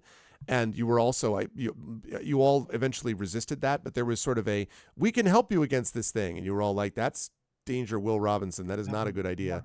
But, you know, it was getting a little scary at times. And so figuring out how you were going to deal with Trezul was interesting, and you managed to get through it, you know, reasonably well, but at a certain cost, obviously, to the experience of what someone like Tantan was going through. Which brought us to the last portions of the adventure, starting with, first of all, the final tribute. And the final tribute was a good time, because in the final tribute, we actually got to see you all go to this village. of New Seer, this town of New Seer, where these refugees were. This was where a lot of you were able to connect with, again, the reasons that you were fighting for the things you were fighting for. We talked about already the situation with Rowan, who actually, now that I think of it, had a very active adventure during this whole thing, because you had the Baker Street Irregulars, you had the Goblin incident, Anyway, you was had... killing goblins in the basement. Yeah. You had Alarian doing invisible flyby from a distance, sort of like watching. You had this sort of place where a bunch of people had been killed that were the original people that were supposed to be advising the prince. We had that great sequence with Tantin basically telling the prince, like, if you really care about these people, you know, we're going to actually go and do this and like see what's there. You know, so that was really interesting and became important. Also, we had Nisiana doing a bunch of CSI stuff about like, okay, listen, if it killed them, then there wasn't an antidote, then that means this happened with this. Like, so we had that stuff going on. Yeah. When I realized that, I remember asking Marie about it. I'm like, wait, if it killed it, then why wouldn't? And he did it. God damn it. Yeah. And then you all, just to sort of, you know, bring everything to a wonderful joy, got to fight. And this was my favorite combat part, by the way. One of my favorite parts of what I'm about to explain. So they're fighting this dragon. So it's this, and they already disliked this halfling who was not actually Duraz anyway, but because they found Duraz's body down a well or whatever. So it was actually Duraz. Sorry, it was not actually Duraz. It was this dragon who was, of course, a member of Dun Dun Dun, Emerald Claw. Look, it's a green dragon. But also, the first time that you're fighting it, I'm like, and then he takes a legendary action, and I forget who it was like, no, I think it was Rowan, who's like, wait, this is a lair? Like, he's near a goddamn lair? We're fighting him in his lair? Was it you, Nisiana? Or was it you, Jen? Did Nisiana did that? Oh my God, it was so precious. And then you were like, and then someone was like, and you were looking down, you're like, wait, there's a goddamn cave down there. There's a goddamn cave. That's where his lair is.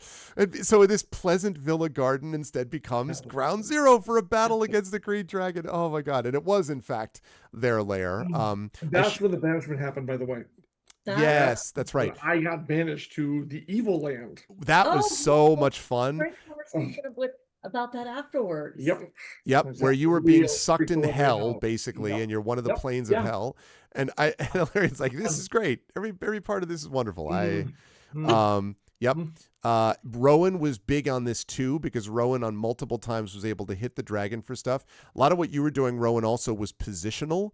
Like you were sort of moving out of the way of certain effects so you could hit it with other effects. This was also, by the way, at the point that I realized that Merime was essentially just a blender, a blender with glitter. There was that. And then Tantin was just like, I'm a sharpshooter, kaplow, plow, plow. Oh, I hit him again, kaplow, plow, plow, plow. Oh, I hit him again, blah, blah, blah, blah. Like Tantin had sort of sneakily made his way from being, I am a jovial artificer, to I am the demon Legolas Robin Hood that your mother warned you about. Rapow! Like just the most badass, archer. Merime was magic like to my arrow, so punch. And oh my God! That way too. At this point, you were a hugely important force, like potent force at this point. Not just because of your level, but like Nisiana's got the aura of life. Rowan is just laying down like banishment / counterspell / fires like everywhere you look. Alarian is just tanking all the damage. Merime is blending things to death, and Tantin is like, when not flash of geniusing people, what I'll do instead is just sharpshoot you and destroy all these. I mean, it was very impressive. Two walls of thorns. Yeah, 2 walls of thorns. It was very impressive. Now, this dragon still was no joke for all of you, but it was fun to watch you all navigate it. But that thing where Jen was just like, "This is a lair." I'm like, "Yeah, let's go. It's a lair." It was a lot of fun. So actually, it could have been Rowan who said that, and then I said, "Oh, there's a cave at the bottom." Maybe that's what it was. I just remember that there was some combination of these things that was like, "This is a lair." It was so funny. Oh man, I do not remember this interaction at all. I just remember throwing fireballs at things. Yes, it was. I don't actually remember what I did during that, except maybe heal. Well, and have an aura of life up, and all that other stuff. That was first time I used mass heal. Right, which was important for not just you, but the other soldiers. Points and everybody. Yeah. Which led us then to Scales of War, and this is the one where you all got to do your little tactical moving things around the map, moving the different armies. I like this one myself personally because I really liked watching you all sort of navigate that. And it was really fun to watch you go, oh, okay, we're going to move Brayland here, Ondare here. You all had personal stakes in it as well. Obviously, Halar went with one of the groups. Rowan, you had the irregulars with one of the groups. Brandon, Rowan had, and like everyone had like their own people that they had positioned in different places. And tactically, there was sort of the who do we save and who do we not save. And you were able to make your way through the weirdness of this. And in the midst of that, we get the moment of Ergelios showing up and like on the back of this mechanic on this Warforged dragon and being like, hey, Tanton, I present to you this iron rose, at which point you're like, God damn it. Like, because that means that there's something that happened in the future that is going to affect stuff in the past. And so that was a lot of fun to walk you through this. What was it like for you all just quickly doing the sort of tactical moving around a board as opposed to more sort of traditional D&D? It was great. I hated every minute of it. Mhm. Because, Go ahead. I mean, yeah, I'm sorry. As the quote tactician, Alarian and me, the player, was trying to minimize the losses as much as possible. And it was difficult. It was very difficult because the armies were all spread out, and we had the choice of the two missions we had to do. And we chose the other one, which turned out to be a fake. That really pissed me off too. There was times I thought we were actually going to be the losing army. I wasn't sure we were going to pull it off because the die rolls went against us. Sorry, Jen, but they did. And it was just, I was concerned that maybe we weren't going to pull it off. I will say, you're the one who told me to roll the damn dice. The next time, because I had stacked it in your favor that you couldn't lose. I did it for a reason because the last time was kind of demoralizing, I think, for all of us. And so this time I said, no, Jen's going to do it because I'd gotten out the math, and the most we could have lost was a tie, and you beat him. I did beat and we got him. So yes, but there were times where I was very concerned, like, oh man, I hope I'm doing this right. So Yeah. It was complicated. Yeah. And then we had at the very end of that, we had the battle of the dragon that actually you had to fight. That was Narsi that you had to fight. Although this, relatively speaking, I wouldn't say that it's anticlimactic, but it was not as bad as the green dragon fight because you weren't dealing with a lair and whatever. But you also hadn't had a lot of rest, and you were getting sort of pushed through all of this so that you were using up spell slots and the like. But it was fun to see you sort of roll with the punches about that, and it then set you up for the last adventure, which was figuring out how to get forward in time and to deal with that. You also met with some of the generals here too of the 5 armies, and that was itself interesting. In the magic-proof tent? In the magic-proof tent, that's right. Some magic proof, yeah. Well, again, and the Oracle, this is also where you discovered that the Oracle had the 3 genies in it that were running it, and the 3 genies that Merime swore an oath to preserve and help. And I'll have one last question for all of you about that when I get to that. And that was then Arfcon was the final thing, and that was Back to the Mud. Now, the thing I want to say about Back to the Mud was, so you all did, wonderfully with this, that being able to go through the glass cavern, figure all the stuff with the time stream and figuring out what you could or couldn't do. I loved not only that you were dealing with that, but also that you were willing to make breaks in it when you felt it was necessary. And there were a couple times where, and I know you all started to sort of get very squishy about it because you were like, this is a bad idea. Like, we've already incurred these consequences. Like, Tanton got nailed for 50 points a day, and then we got nailed for 80, and then we all had to and it is true that if you had hit the 5th consequence, I think you did 2. There was one where you didn't hit a consequence because it was a fork in the road, but it wasn't actually a consequence that broke the time stream. But if you had gotten to the 5th one, the world is destroyed. Oh. The last part is the land of chaos, and time is broken, essentially. That's it. So, and that's why it was constantly going up. Like, I think the 3rd or the 4th one was something like, you each take 150 days, something you would have been like, Jesus, like, you're like, we cannot do anything else, but you did enough, because the other alternative is just to say, nope, well, somebody has to die.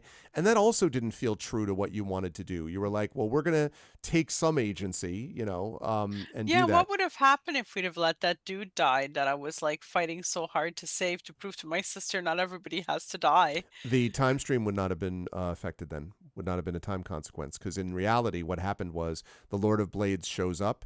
Aaron DeCaneth is like, but you can be with me, and Lord of Blades right through the throat, tosses him into a pool, just kills him. Because he That's had not his own cool. guy remember the guy that he brought along with him that could operate the Right. forge. So he was basically not having it. So it was actually, I thought if you would have allowed that to happen and you could have watched it, it would have been a great, like, we can work together. You would have been like, oh my God, that would have been a good moment in its own way. But I really appreciated that you didn't do that and that you saved Aaron and that you did it because you thought it was the right thing to do. Wait. Wait, no, Did you say Eric, what's his name, would have offered to work with the Lord of Blades? No. That he was. No, remember, okay, he had said that he was trying to convince him, "Don't do what you're going to do. Like I can bring us together. I'm creating new. Let me help you. Let me basically. help you." And the Lord of Right. Blades would have been like, "That's nice. You're a human. Also, no, everyone needs to die. That's not Warforged. Goodbye." Like Okay. that would have been that. Gotcha. I meant like the other guy though later on. Which other guy? One that they The- brought in chains, the other Oh, Demery. artificer. If you had killed Demery, that would have. Did you say? Wait, you We saved. saved him. You Yeah, we saved him. Saved him. Yeah, so that did not incur a consequence because No, it Demery didn't. Demery survives that. Because in your time, remember, there's in the time that happened that you had before you went to change it. He was continuing to work with them to produce Warforged. So when you saved him, he didn't die in the previous timeline, I guess is what I'm saying. If we would have killed him, then we would have incurred. Then you would have incurred a time consequence. Okay. Yes. But it also would have like undercut, the forge. So I could have maybe seen that, but it would have incurred a time consequence. Yeah. Maybe. Although, Yeah. So you made the right call in trying to save him. And so I wanted to ask about that from all of you, because you were obviously somewhat operating in the dark based upon, this was decisions you were making based on your values, honestly. And so I'm curious about what it felt to do that, because it felt like that part was of you one were of like, the points I'm worried where, about time, and the others were feeling about values. So Nisiana was unsure because she did not know if saving him would change the time stream, and that hurt everybody so badly the last time. Yeah. That she was afraid that it would not only hurt us really bad, again, maybe kill some of us, it might actually lead to something that would kill the rest of the war, right. And that's why she was just like, sometimes you have to let them die, even though it felt wrong to her. Right. But what was happening with Mermaid, where she was just like, we don't have to let them die. And Yep. it was a Yep. exact opposite consequence of what her words should have killed at that moment, but didn't. Mm-hmm. And it actually gave Nisiana some of her faith back that she was wavering. It was really smart, thoughtful play from everybody that there was nobody was like, I'm going to do something which is idiotic. Like, it all made consistent sense, but not everyone could be right about it. And ultimately, in terms of what was, quote, the right thing to do. And in a way, I want to point this out. I don't know if anyone noticed this, but really, at a certain point, all of you had a point of view that was listened to and acted upon, but not all at the same time. So everyone there was almost a push-pull thing going on, where here's where we will break it, here's where we don't break it, here's where we don't know if we break it, but this is my value. I trust you and I'm going to live with this value, but this is my line in the sand because we have to do this. Like, every one of the five of you really had moments that the party went along with, and I think you almost did it maybe even subconsciously, but I was watching it being like, this is amazing, because you all had at this point connected with each other 19 levels into this campaign. And knew about the way that each other operated. And so that was really cool to see. And then, of course, the battle with the Lord of Blades itself, which was, I think, fairly epic and led to this, this sacrificial moment that we got from Ilarion. And I'm going to ask for a post moment in a minute, but I do just want to note one thing. I had promised everyone I would say this. So originally, this campaign had 20 parts. I completely and utterly disagree with the 20th and final concluding part, which is why we didn't do it. The final original concluding part of this campaign has a group of dragons returning to claim the Oracle for its own, attacking Salvation so that they can take the Oracle back. Why the dragons all of a sudden are interested in it? They tried to, they tried to set this up earlier by having you deal with like different green and gold dragons.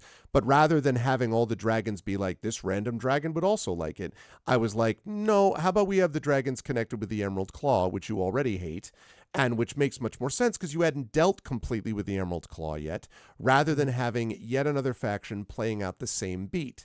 And again, that was why I think this campaign did very well, but a lot of the adjustments that I had to make were things where I felt like they were repeating themselves in a way that wasn't helpful for the players. Like the players have already learned the whole, like, they will betray you because this person means this, or, this one wants the Oracle because, like, they already got that. Like we got the meaning, we get it thematically, like, let's move on to something else and not make them go, and now randomly we have a dragon battle. It's nice that it finishes back in Salvation, but to my mind, you'd already saved Salvation like 3 times by my count. Really forced. And I just was like, what is this? So that's why we didn't do part 20, because I was just like, I don't, and I could have invented a whole new part 20, but I was like, at this point, I feel like the logical conclusion is the defeat of the Emerald, the Emerald Claw, and the defeat of the Lord of Blades, and doing so after having adjusted the time streams. I think we're good. I think the Avengers Endgame has been appropriately, processed at that point. So that was why we did not do part 20 in the original part 20. That's the logical I agree with endpoint. that. Yeah. Because otherwise, divine intervention. Eberron, please take care of these. Yeah, guys. like, I mean, why are we I just, anyway. I have a quick question yes. for the group. Or a statement. I hope you guys didn't think that the final battle ended too swiftly when I made that call, when Alarion made the call, because I think we could have taken him, but I wasn't sure. And I honestly didn't want anyone to go down, possibly permanently, because the guy had just reformed into Dragon Blade, whatever he was, and probably got all his hit points back and everything like that. And we were like 8 hours in or 9 hours in or something like that. I'm like, I'm not even sure that Brandon remembers the final fight. And falling asleep, and I'm like, you know what? I think we're just gonna make the call. And it wasn't Deus Ex Machina because Alarion had made that call in the first place. And I thought, let's go here. And I wasn't sure. Well, it kind of was Deus Ex Machina because it was a god hanging out with you. But you would set it up. You would set it up that did you bring it in now? Sure. Yeah. And I wasn't sure what you were going to do, but the deal was, as I said, like, we have to defeat this thing first, and then I'll go with you.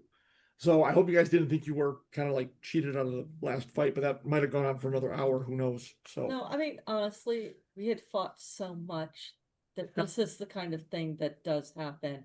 I didn't feel cheated out of it. I also wanted to sleep by that time, even though it was like 5 o'clock my time. Yeah. Well, you all been through a lot at that point.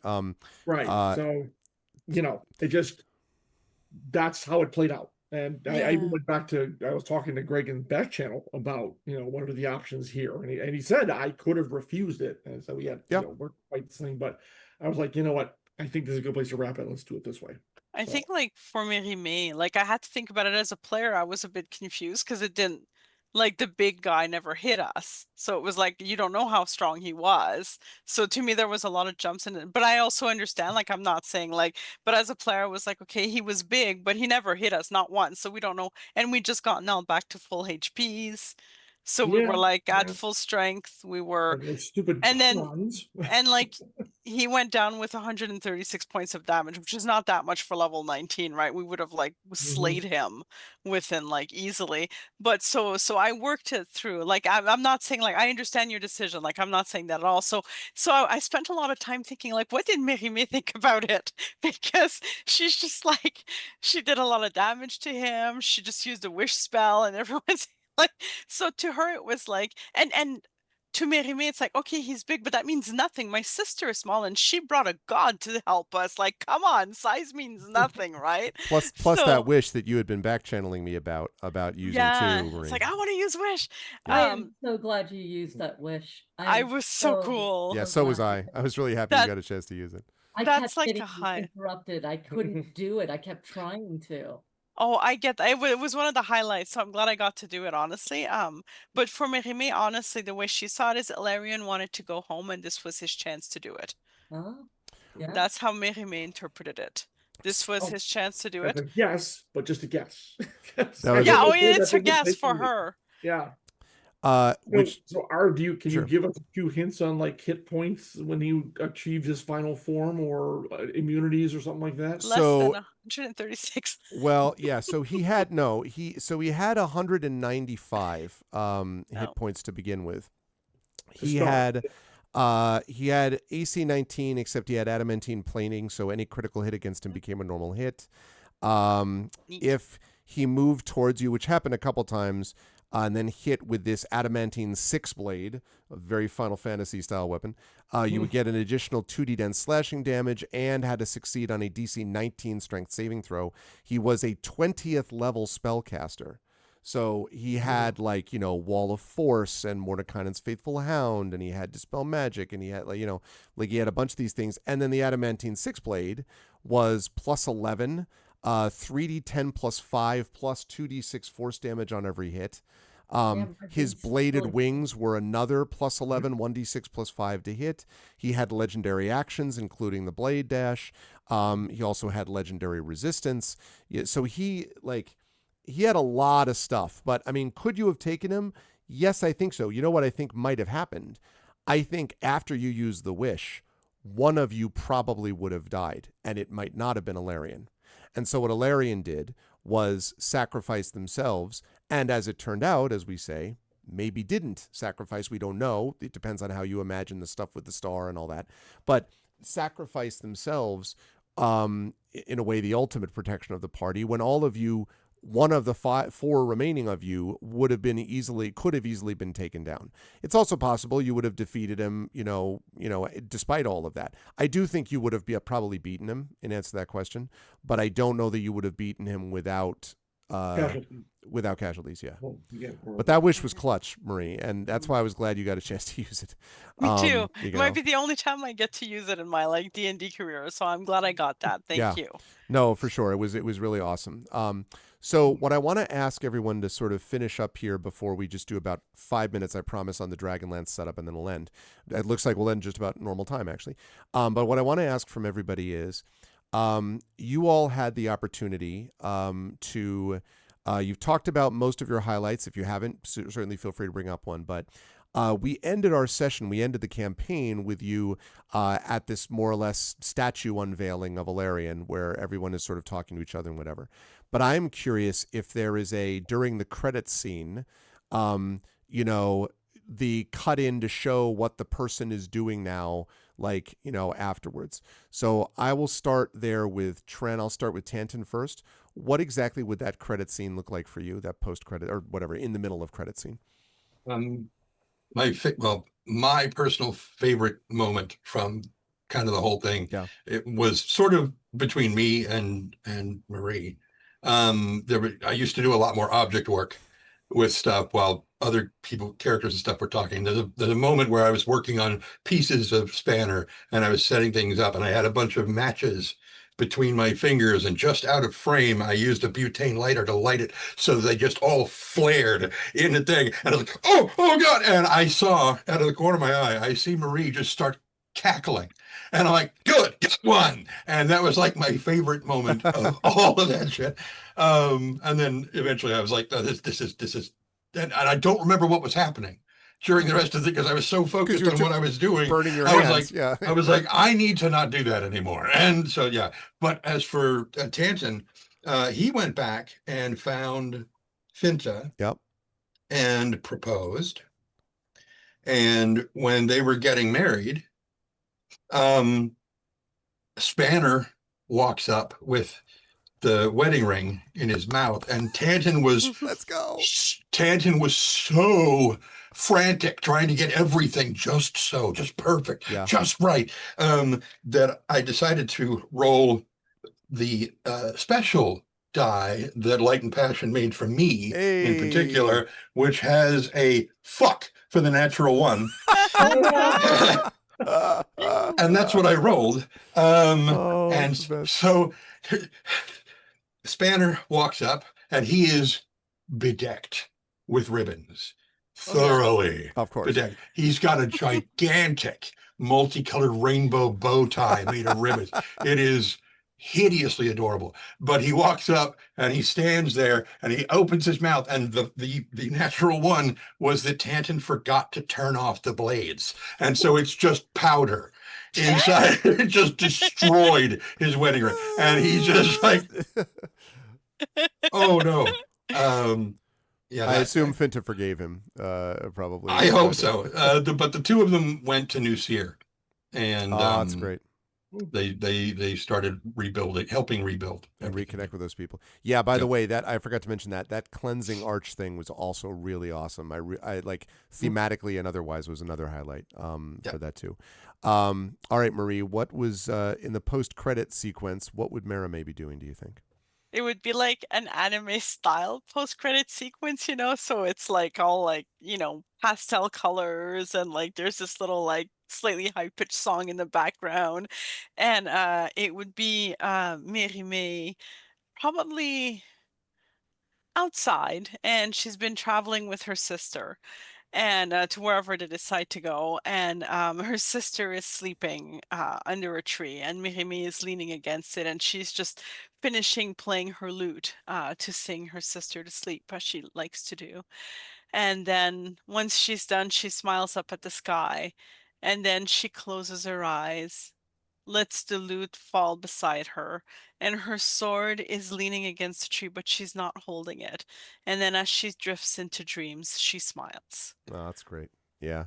I have on my gaming computer the end screenshot that I took from the last DLC for The Witcher 3, which has Geralt standing up while his daughter Ciri is just sort of like lying back against a tree. And it's the first time in this guy's entire life that you've felt there's actual peace there. That's nice, Marie. You get the sense that there is a sort of a what happens next as you allow yourself to drift into dreams without being burdened by them. That's cool. That's cool. Brandon. And also, sorry, Marie, did you have one highlight for the whole campaign that you were like, this was one of my favorite moments, or not? If not, it's fine. I'm just curious if you did. It's not a favorite moment per se, but I loved all of the little moments where there was just like this, where you could see one of the players was waiting to find what they wanted to do next, but they obviously wanted to do something, and then everybody would just hold that space for them. Mm-hmm. Like that moment, I love that. Like those little moments, and they were everywhere in the campaign, and it felt like because of that, everybody got to RP some of the stuff they really wanted to, or pursue some of what they wanted. So I love that. Those moments really stand out to me as just beautiful. Totally. Yeah, I agree with that entirely. All right, Brandon. What? Two questions again. What would the post-credit sequence for Rowan look like? I wonder if it involves gambling or not. And then two, did you have a campaign highlight overall or not? That you would want to bring up, and if not, it's fine. I'm just curious. If it's an overall highlight, it would be the overall relationship between Rowan and Nisiana. Absolutely. And that's why a thing is going to happen in this sequence. Okay. In the intervening time between the end of our quest and the erection of the Illyrian statue, I disappear. Like the crew has no idea where I've gone. And in that time, I have in very quick succession met up with Tanith Fiarlan and enjoyed their company. Okay. And then immediately went on a heist and made like 6 figures of gold pieces. Okay. And then I come back to Salvation, and the 2 things that I do when I get there are I go right back to the tavern to get in another card game with the orc that I beat the last time. Yes. I love it. But the camera focuses on my hand, noticing that I have a winning hand, and fold so he can earn 500 gold pieces from me. No. Oh. See, and then change comes. It's funny. And then I walk from Salvation to the nearest temple of Eberron, wherever it may be. And I put 200,000 gold pieces in my arm, leave it in a collection plate, and walk away. Oh, nice. Nice. Yeah, that's lovely. A real consistency that we got from how Rowan was, how Rowan became, and really a fun character. And again, I want to give credit to And before I forget, oh yeah, um the donation to that temple also comes with a letter. It says, "This is not for you, this is for her." oh nice. I really appreciate, Brandon, that you came in and settled in so well. Not that I'm surprised, but I think I speak for everybody that it was really, just one of the crew, and so you deserve a lot of credit for that. All right, Jen, what does Nisiana's post-credit scene look like, and do you have a highlight overall that you'd want to mention? Okay. My post-credit scene, yes, I'm still traveling with my sister, but this time we're on the plains of Talantis, riding dinosaurs that are bedecked with ribbons Yes.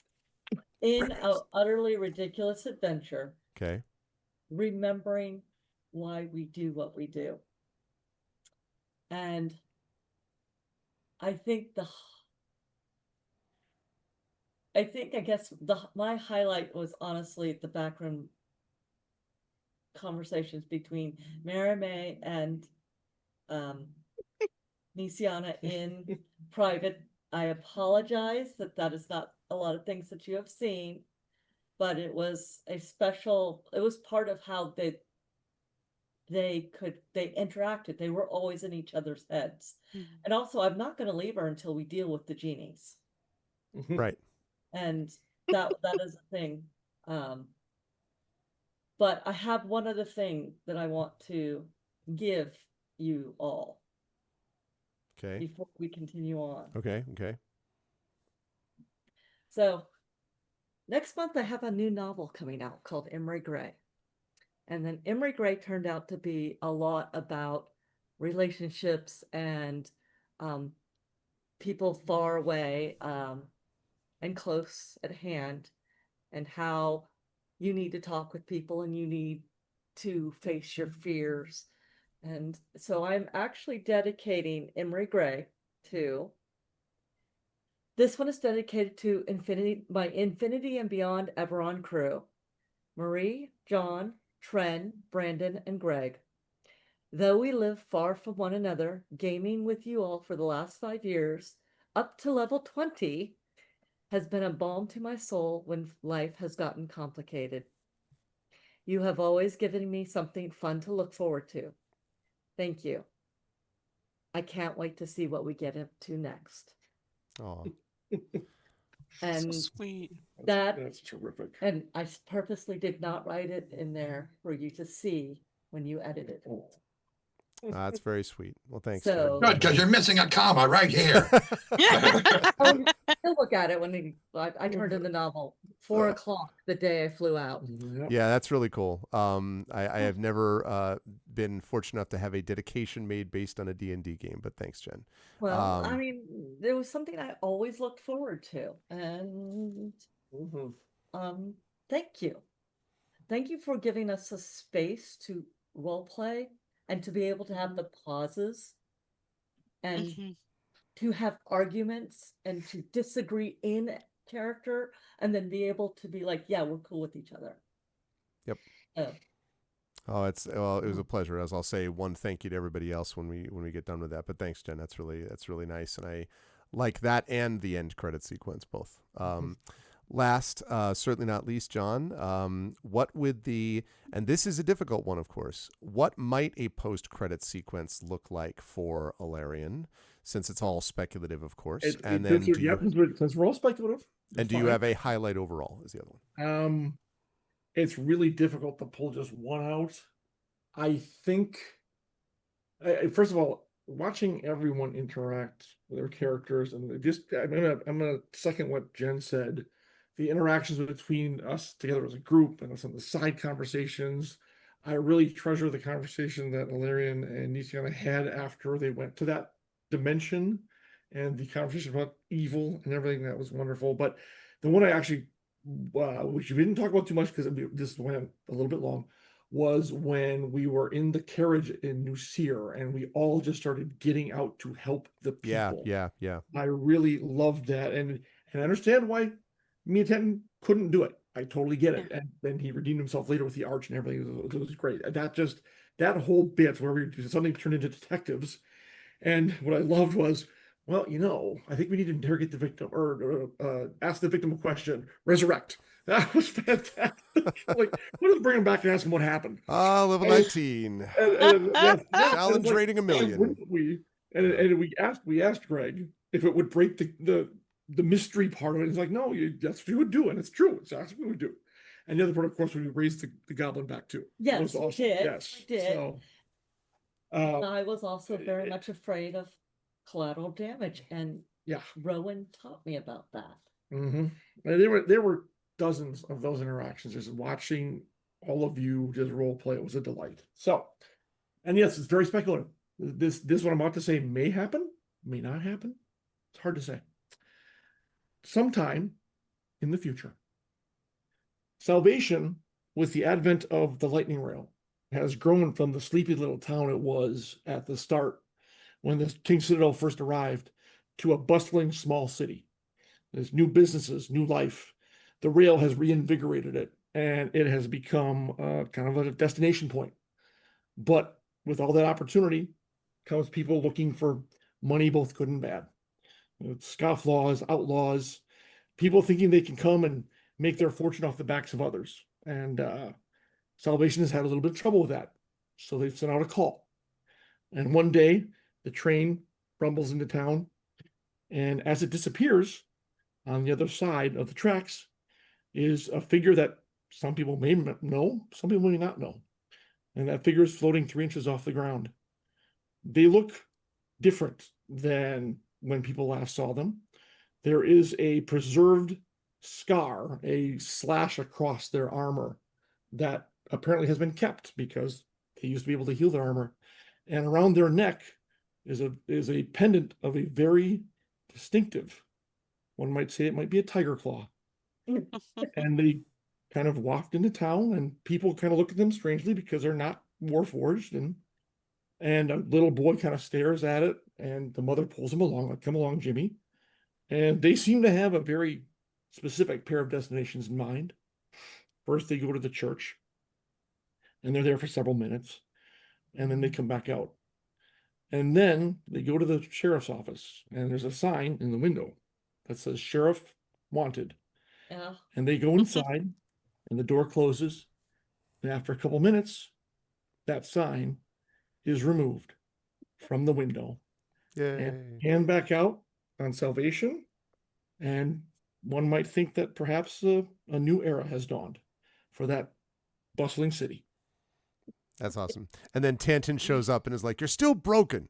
It's still he's got to stop using these broken down. Wow. That's great, John. Great You know pleasure. what I suddenly also Yeah. remembered? Yeah. But I will let you continue, and then I will add this one singular funny detail. Oh, just I was going to say that it's the great pleasure of doing this game with 5 deeply creative people, 4 authors, 1 person who writes, even though he doesn't like to talk about it, and also does voice acting and voice narration and wonderful role play. Is that you just get great stories like that? So I can just be like, so what do you think the post credit scene is? You're like, how about this banger and this banger and this banger? I'm like, that's all tremendous. Like that's what I'm hoping for. So that's great stuff. All right, add what you were going to add, Brendan. Right. Before I forget this other thing, because I can't remember if it did in fact happen in the last session. The very final post-credit scene is Rowan sitting down with whoever else has returned to Salvation at this point. He has decided, might as well decide to be domestic this one moment in time. He decides to make a meal for everyone who gathers. He makes these like very ornate, very fancy sandwiches for everyone. Because I never got to do the thing where one of the consequences of one of my last wild magic searches is that all of those sandwiches turn to concrete. That's right. Oh my God. That is, I love that Oh. Very, callback. very quickly, Arva, just out of game. Those Yeah. were all terrific. I do want to say, after the time when Whist got killed, I think, and because we had saved the town after Right. the assassins came, Right. uh, I had also, besides the paladin thing, I had given serious thought to actually writing Illyrian out to become the sheriff at that time. Oh, They interesting. would have stayed and I would have switched to a new character, but I couldn't make myself do it because I love playing the character so much and I love this party so much. So I was like, no, as much as that they might have done it, I just couldn't do it because I wanted to play this to the end. So there you go. But then I came with the end. That's a scene. great Thank you post-credit for that. concept. It could happen. Yeah. Yeah, I know. Mhm. I love But I it. thought it's like that's the perfect ending point for this in my mind, especially for that character. And it's in the I love future, that. like 50 years later, blah, blah, blah, or Oh, it whatever could the be. case Who may knows? be. Yeah, exactly. Exactly. Well, I will say one last comment about this, and then we'll take, like I say, 5 minutes in Dragonlance, then we're done.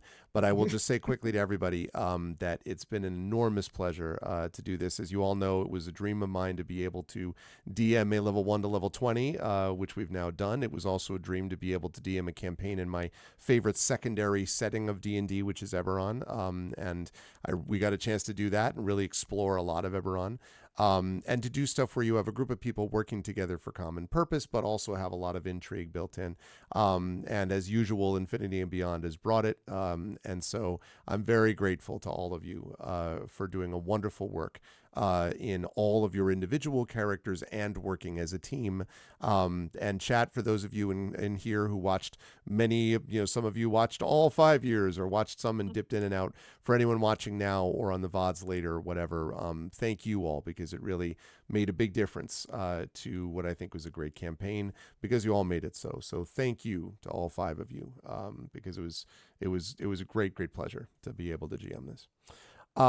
So you may be asking, but then is Infinity and Beyond gone? No, Infinity and Beyond is not gone. Infinity and Beyond will return. I need the James Bond. Infinity and Beyond will return next time, but we are going to be playing Dragonlance Shadow of the Dragon Queen. I will tell you that we have had our session 0. I will tell you that the players have already largely figured out, although there were some details to work out still, but they have largely figured out what kinds of characters they're going to play.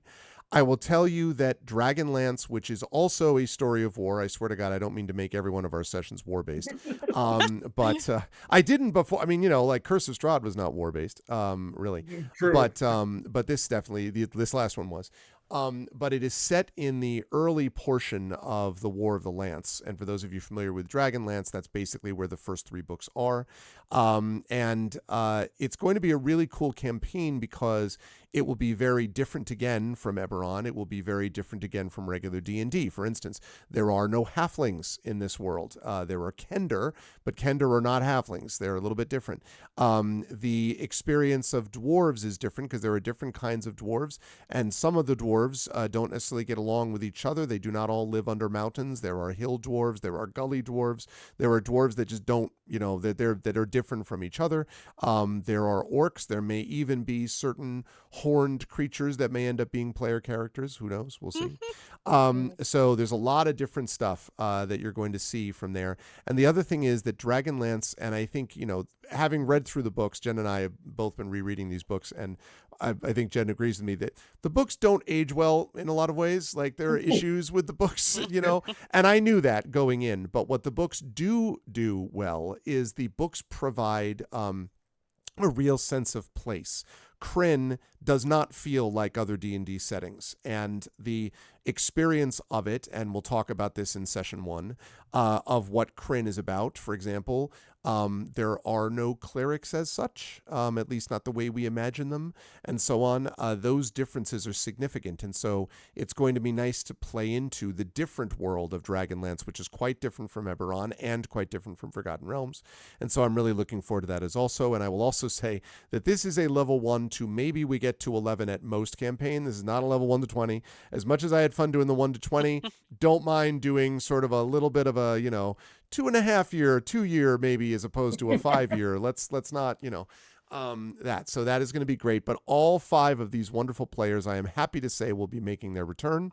and are going to be part of Dragonlance Shadow of the Dragon Queen. So this is going to be launching next month, late July, which means now is your chance, chat, to be like, holy crap, Infinity Beyond did an amazing Eberron campaign. And you know what comes next? Dragonlance. Holy crap, I love Dragonlance. I don't even know what it is, but it sounds awesome. It's a lance and a dragon. Let's find out.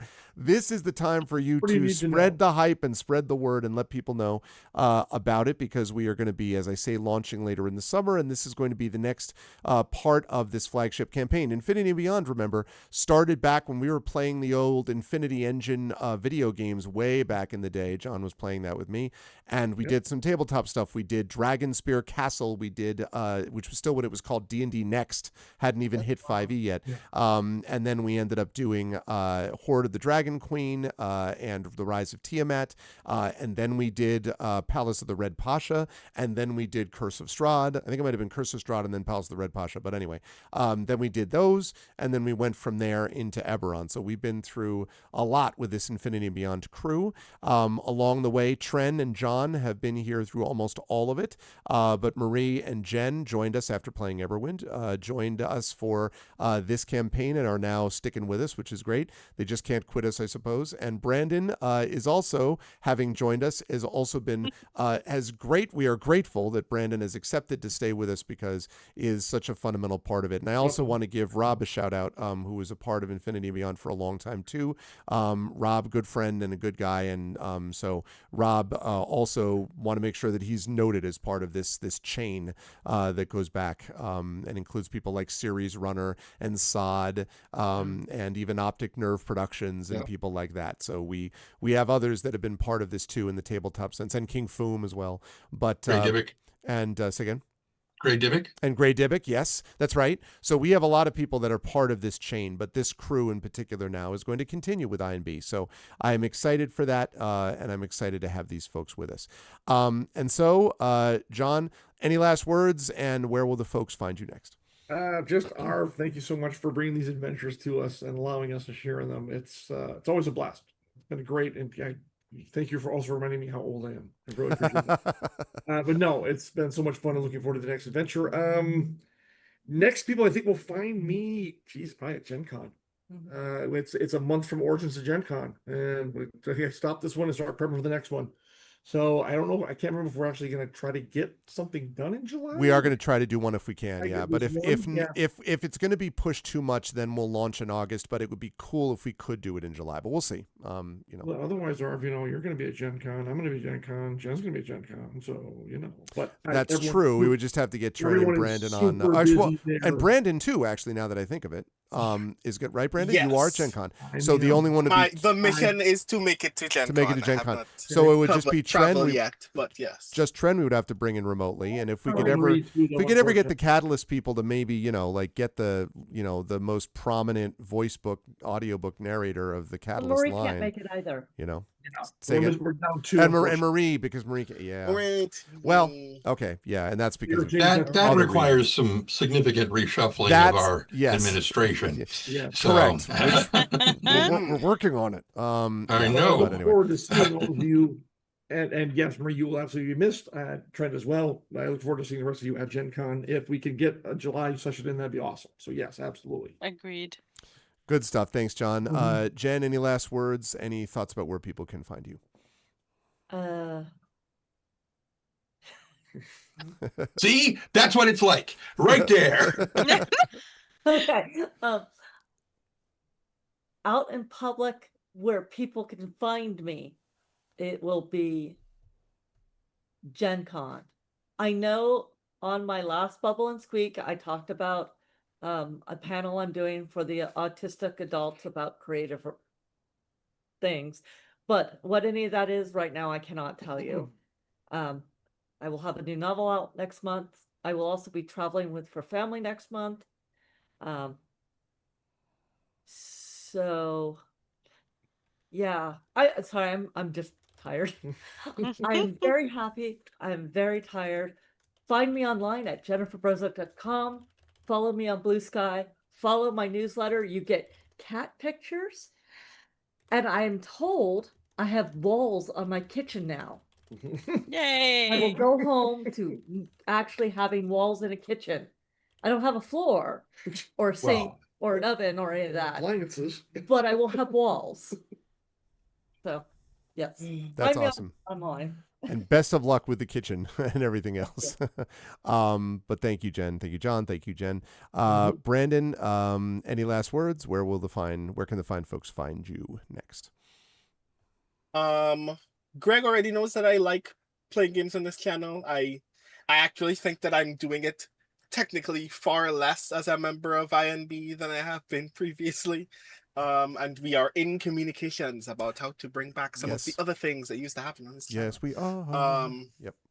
But being a member of this crew has been amazing. I am very excited for Dragonlance, in part because I know nothing about it and I am not pressed to learn. So I'm very excited to play a character who, in a situation where I'm just figuring out what the stakes of the story are from the GM rather than being invested in everything else. Because Greg is very good at that. Greg is a talented GM in terms of, even if this is something that everyone else is already familiar with or has some kind of attachment to, not a lot of GMs are still adept at making sure that someone else can just come into the world and still be able to manifest story just by playing off of the rest of the characters. And I'm very fond of that with this crew. So I'm very excited to play someone who knows a lot of this world as a player who does not. And I expect Greg to steward me ideally. So you're doing Hi, what everybody. I'm also doing. What's that? I said, so you're doing what I'm actually going to do as well. Yeah. I mean, you did read some of the books though. But I do know nothing about what's going on in Dragonlance. Okay. I also wrote for I did too. I see. That explains it. But yes, hello everyone. I am Brandon O'Brien. I am a poet, writer, and game designer from Trinidad and Tobago. You can see more of me. Nowhere in a hurry until Gen Con, actually. we are in a live play at Gen Con, by the way, and Greg is yes. That's going to be a lot of fun. True facts.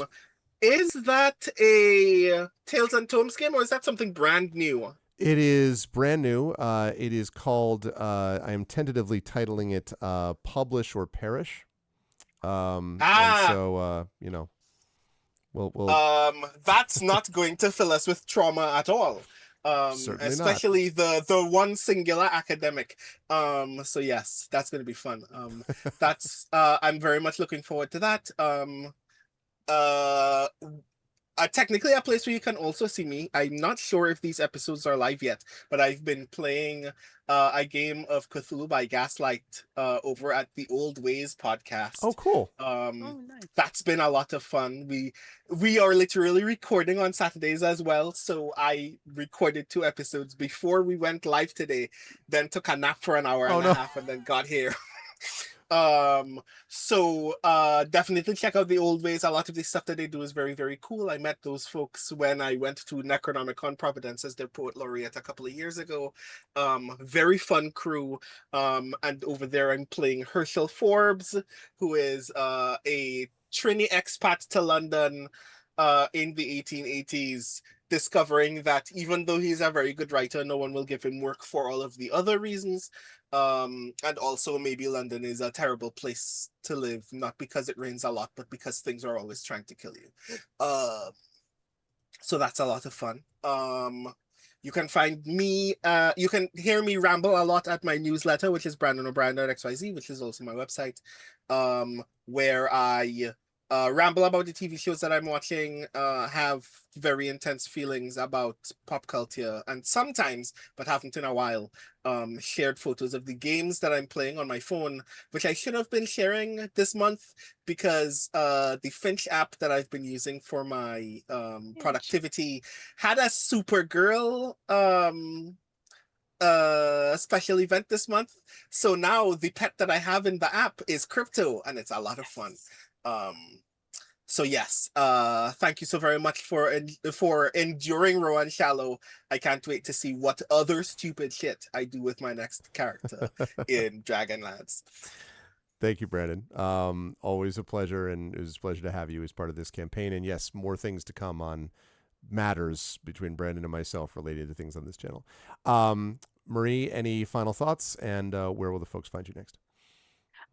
Thank you to everyone here. I had such a great time to chat as well. It was wonderful. I think this is one thing that I will remember for some time to come and think back upon fondly. So thank you all for all of that and for being who you are.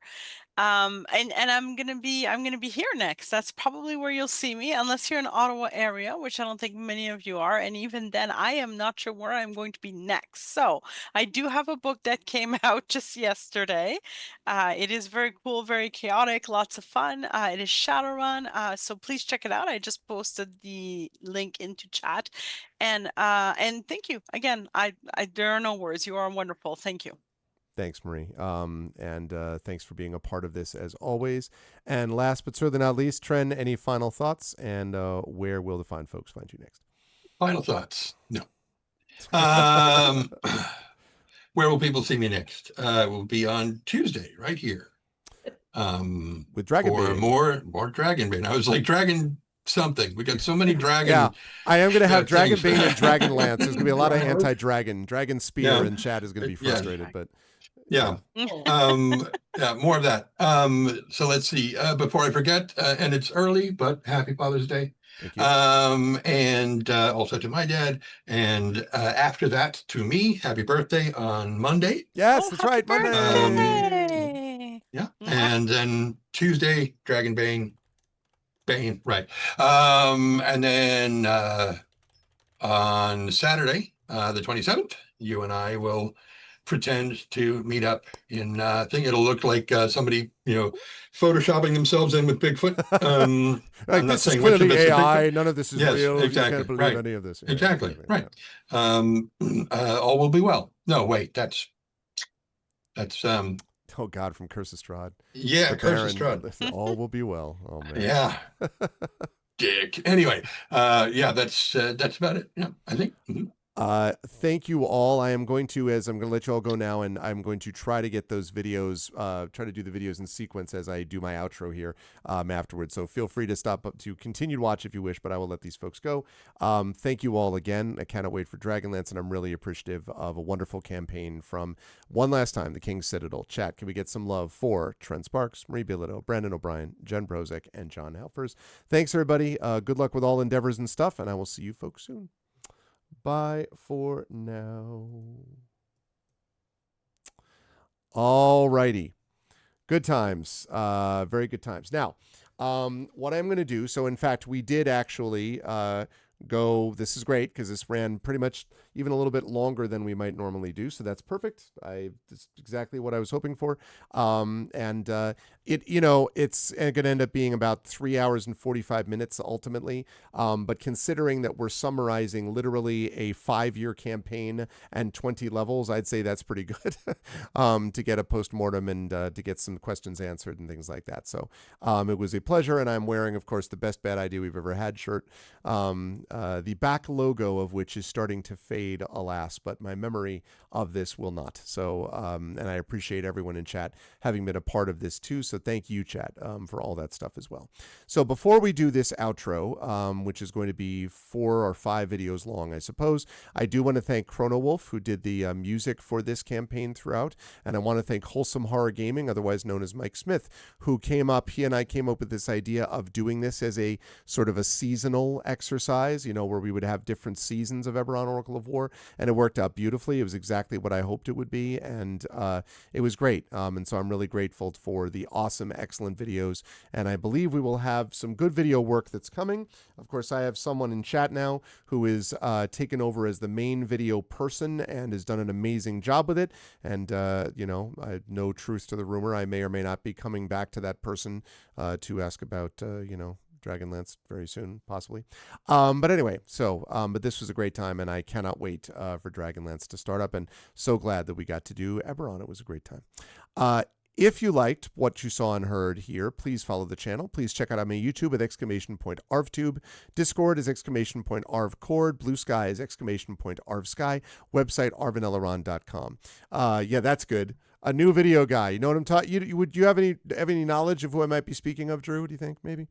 Exclamation point Arv Shop is my merchandise area. Exclamation point Arv Treon is my Patreon, where you can support the channel and allow me to do things like pay for videos and music, which is always helpful. So thank you for those who support it. Please do jump on board. We're trying to get that back up to triple digits, so please do that. On the financial front, besides that, also we have exclamation point. Also we have subbing to the channel. That's what I meant to say. You get those custom sub badges and emotes to use here, there, and everywhere across Twitch.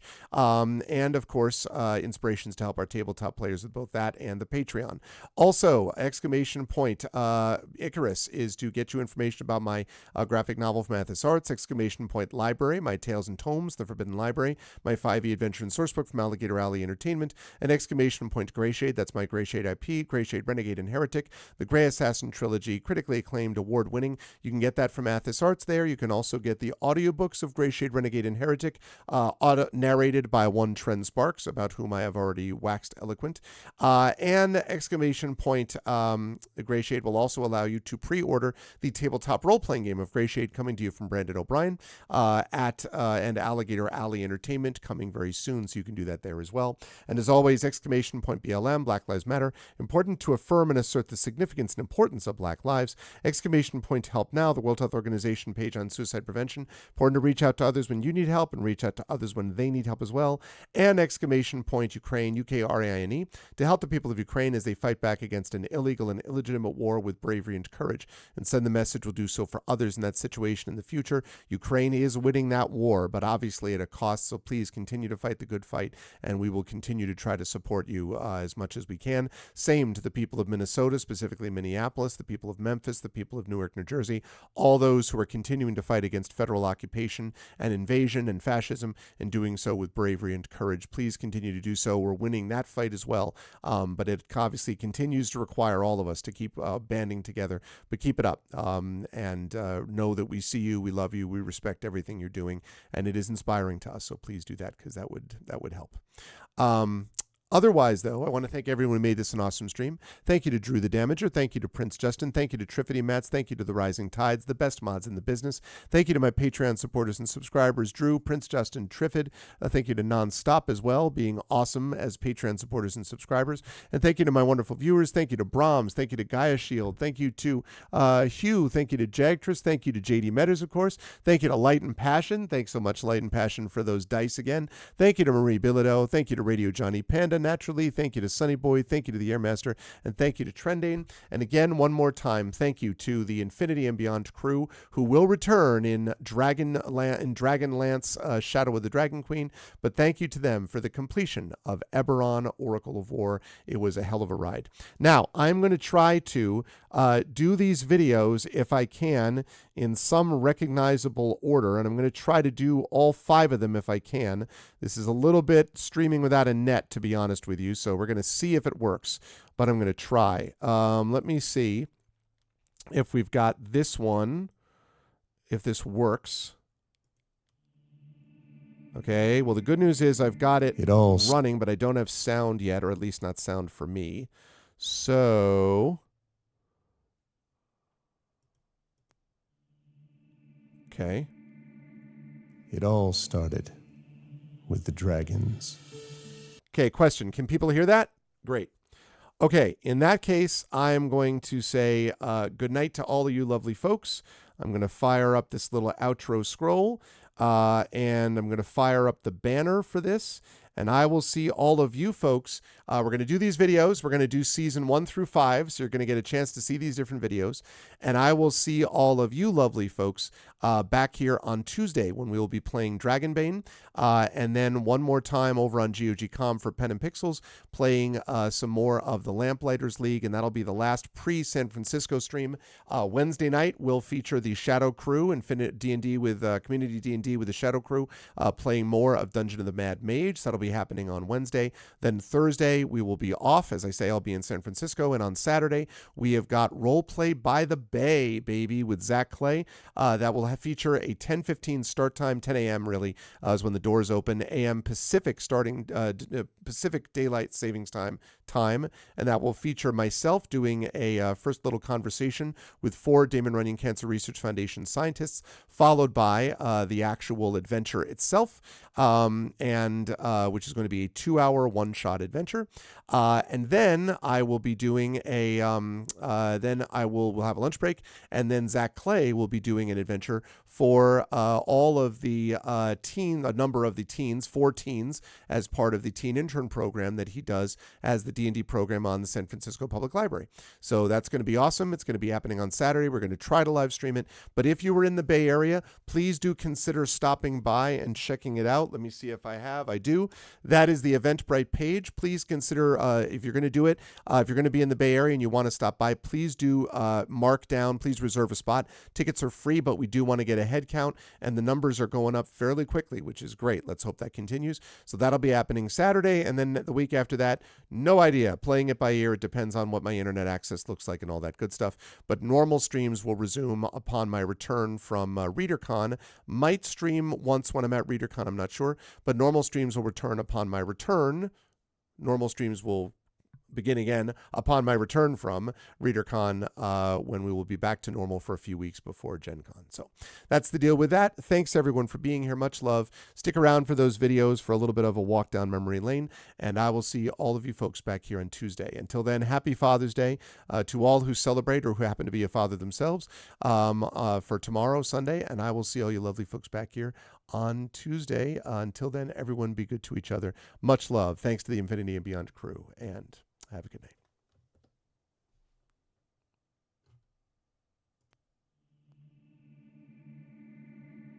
It all started with the dragons.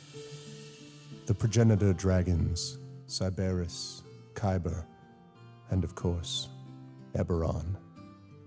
Kyber betrayed the others, tried to take control of the material plane for herself, tore Cyberus apart. Eberron bound the traitor, locked her in place, and our world was born. The overlords rose and fell. Giants built mighty kingdoms, then fell to the Arganessan dragons. Dakan's goblin empire ruled the continent of Corvair until it, too, burned into the ashes of history. Galifar rose with its 5 nations of Ondair, Brayland, Karnath, Thrain, and Seer. And then, civil war. The last war. For 100 years the war raged, until one day all of Seer was consumed in a magical cataclysm. They called it the Morning. When the dust settled, all that was left was an uneasy peace, shattered lives, and what was left of Seer. They called that the Mournland. We call it the Gray. So much for history. What we got now is the present, and a group of people trying to survive. Here, in a salvage outpost called Salvation. You can see the Gray from here, swirling, flowing, billowing, never getting any closer or further away. There's treasure there for sure, riches and weapons and power. Salvagers go into the Gray to get what they can and get out while they can. Some of them make it. Most, eventually, don't. But not everyone's a scavenger, because the last war ain't over. Not really. Oh, it's quiet on the surface. But below, the nations are planning and scheming and getting ready for when things get loud again. The nation of Brayland's no different. If we're to survive when the peace ends, we need to be ready. That's what you're here for. The King's Citadel. The ones who do the job no one else can do. In the end, all we got is each other. And if things go different this time, it'll be because we didn't forget that we all need each other. Long live the King. Welcome to Eberron. Welcome to Corvair. welcome to salvation.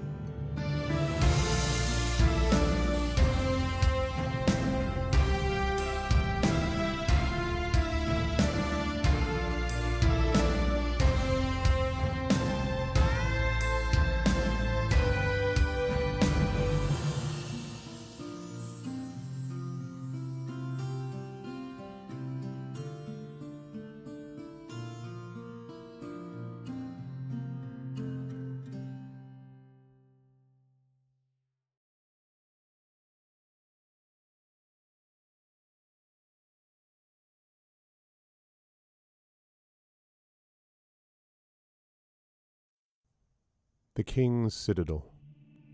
Well, what can I tell you about them?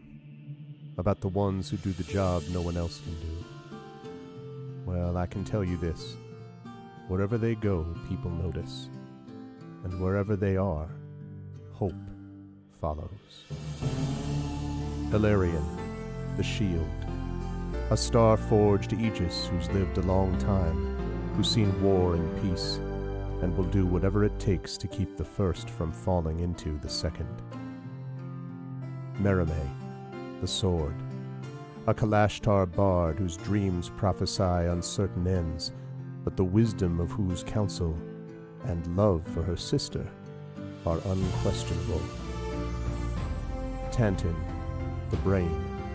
A dragon-marked human artificer whose jovial demeanor conceals a deep curiosity and razor-sharp intellect, sharp enough to cut down the Citadel's enemies. Visiana, the Heart. A dragon-marked halfling healer whose love for her sister is matched only by her desire to help and heal the members of the Citadel, no matter the cost. They came together to aid the salvage outpost of Salvation, where the Grey hovers nearby, a threat and a promise. They've made friends along the way, salvage brokers, sheriffs, and everyday citizens alike. But they've also made enemies. Eberron Karnak, most powerful of the salvage brokers, the Order of the Emerald Claw, and even the Lord of Blades, if he truly exists. And, most dangerously, they've discovered something so powerful it could undo the fragile peace between nations. The Oracle of War. This powerful device will give anyone who owns it the knowledge they need to win any battle. And everyone from rival nations to greedy bandits will stop at nothing to possess it. Especially now that it's begun to speak lines from the ancient draconic prophecy, which predicts all of Eberron's future. Well, they've survived the Grey, and saved Salvation. But can they survive the intrigue and deception of Sharn, City of Towers, where those with deep knowledge of the draconic prophecy must help decide what to do with this artifact? Only if they remember that in the end, all we have is each other and the King's Citadel. Long live the King. Welcome to Eberron. Welcome to Sharn.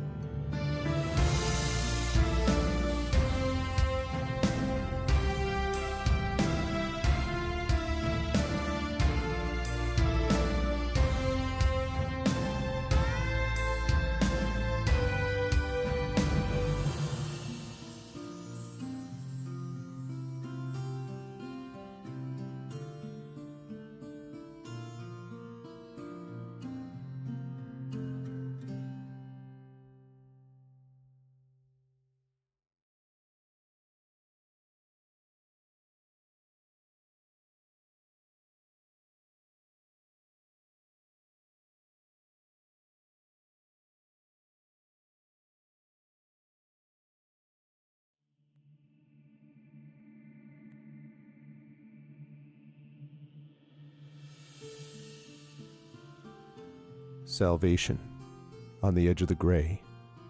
Sharn, city of towers. And the link between them?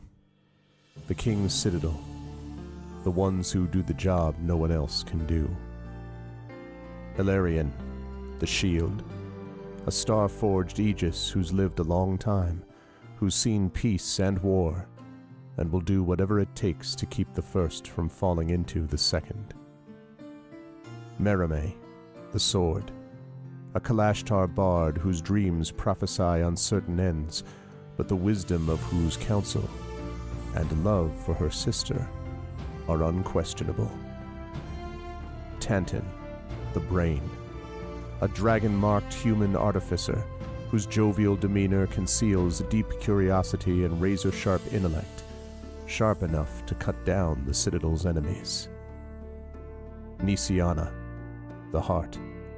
A dragon-marked halfling healer whose love for her sister is matched only by her desire to help and heal the members of the Citadel, no matter the cost. Rowan Shallow, the wild card. For most of his life, he's played a dangerous game. When the chips are down, will he fold? Or go all in to save his friends? They found an artifact so powerful it could undo the fragile peace between nations, the Oracle of War, which gives anyone who owns it the knowledge they need to win any battle, and which, in speaking lines from the ancient draconic prophecy, could predict all of Eberron's future. They traveled to Sharn, city of towers, where experts like the Gynosphinx Flamewind began to unravel the Oracle's mysteries as the King's Citadel thwarted assassination attempts from the Emerald Claw and the nation of Thrain, tracked down the daring thief Sky Blue, and defeated the salvage broker and claw operative Erulin Karnak. Apparently. But there can be no rest while the dogs of war howl. And despite the Citadel's best efforts, Thrain and Brayland have inched ever closer to all-out conflict, just as the Oracle predicted. Now the adventurers must return to Salvation, to find the secrets of the Oracle of War before it's too late. But how have things changed since they left? And will those who've sworn to die before they give up their freedom, the servants of the enigmatic Lord of Blades, threaten Salvation's uneasy peace? They've survived the Grey, saved Salvation, and navigated the intrigue and deception of Sharn. But can they stop a war? Only if they remember that in the end, all they have is each other and the King's Citadel. Long live the King. Welcome to Eberron. Welcome to Corvair. Welcome back to Salvation.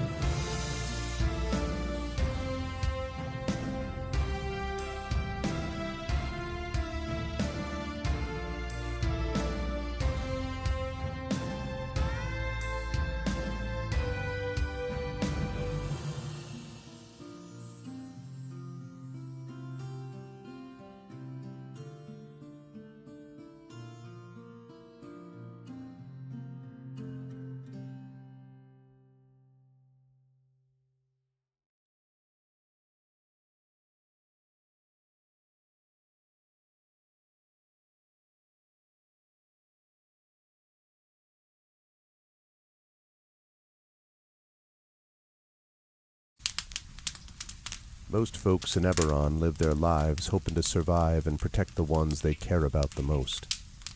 A few do that and more, trying to help those around them, even the ones they don't know. But only one group does all that when no one else can. The King's Citadel. The ones who do the job no one else can do. Eberron, the shield. A star-forged Aegis whose strength lies in their shield, their armor, and their will to keep the Citadel and its mission safe. Merime, the sword. A Kalashtar bard whose dreams have grown more troubled, the sight of her future grown more dim, but whose skill in battle, wisdom in counsel, and love for her sister and the Citadel has grown even stronger. Tantan, the brain. A dragon-marked human artificer whose jovial demeanor conceals a deep curiosity, razor-sharp intellect, and long memory. with knowledge of what he did for the last war, and what he can or must do for the next one. Nisiana, the Heart, a dragon-marked halfling healer whose love for her sister is matched only by her desire to help and heal the members of the Citadel, even as the threats they face grow stronger and stranger, and even if she herself can't know where the next path might lead. Rowan, the Wild Card, a human wild magic sorcerer who's played a dangerous game for most of his life. Now he's gone all in to save his friends. But will he have the chips to pay if his bet is called? These 5 elite operatives came together to aid the salvage outpost of Salvation, where the Grey hovers nearby, a threat and a promise. With the Oracle of War, they found an artifact powerful enough to end a war, or begin one. They traveled to Sharn, City of Towers, and started to unravel the Oracle's mysteries while stopping assassination attempts from the Emerald Claw and the Nation of Thrain. They found Sky Blue, the daring thief somehow tied into the ancient draconic prophecy, and stopped the Claw operative Erulin Karnak before traveling back to Salvation and into the Grey to take down the repurposed Conclave outpost, repel a war-forged invasion, and take the fight to the Lord of Blade's secret fortress, Razorcrag. They found an elemental forge of great power and rescued both hostages from Salvation and the maker of the Oracle of War himself. But the cost, and Braelish soldiers and the mighty floating fortress Argoth taken by the Lord of Blades himself, was high. Now the King's Citadel must widen their world, traveling to the neighboring countries of Karnath, Thrain, and beyond. They've saved Salvation, navigated Sharn, and neutralized Razorcrag. But can they learn the Oracle's secrets, unmask the Emerald Claw, and stop a war? Only if they remember that in the end all they have is each other and the King's Citadel. Long live the King. Welcome to Eberron. Welcome to Corvair. Welcome to the world beyond Salvation.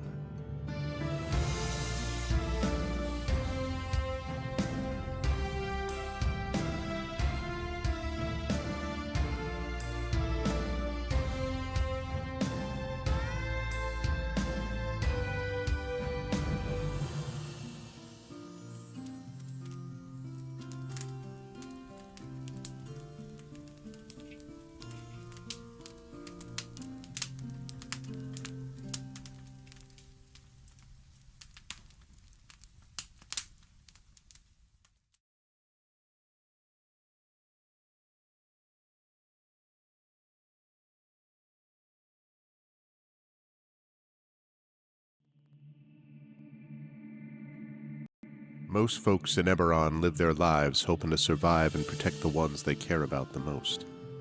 A few do that and more, trying to help those around them, even the ones they don't know. But only one group does all that when no one else can. The King's Citadel, the ones who do the job no one else can do.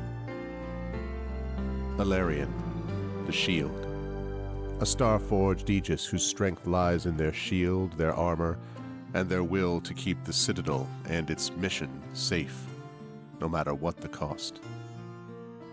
Merime, the Sword, a Kalashtar bard whose dreams predict doom and disaster, so that her skill in battle, insight into the hearts and minds of those she encounters, and love for her sister and the Citadel is more necessary than ever.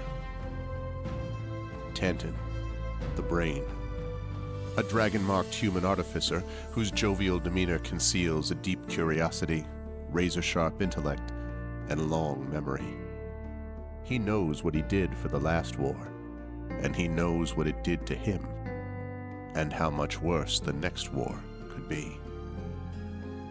Nisiana, the Heart, a dragon-marked halfling healer whose love for her sister is matched only by her desire to help and heal the members of the Citadel. She's grown wiser and more wary, yet even in the midst of doubt, hope remains. Rowan, the Wild Card, a human wild magic sorcerer who's played a dangerous game for most of his life.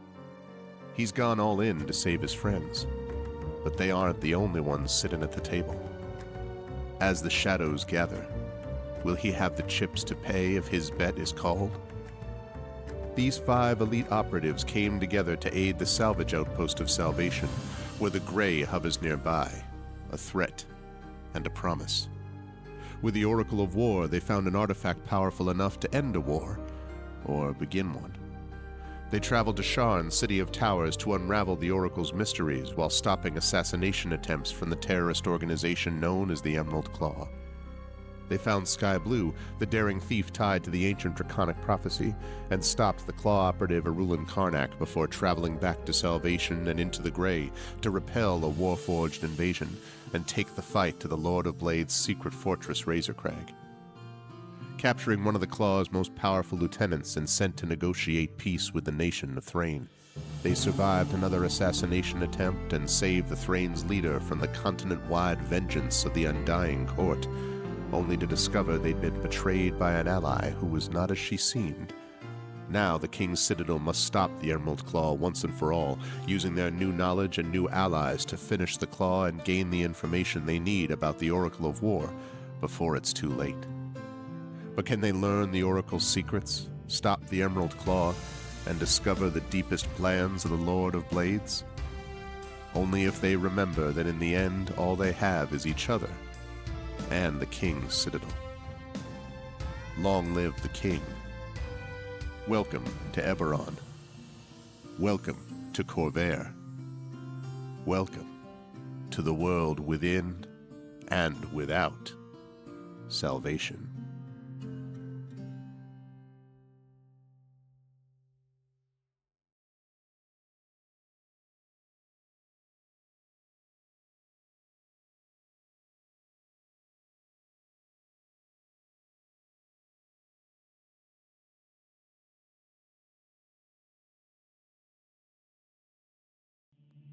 Most folks in Eberron live their lives hoping to survive and protect the ones they care about the most. A few do that and more, trying to help those around them, even the ones they don't know. But only one group does all that when no one else can. The King's Citadel, the ones who do the job no one else can do. Eberron, the Shield, a star-forged Aegis whose strength lies in the defense of their companions and their will to keep the Citadel and its missions safe no matter the price, even when that price must finally be paid.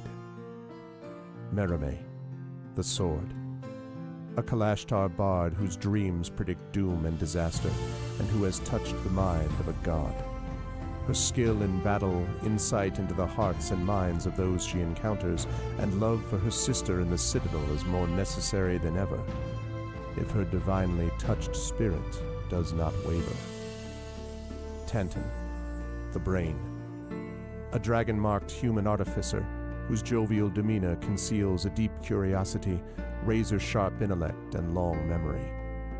He knows what he did for the last war, and he knows what it did to him. And now that he has returned to the site of it all, deep within the ruins of Seer, he knows how much worse the next war will be, unless he can stop it. Nisiana, the Heart, a dragon-marked halfling healer whose love for her sister is matched only by her desire to help and heal the members of the Citadel. She's grown wiser and more wary, and has learned that at times harming matters as much as healing. Can she keep hope and the King's Citadel alive? Rowan, the Wild Card, a human wild magic sorcerer who's played a dangerous game for most of his life. He's gone all in to save his friends, but for the first time he's learned they're not the only ones sitting at the table. Can he break through the shadows of his past and finally call the bluff? These 5 elite operatives came together to aid the salvage outpost of Salvation, where the Grey hovers nearby, a threat and a promise. With the Oracle of War, they found an artifact powerful enough to end a war, or begin one. They traveled to Sharn, City of Towers, to unravel the Oracle's mysteries while stopping assassination attempts from the terrorist organization known as the Emerald Claw. They traveled back to Salvation and into the Grey to repel a war-forged invasion and take the fight to the Lord of Blade's secret fortress Razorcrag. They paid a heavy price to rescue hostages from the fortress, and the Lord of Blades escaped into the Grey, seeking a way to create an army of Warforged powerful enough to crush the 5 nations of Corvair. But the Citadel had more immediate problems, the Emerald Claw, and a looming war. At the same time learning that the Lord of Blades seeks the Oracle of Bones to create his invincible army. Now the King's Citadel is in a race against time to unite the 5 nations and stop the Lord of Blades before he can turn his full might against all of Corvair. They've saved Salvation, navigated Sharn, prevented disaster at Razorcrag, stopped the war with Thrain, and thwarted the Emerald Claw. But can they finally unlock the Oracle of War's secrets and defeat the Lord of Blades? Only if they remember that in the end, all they have is each other and the King's Citadel. Long live the King. Welcome to Eberron. Welcome to Corvair. Welcome to the final season of the Oracle of War.